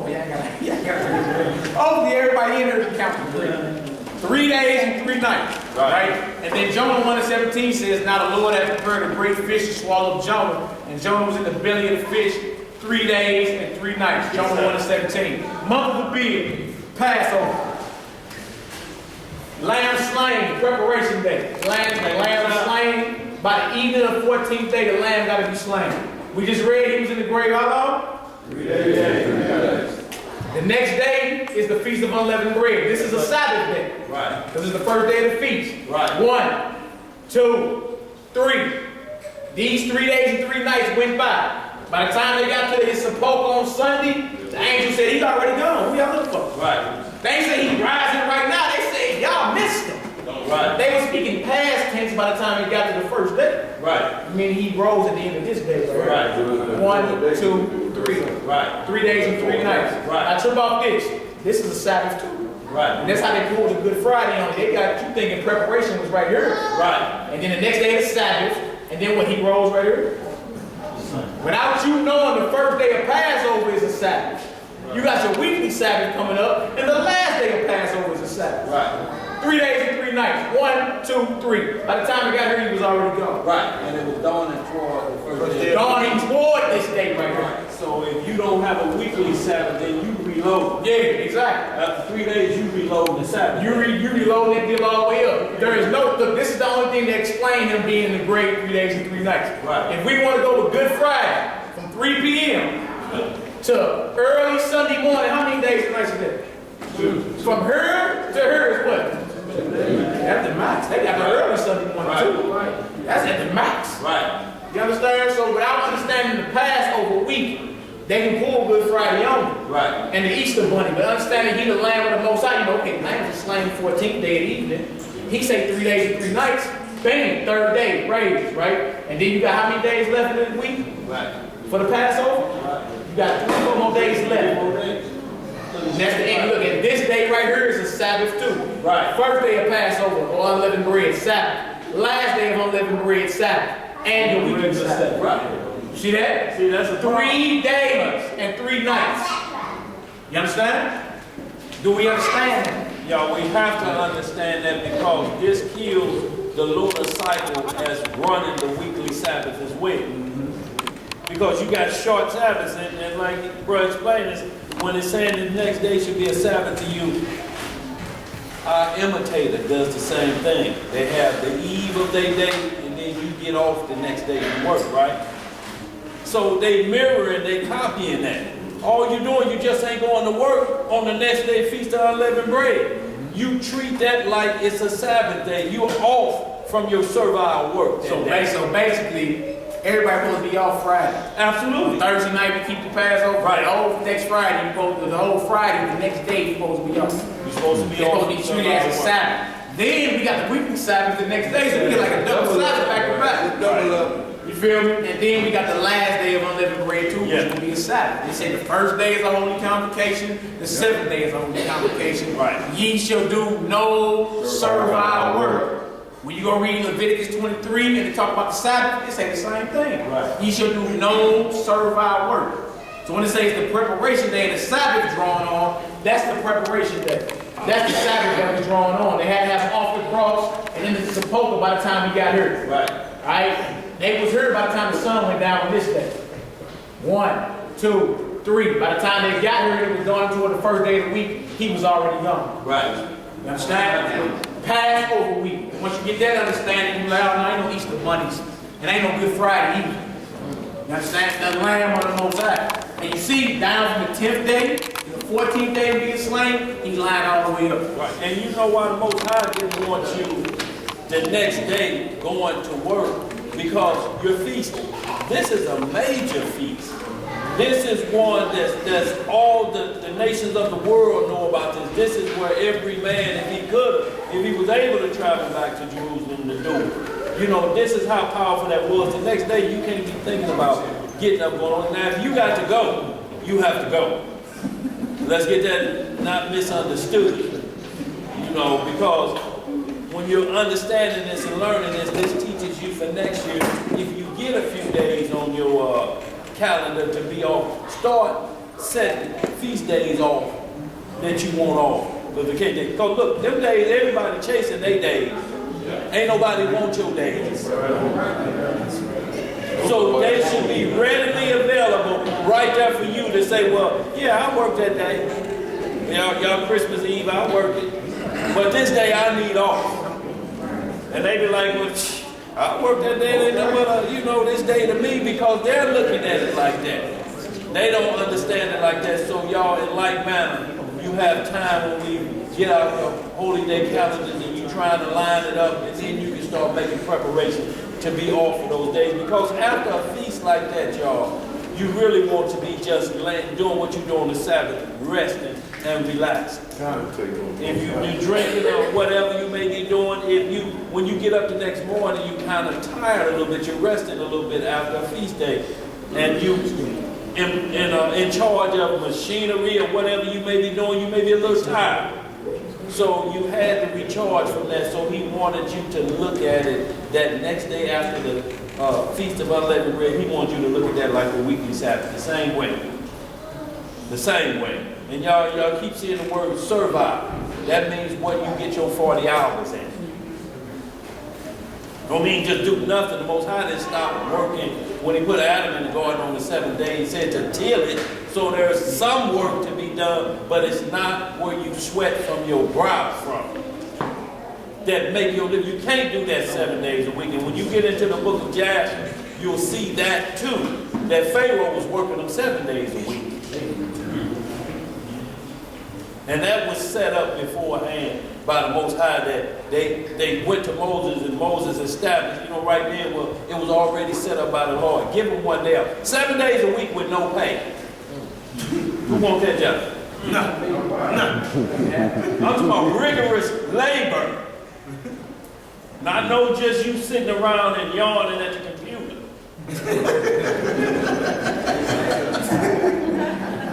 No, I'm talking about back breaking.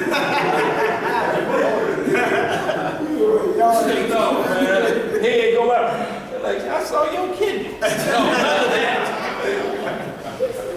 Go ahead, bro. Like that, say no. Hey, so look, does that make sense to everybody in here? Passover week, 3 days and 3 nights, he had to be dead, the lamb had to be slain, 3 days and 3 nights, and when he resurrected. As long as that makes sense, we're going to keep moving. Unleavened bread and its spiritual meaning. Exodus 12 and 15, 7 days shall you eat unleavened bread. Even the first day you shall put away leaven out of your house. Right. Whosoever eateth leavened bread from the first day until the 7th day, that soul shall be cut off. Israel. Exodus 12 and 15. Yeah. So you look at that and say, the Lord is mean. If I get somebody some fried chicken, I'm done. Yeah, exactly what we're saying. Now look, we read it earlier where we're saying that the leaven and the unleavened bread represent something. So I'm just reread it again. It says, your glory is not good. Right. Know ye not that a little leaven leaveneth the whole lump. Purge out therefore the old leaven, that ye may be a new lump, as ye are unleavened. Even the Messiah, our Passover, is sacrificed for us. Therefore let us keep the feast, not with old leaven, neither with the leaven of malice and wickedness, but the unleavened bread of sincerity and truth. So unleavened bread got to do with sincerity and truth. Be sincere with it. Don't be eating the Passover with malice and wickedness on your mind. Right. Because the last scripture we get gonna show you the judgment on it. Alright? Next slide. Matthew 16, when the brothers grab that for me. Matthew 16, let's read 6 through 12. To show you the unleavened bread has spiritual connections to it. Sincerity and truth, and also righteous doctrine versus bad doctrine. Then we're going to get to the bitter herb, blood of the lamb. We almost about it. Well, about 4 or 5 more slides and we're done. Done. As long as we get our understanding. Right. That way when we show up next week, everybody know what we're there for. Right. Let's go ahead and serve the Most High and get it done. Right? But if you up in there, girls say, hating a little taste, I really can't stand it. Right. Huh? You might as well stay at home. Right. Yeah. You might as well stay at home. You up in there ain't thinking kingdom. You up in there like, here this. Right. Here he come again. Here he come again for everlasting. Nah, you might as well stay at home. We gonna bring a judgment on that. Feel me? The Lord tell you, like, if you eat that Passover unworthily, right, you eat damnation on yourself. Right. All right, let's read this, Matthew chapter 16. And that ain't to scare you, that's so you can check yourself. Right. Get yourself together like I'm straight. You know what I'm saying? Got no malice toward nobody. Even if you got a little, there ain't no malice. Right. You feel me? No wickedness. Say, be ye like children in malice. Yeah. Right. You know, and that way, like children, they'll fight you, break them up. 2 seconds later, they playing right back again. Ain't like nothing ever happened. Because it wasn't about nothing. Yeah. You know, when you examine the matter, it ain't about nothing. Who was supposed to go up the slide first? He said, I could go, and then he changed his mind. Go up the slide. And that's settled. And when he slide down, they playing again. But being angry and malice in your heart as a grown adult gonna be some problems. Yeah. You ain't gonna want to play like it. Go ahead, bro. Let's get Matthew 16, let's read 6 to 12. Let's get it done. The book of Matthew, chapter 16. I'm starting 5. Verse 5. And when his disciples were come to the other side, they had forgotten to take bread. And YHWH said unto them, take heed and beware of the leaven of the Pharisees and of the Sadducees. So we talking about bread. Yeah, right, they seduce you. The Sadducees. So we talking about bread, right? Bread has gluten in it, Yeah. yeast, or any type of rising agent it has in it. So the bread rises, gets fluffy. So he's like, look, they forgot to take bread. The Messiah like, man, watch out for the leaven of the Pharisees and the Sadducees. Right. Right. Watch out for the leaven of them. Let's read, brother. Verse 7. Yeah. And they reasoned among themselves, saying, it is because we have taken no bread. Hey, Right. dang, is he mad? Well, you forgot the bread again. You tripping. Like, what is that? He tripping because we ain't got no bread? What's going on? Let's read, out. Which when YHWH perceived, he said unto them, O ye of little faith. Oh, ye who? O ye of little faith. Small belief. Let's read. Why reason ye among yourselves because you have brought no bread? Do you not yet understand, neither remember the 5 loaves of the 5,000 and how many baskets you took up? You don't remember when I took a little bit and fed thousands. Right. You think I'm mad because y'all ain't got no bread? Right. You don't remember I took a few pieces of fish and a few pieces of bread and fed thousands. You did it twice. Let's keep reading. Right. Neither the 7 loaves of the 4,000 and how many baskets you took You up? even had leftovers.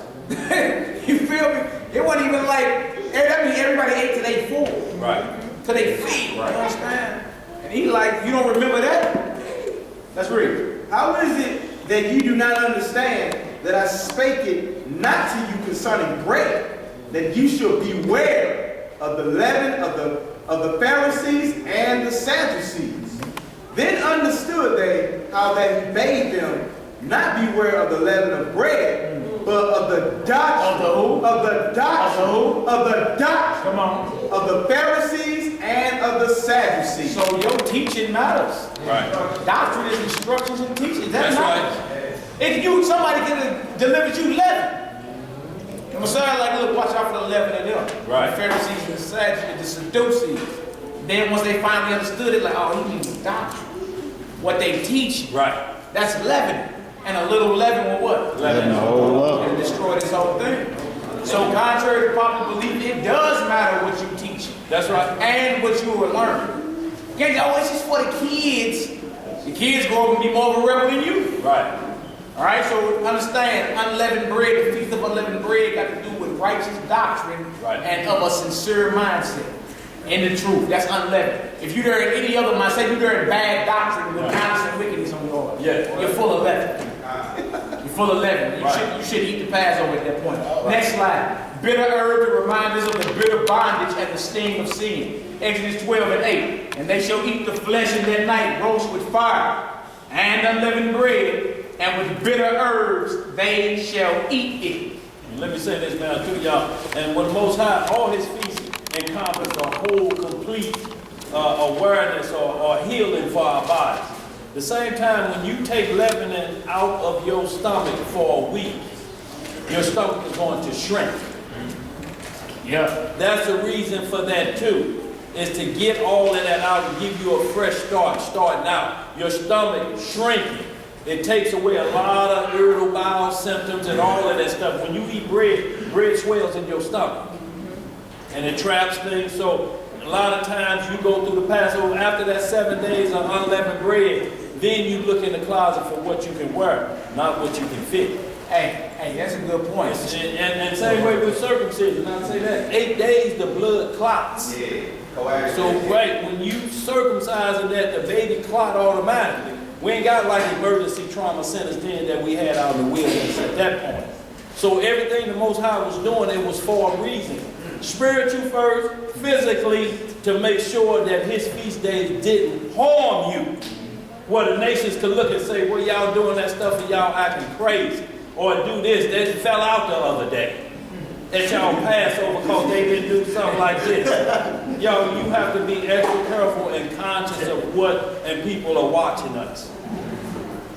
Go ahead, man. And show you how deep the Most High is. Science is just now discovering a few years ago the effects that gluten plays on your intestines. Yeah. That yeast. Right? They just not figuring that out. Like they got a certain diet called an Atkins diet. No bread. No yeast. They're like, because the gluten, it gets into your intestines and it swells. Now, how cold is that the Most High gave us something 3,500 years ago called the Feast of Unleavened Bread? Yeah. Why? Because he designed your body. You know what it is. Right. To show you the level. See, they got you thinking this ain't got no science and math in it either. Right. It's another lie. Right. How the Most High thousands of years ago letting you know what it is. Like, stay away from it. All you need is 1 week off the gluten. Right. And you'll be good. And look, it ain't saying you can't eat bread. Yeah. You just ain't eat bread with no leaven. Yeah. Right. We got like you can't eat birds or it ain't saying you can't eat fowl. You just can't eat fowls that like to eat fowl. Right. Right. Come on, let's get this done. Bitter herb. To remind us of the bitter bondage and the sting of sin. We read Exodus 12 and 8 one more time. And they shall eat the flesh in that night, roast with fire and unleavened bread, and with bitter herbs they shall eat it. And when y'all ain't never tasted that bitter herbs, I was down there.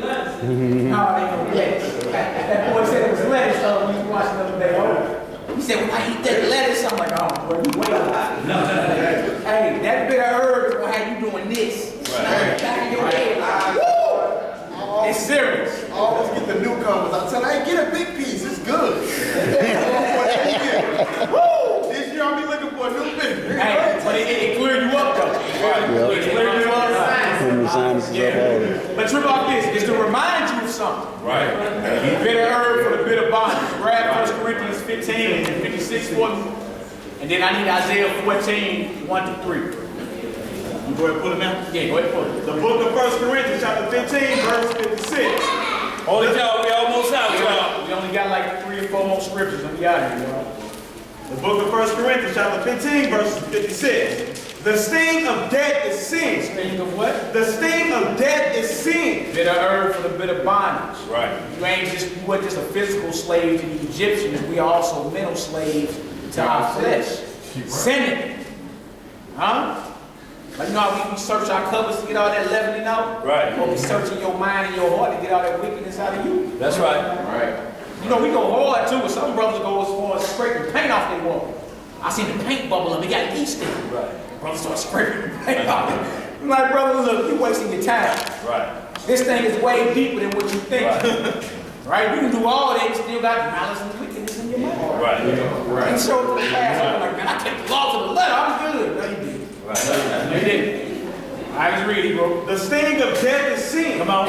And the strength of the sin is the law. You want to be strong against sin, you must know the laws of God. That's right. Go down to Isaiah 14, 1 to 3, real quick. Read that for me. Isaiah 14. Let's get it done. Go ahead.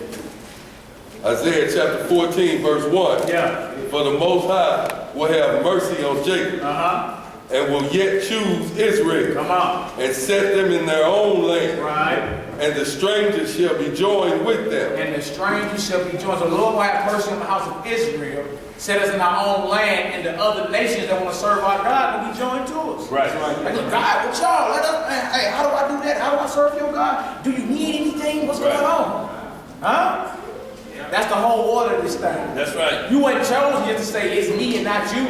The hell with you. Exactly. You weren't chosen for that. You a priest of the Lord. You're supposed to be dominating the earth, subjugating the earth with this gospel. Get down or lay down. Right. Let's read, brother. And the strangers shall be joined with them. Right. And they shall cleave to the house of Jacob. And the people shall take them and bring them into their place. And the house of Israel shall possess them in the land of the Most High for servants and handmaids. See that? Those that are joined on to the house of Israel will be the servants and handmaids to the Israelites. They be serving our God. Right. I mean, once they see the power of their nation broke, and all they people getting thrown head first and then later, they ain't gonna have no problems. No problem. What do you need me to do? Right. If that was my option, like, what do I need to do so I don't go to that brimstone lake over there? What I need to do? Right. What you need for me to do for it? You hear me? And we just get it done. But notice those that teach other nations can't worship the Most High, or the Most High ain't dealing with no other nation. That's a lie. He gave it to you to straight conquer the earthly. Right. Those that want to hear it, teach them. That's your job. Right. You ain't gonna be bragging like, it's me and not you. You know, all your people gonna be held in captive for me and mine. But you ain't teaching them. How they gonna know what they supposed to be doing? Right. And not only that, but handmaid. So if you thinking about putting you in a position that where you can be a handmaid is right there to assist you with certain things. So you be like Eleazar was, who Abraham looked at like his own child. But to have a handmaid that you wait to do something wrong so you can burn them and stick spears in them. I don't know what, I ain't seen that in it. If you call it a handmaid, then we need to find handmaids in here that's attributed with that type of behavior. Hey man, let me talk about. They ain't never called us handmaids here. They talking about raping their handmaids. Right. They talking about raping their handmaids and drinking some Jim Beam and going to rape some women. Right. In the kingdom. In the kingdom. Ain't none of that getting across King's Highway. Say it again, say. Ain't none of that getting across King's Highway. They get across King's Highway with that type of man. Man, I heard a brother say, man, I'm gonna make my son work 23 and a half hours a day. It's gonna take him 15 minutes to get to the house, and it's gonna take him 15 minutes to get back. I'm like, man, that's no time. Right. Hey, look, if it's evil, what happens to us is evil, even if you put a black face on or a brown face. It's evil. It was evil for our women to be raped and unborn baby pulled out of stomach and stomped out. Wasn't that evil? Yes. Wasn't that evil? Yeah. All right then, so what it was evil what they did to Emmett Till. Right. What they did to Mike Brown. Yes, sir. That's evil. You feel me? So just because you take over, if you want to do the same actions, I got a different face now. Right. So now it's going to be righteous. Right. Don't make sense. Right. Exactly. So you call it evil. Yeah. Exactly. So you can't make that work for you now because when he said I will recompense, he said I will recompense. Right. You know. Right. Oh, hey, I ain't playing. So he didn't bring nobody into our nation to handle us in our homeland. He took us out and let somebody else handle us. And it says the same thing in Joel. Those rebels and those that gonna be that handling, another people gonna be able to do that, just like another people got it to us. Even though it was our people that put us in the position to be thrown out. You know, because if everybody is dead, who gonna be your servants and handmaids? Right. Can you kill everybody? Hey man, that's a toilet bowl doctrine. Yeah. Out of New York, and it's all crumbling down. Well, you know who's gonna be your servant. Your own brother is gonna be your servant. So we right back to ruling on each You right other. back to ruling on each other. And check this out. This Sirach 33 and 30. It says, if thou have a servant, let him be unto thee as thyself, because thou hast bought him with the price. If thou have a servant, entreat him as a brother, for thou hast need of him. And treat him as who? Entreat him as a brother, As a brother. Because you have who? for thou hast need of him. Wow. As of thy own soul. If thou entreat him evil, and he run from thee, which way wilt thou go to seek him? Finish that Isaiah 14 for me, y'all. Isaiah chapter 14, continuation of verse 2. And they shall take them captives, whose captives they were, and they shall rule over their oppressors. We're going to rule. We're going to rule this planet. That's right. In righteousness, though. Right. We're going to rule this planet. You understand? Raise your children under that vibration, too. That's It's right. not some little thug off the west side. No, we in the mindset of running the entire planet. That's what we need to be in. All right, let's read it, bro. And it shall come to pass in the day that the Most High shall give thee rest from thy sorrow, Now who? from thy sorrow, Come on. and from thy fear, Come on. and from thy hard bondage wherein thou was made to serve. That's what the bitter herb represents. Yeah. The sting of sin, that's mental bondage, and Right. actually physical bondage as well. But we eat the bitter herb to remind us of that. You understand? Stay away from breaking the Most High's commandments And you stay away from the influence of other nations. That's right. They ain't supposed to be influencing us at nothing. Nothing. All right, next slide. The blood of the Lamb, Exodus 12. One of the brothers grab Matthew 26 for me. 2 verses, 26 to 28. I always got something that reminds you of something. When you burn your fingers, what you think about it? I don't want. Why does the lake of fire leave out again? Then we're going to get it. You burn it on anything, you shaking it like this, things come to mind because it's hot. I got burnt like that. Why does thoughts start coming in? It can be greater or hotter than this. You know, so he reminds you, and that's just a quick, and then you recheck yourself. You say, I gotta watch myself. I got burnt in. In the same manner, you got to watch yourself out here so you don't get burnt. Y'all, we have to understand it like that. It's more serious than we just down here killing time on a Saturday afternoon. We ain't got nothing else to do.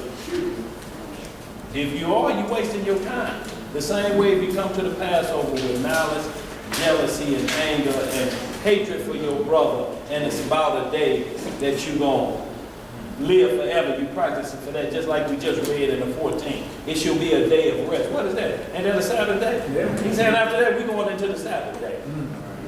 No servile work here. It's the same thing, y'all. We got to get this in our mind and quit being physical. We ain't going to have nobody to argue with, but I will say it. Because if you really meant it, you'll mount up a posse and head out to Creve Court. We coming out here to set things straight. Right. 9 and 40, the only way back this way. You got the Matthew 26? Yeah. All right, hold on. Let me read this right here. Exodus 12 and 23. The one to the left right there, it says, for the Lord will pass through to smite the Egyptians.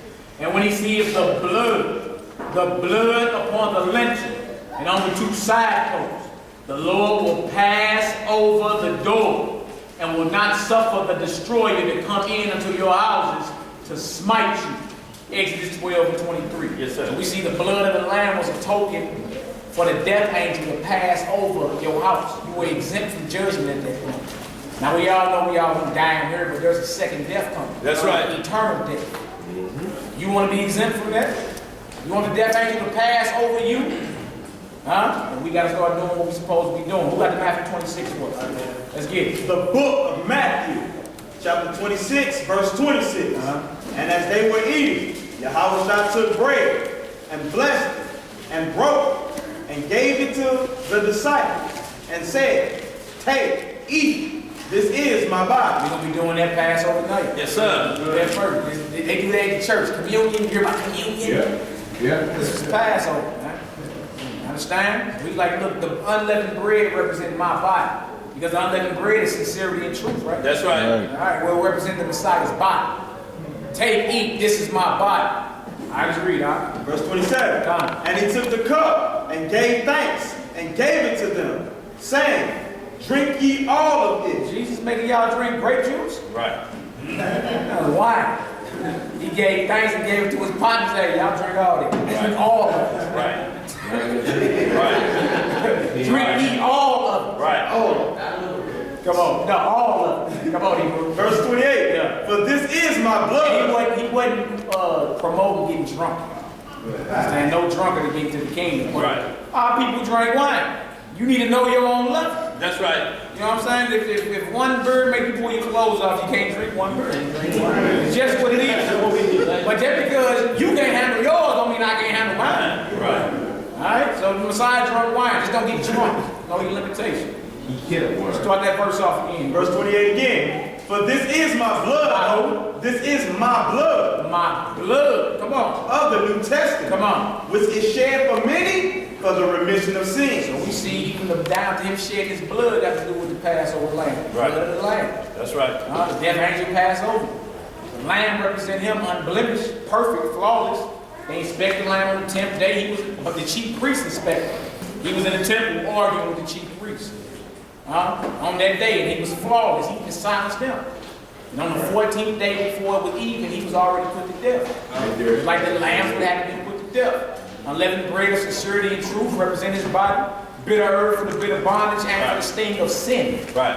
You see all these elements in the Old Testament are shadows of the Messiah. Real simple. That's right. And for those that don't believe in him, you're going to have a hard time debunking all this. Right. Hard time. You know, you mean to tell me he's not the Lamb of God? Brother, oh no, ain't no Lamb. Let me just run back through this lesson. Yeah. Huh? Well, you know, you brothers were never in Egypt either. We debunked that earlier, didn't we? Right. You show chariot wheels at the bottom of the Red Sea and all that. You show that? All right, then, so let's get it together. We know better, we do better. Last scripture, final warning. Eat the Passover without the leaven of malice and wickedness. Yes, sir. 1 Corinthians chapter 11, 20 through 34. We out. Let's read that real quick, guys. The book of, Let's get there. 1 Corinthians 11. And this is for all those that say, well, you know what, I heard them say that, you know, I can't eat the Passover unworthily. Right. I'm going to come anyway. Right. I don't like nobody down there when I'm coming. Right. Right. You got to find a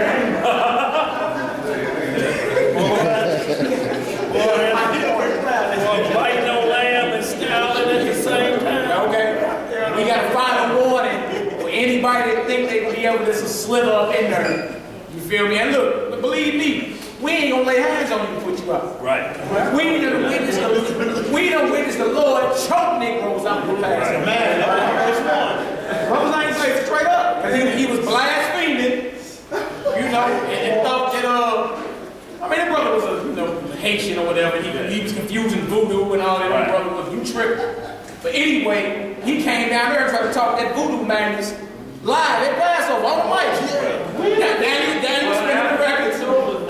Yeah, you know, and see, that was the thing. We told him because we examined the speech. Listen up, listen up. You know, we examined the speech, y'all, even when everything is going out of our mouth, because we have to be in one accord. And we was like, brother, right here, you got to change that, man. And this is why. And do you agree? Well, yeah, I see that. And he agreed to what needed to be changed. Not because we forced him to, we explained it to him. Right. You know, and then next thing we know, he just pulled that one back out of file 13. The trash can is reading it the same. Yeah. And we didn't have to do nothing. The Lord choked him. Just all white folks started coming out of his mouth. You need water. That was my first Passover. He like, how to eat? Now we told you to come down here with that man. Right. And look, we didn't even have to touch him. We didn't have to do He saying his speech. What is this? And look, he ran over to that trash can and all white croaks started spilling out. Right. They don't want to ruin him. Like, y'all see that? Right. Hey, get it together. And had to look at the death angel was there. You know, so it ain't like we trying to do a boogeyman anything to you. We're just saying that what we're saying, if you don't believe these words are true, whether it happened like that or not, or it happened in a different way, if you playing this like it's a game, this is why it's so important. Anybody you invite, at least give them a brief synopsis of what we're talking about, what it's about. You remember the text, and at least get them prepared for what they're coming into, so they won't come in blind and eat unworthy. You know, it's a lot to, at least when you prep them before they go, you know. Because we ain't supposed to have no fellowship with nobody else. You know, in a sense, you ain't gonna go nowhere and find out what they doing at that point. And that's what Paul said, if you invited to a feast of unbelievers, then ain't no need you talking about consciousness. You ain't even asked no questions. Oh, you just heard it was meat and drink. He showed up. And tight dress. Right. They got you. So, in like manner without, yeah. Come on, y'all, let's get this done. Last verses, we gonna get her done. the book of 1 Corinthians, chapter 11, verse 20. Final warning, eat the Passover without leaven of malice and wickedness. You understand? Without the leaven of malice and wickedness. Eat the Passover with the unleavened bread of sincerity and truth. All right, so your mind got to be on point when you're down there. Yes, sir. And again, like the brother said, we ain't saying to scare nobody, but to let y'all know this is a spiritual thing. That's right.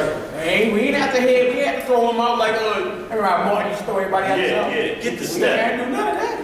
The Lord saw fit, hey, he tripping. And we witnessed it right in front of our face. Like, whoa. You said at 19, bro? Let's get her done. Verse 19. For there must be also heresies among you, Y'all hear that? that they which are proved may be manifest among you. Heresy is a false doctrine. Yeah. He said, look, there's going to be amongst them. But that's those that are proved. You mean you studied up in his word. When that come through, you can be like, oh, no. But later for that, that don't make sense. Right. All right, let's read. Verse 20. When you come together, therefore, into one place, this is not to eat the Lord's Supper. Like, even though we're there to eat, that's not what we're here for. Right. It's way deeper than you eat.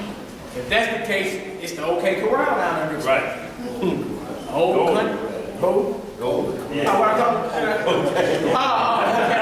Golden Corral. My bad, sir.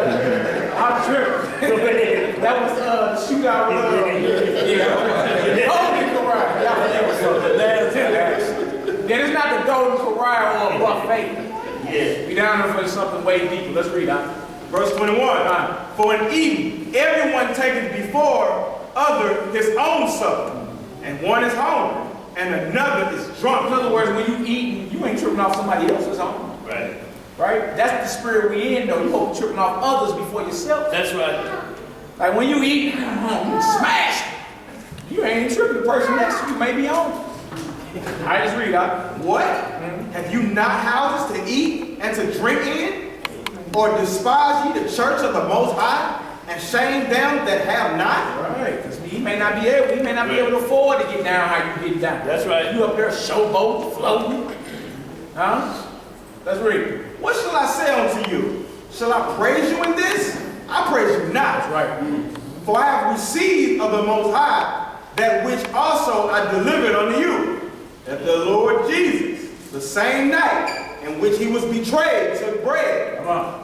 And when he had given thanks, he brake it and said, Take, eat, this is my body, which is broken for you. This do ye in remembrance of me. This do in remembrance of me, and trip off this. This was not once every month. This was Passover. This was once a year. You have folks in turn this into once a month. Right. You had 12 Passovers in a year. Right. Still going with it. And y'all, and then they try to say, no, it's because it's thinking of the Lord. Well, he says, often you think about me, your Passover ought to be every day. It should be the 3 meals of the day. You're only thinking about him on second Sunday. Right. You know, so, or you're only thinking of him on the second Sunday of the month.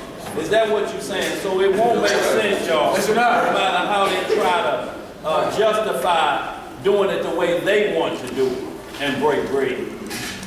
You know, you can't set the day for yourself. And y'all, and this is where it comes from. Everything that they say that's coming out of the Bible that we are doing, there's no set day for it. There's nothing in here about celebrating his birth because don't nobody know the day of his birth. So that ain't in there. The Easter is wrong. That ain't in there. What day? Where the instruction? And on the 14th day or the 3 days after that, which will be the 4th day of the month, thou shalt then chase the bunny. It ain't in there. It ain't in there. So all we asking is where is it coming from? If it ain't written in here. So if it ain't written in here, at least it's not, well, yeah, man, it's man-made, man, it's man. And they usually say that, but it's just the fact that if you come at them so hard to the fact that they, you know, they kind of despise what you're doing, then they are attacking the word at that point. You got to be careful that they understand it from that perspective, that they put it down. Not like it's a war, who's doing which feast day. Because then your mind ain't right while you there. Because you looking at slaying, just killing them. The Most High say, you know, I'll take care of all that business. If they eat it unworthy. You ain't got to worry about that. Don't worry about it. Because what we're going to do, have a machine that go off when you walk through the door.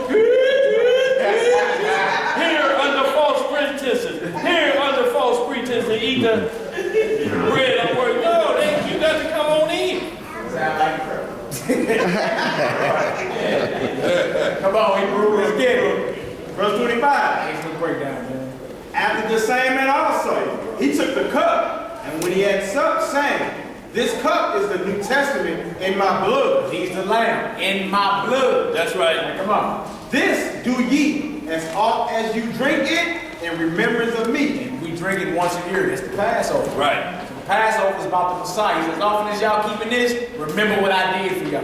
Right. All right, let's read, huh? For as often as you eat this bread and drink this cup, come on, ye do show forth the Lord's death till he comes. No, it's birth. The Lord's death till he comes. Sunrise Sunday. The Lord's death till he comes. See that?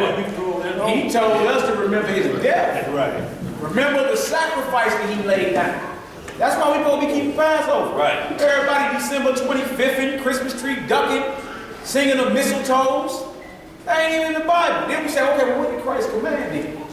Did he say go eat the egg hunt or keep the Passover? Remember his death. What we just read. Remember my death. Who shall the Lord's death until he return? All right, let's read. Wherefore, whosoever shall eat this bread and drink this cup of the Lord unworthily shall be guilty of the body and blood of the Lord. Hear that? You might as well have crucified. Right. You go over there with all that malice in your heart and your wickedness, whispering about everybody. It say you just as worse as them Romans that put him to death. Right. And them Israelites that sold him out.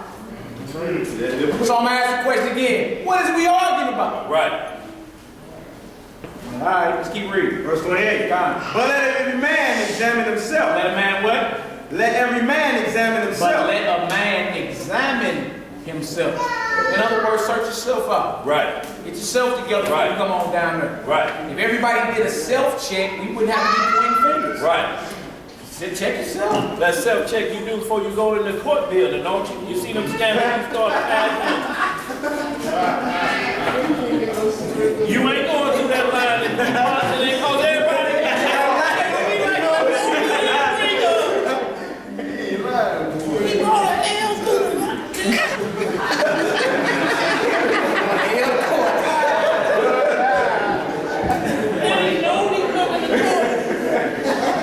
No, you be patting, all we saying pat it up. Well, look at it. Before you go in there, is that right? Now I'm examining myself, how am I looking? If spiritually where I'm at, am I clean? You know, where my thought process is at when I go up there. And it's saying let you do that. There ain't no inspector, so we ain't got no inspectors at the door other than just maybe something that's just gonna cause a problem for the event itself. But no, you check yourself when you get out of your car. Right. And you make sure when you get in there, you good. And then everybody else will be good. All right. Let's get it out. But let every man examine himself, and so let him eat of that bread and drink of that cup. For he that eateth and drinketh unworthily, eateth and drinketh damnation to himself, not discerning the Lord's body. Hear that? You eat and drink damnation to yourself. You ain't understood. We here because the Lord sacrificed for us, so we could live. You come up in there in your own regular worldly mindset, you'll be eating damnation into yourself because you ain't discerned. This is about the Lord. This ain't about me. Right. It's about the Lord. I just read out. Verse 30. For this cause, many are weak. Because they've been eating the Passover unworthily. Right. Many amongst you are weak. Come on. And sickly among you. Come on. And many sleep. That's the sleep of death. Yeah. Boy. Folks done died. Yeah. Yes. Let's read, brother. For we would judge. For if we would judge ourselves, we shall not be judged. Y'all understand that? If you did a self-check, even if like every night before you even went to bed, like, you know what, I tripped on that earlier today. I need to critique that. If we just critiqued ourselves, nobody would ever be able to judge you. Like, man, you're going off right there. Right. You're going off. Just critique yourself. Right. I tripped right there. If I let that slide right there, I should have did this a whole nother way. Dang, I was tripping. Right. You feel me? Examine yourself. That's what right. you're supposed to be doing. All right, let's read. Verse 32. But when we are judged, we are chastened of the Lord, that we should not be condemned with the world. So we get chastened by the Lord, so we don't get condemned with the rest of the world. Right. The Lord loves those he chastens. That's right. All right, let's read. Wherefore, my brethren, when you come together to eat, come on, tarry one for another. Don't be on Negro time. Right. Yeah, we gonna wait. This ain't about us. But don't be on CP time. Right. We be. Let's get there. The boss said you be at work at 7 o'clock. You there? Right. Passover start at 6 o'clock, April 21st. Right. At evening. Be there. Right. All right. But look, we in the spirit of tarrying for our brothers. Right. But hey, this thing must go on. We ain't gonna miss the Passover because you in your feelings. Right. Or you taking all day to get there. Right. You know the whole day before is the Lord's Passover coming up, and you prep. Get on your good foot. That's right. Get on your good foot. All right? Just like your boss told you here. You go, yeah. Sir, yes. What's the other show? Right. Dress a certain way, tucked in, you know. Speaking how you don't even speak. Right. Right. Come on, it's the Lord. It's the Lord's Passover and what he did for us. Let's be on time. Let's get ourselves together. But we need the spirit of terror for our brothers too. And y'all understand it's a high holy day, y'all. When you was in the world, there were certain folly days that you looked at higher than the other, and you made more sacrifices and different things. For that, this is on the side of righteousness, y'all. So it got to go to another level in your mental on how you examine yourself. Because it's all about you. You're working it so that I can dwell in there. My hope is that I'm in there dwelling with the people that I'm around and that who accept the law of the Most High. And Yeshua is the only begotten of the Father. If you understand that you want to be in that company of like me, first thing is self-check. And y'all, when we do that, it'll be no problem. Like it is now when you go to some event that you ain't got the problem person there. Ain't nothing to talk about no more. It's a thing. Just slap eyes and go home. Boy, we had a good time. Laugh to the car. I had to roll the window because they still at your window. Talk about how good time we had. Let's all like. But drama? Not at these times, y'all. That's what the devil is trying to do all week. And you ain't think he turn it up, wait till this week coming up and watch him turn it up some more. Yeah. Finish that verse off, huh? Wherefore, my brethren, when you come together to eat, tarry one for another. And if any man hungry, let him eat at home. Let him eat at home. That you come not together unto condemnation. And the rest when I set in order, when I come. So it's all about eating. You got a house to eat in. Right. And deeper than that, it's a spiritual feast. All right, we'll recap real quick. The purpose of this presentation was to prove the Messiah as the unblemished Lamb of Yahweh. Right. Through edification of the Scripture. Who all understand that? To bring forth archaeology of the Hebrew Israelites' existence in Egypt. Right. Mitzrayim or Kemet, and to give our people hope and redemption. So as we go forward, that's the rock Moses split with water erosion at the base. The videos we quoted earlier, we'll go back to the videos too. Got a few videos we quoted earlier. You can look up, get right on YouTube and look them up. The Real Mount Sinai Found by Robert Smart. That's right. YouTube.com. And also Red Sea, Proof of the Supernatural Part 2 by Delphus G. And that's all on YouTube. Alright, now trip off this. Quick recap of the rock Moses split. You'll see all that on the video. Chariot wheels from the 18th and 19th dynasty found at the bottom of the Red Sea. That's right. We gave the scripture to even back that up. The top of Mount Sinai is blacker than sackcloth. It's discolored. It's not like the rest of the mountains. The scriptures say the Most High burned the top of the mountain when he descended on it. More Israelites in Egypt on the wall. One brother getting his back whipped.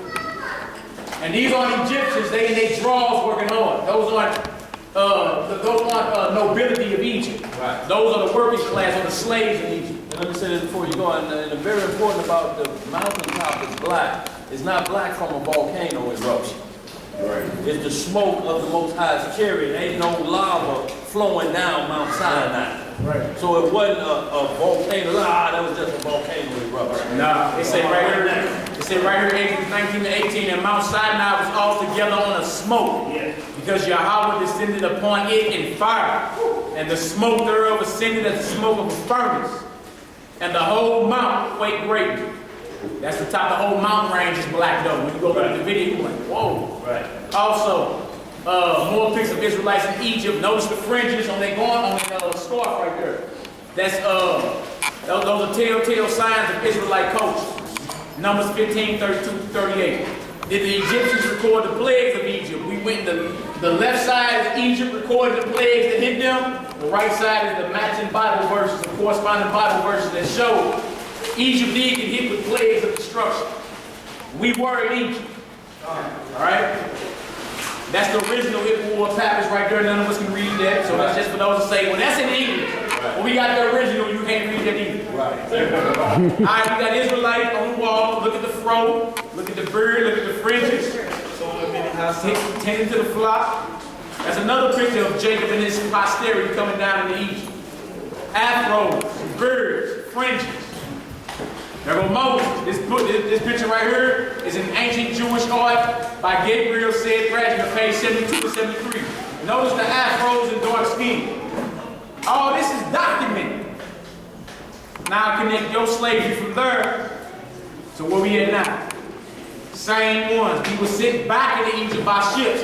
And Yahweh shall bring thee into Egypt again with ships. By the way whereof I spake unto thee, thou shalt see no more again. And there you shall be sold unto your enemies, for bond men and bond women. And no man shall buy you or redeem you. Deuteronomy 28:68. There go the slave ships right there. Well documented. Right. Even if you didn't believe the Bible, type in the transatlantic slave trade. Right. And notice how that was the biggest transfer of human cargo in world history. Yes, sir. We actually set up the stock market because we were commodities on the boat. That's right. All right? Look at this brother. Negro sold. You should be sold to your enemies, right? You could be sold a cargo of 95 Negroes. It just said you should be sold to your enemies, right? Right there. There it is. That's documented. And then look, the brother back got whipped so much you can see through his back. You can see the picture up, you can see through the man's back. Yeah. Huh? Hard bondage. Like this, but don't say we was never there. And now we don't do bunnies and lay eggs and all that. We know better. You dig? So that right there was the Passover and Unleavened bread presentation. And I pray we all got some edification. Yes, sir. Hallelujah.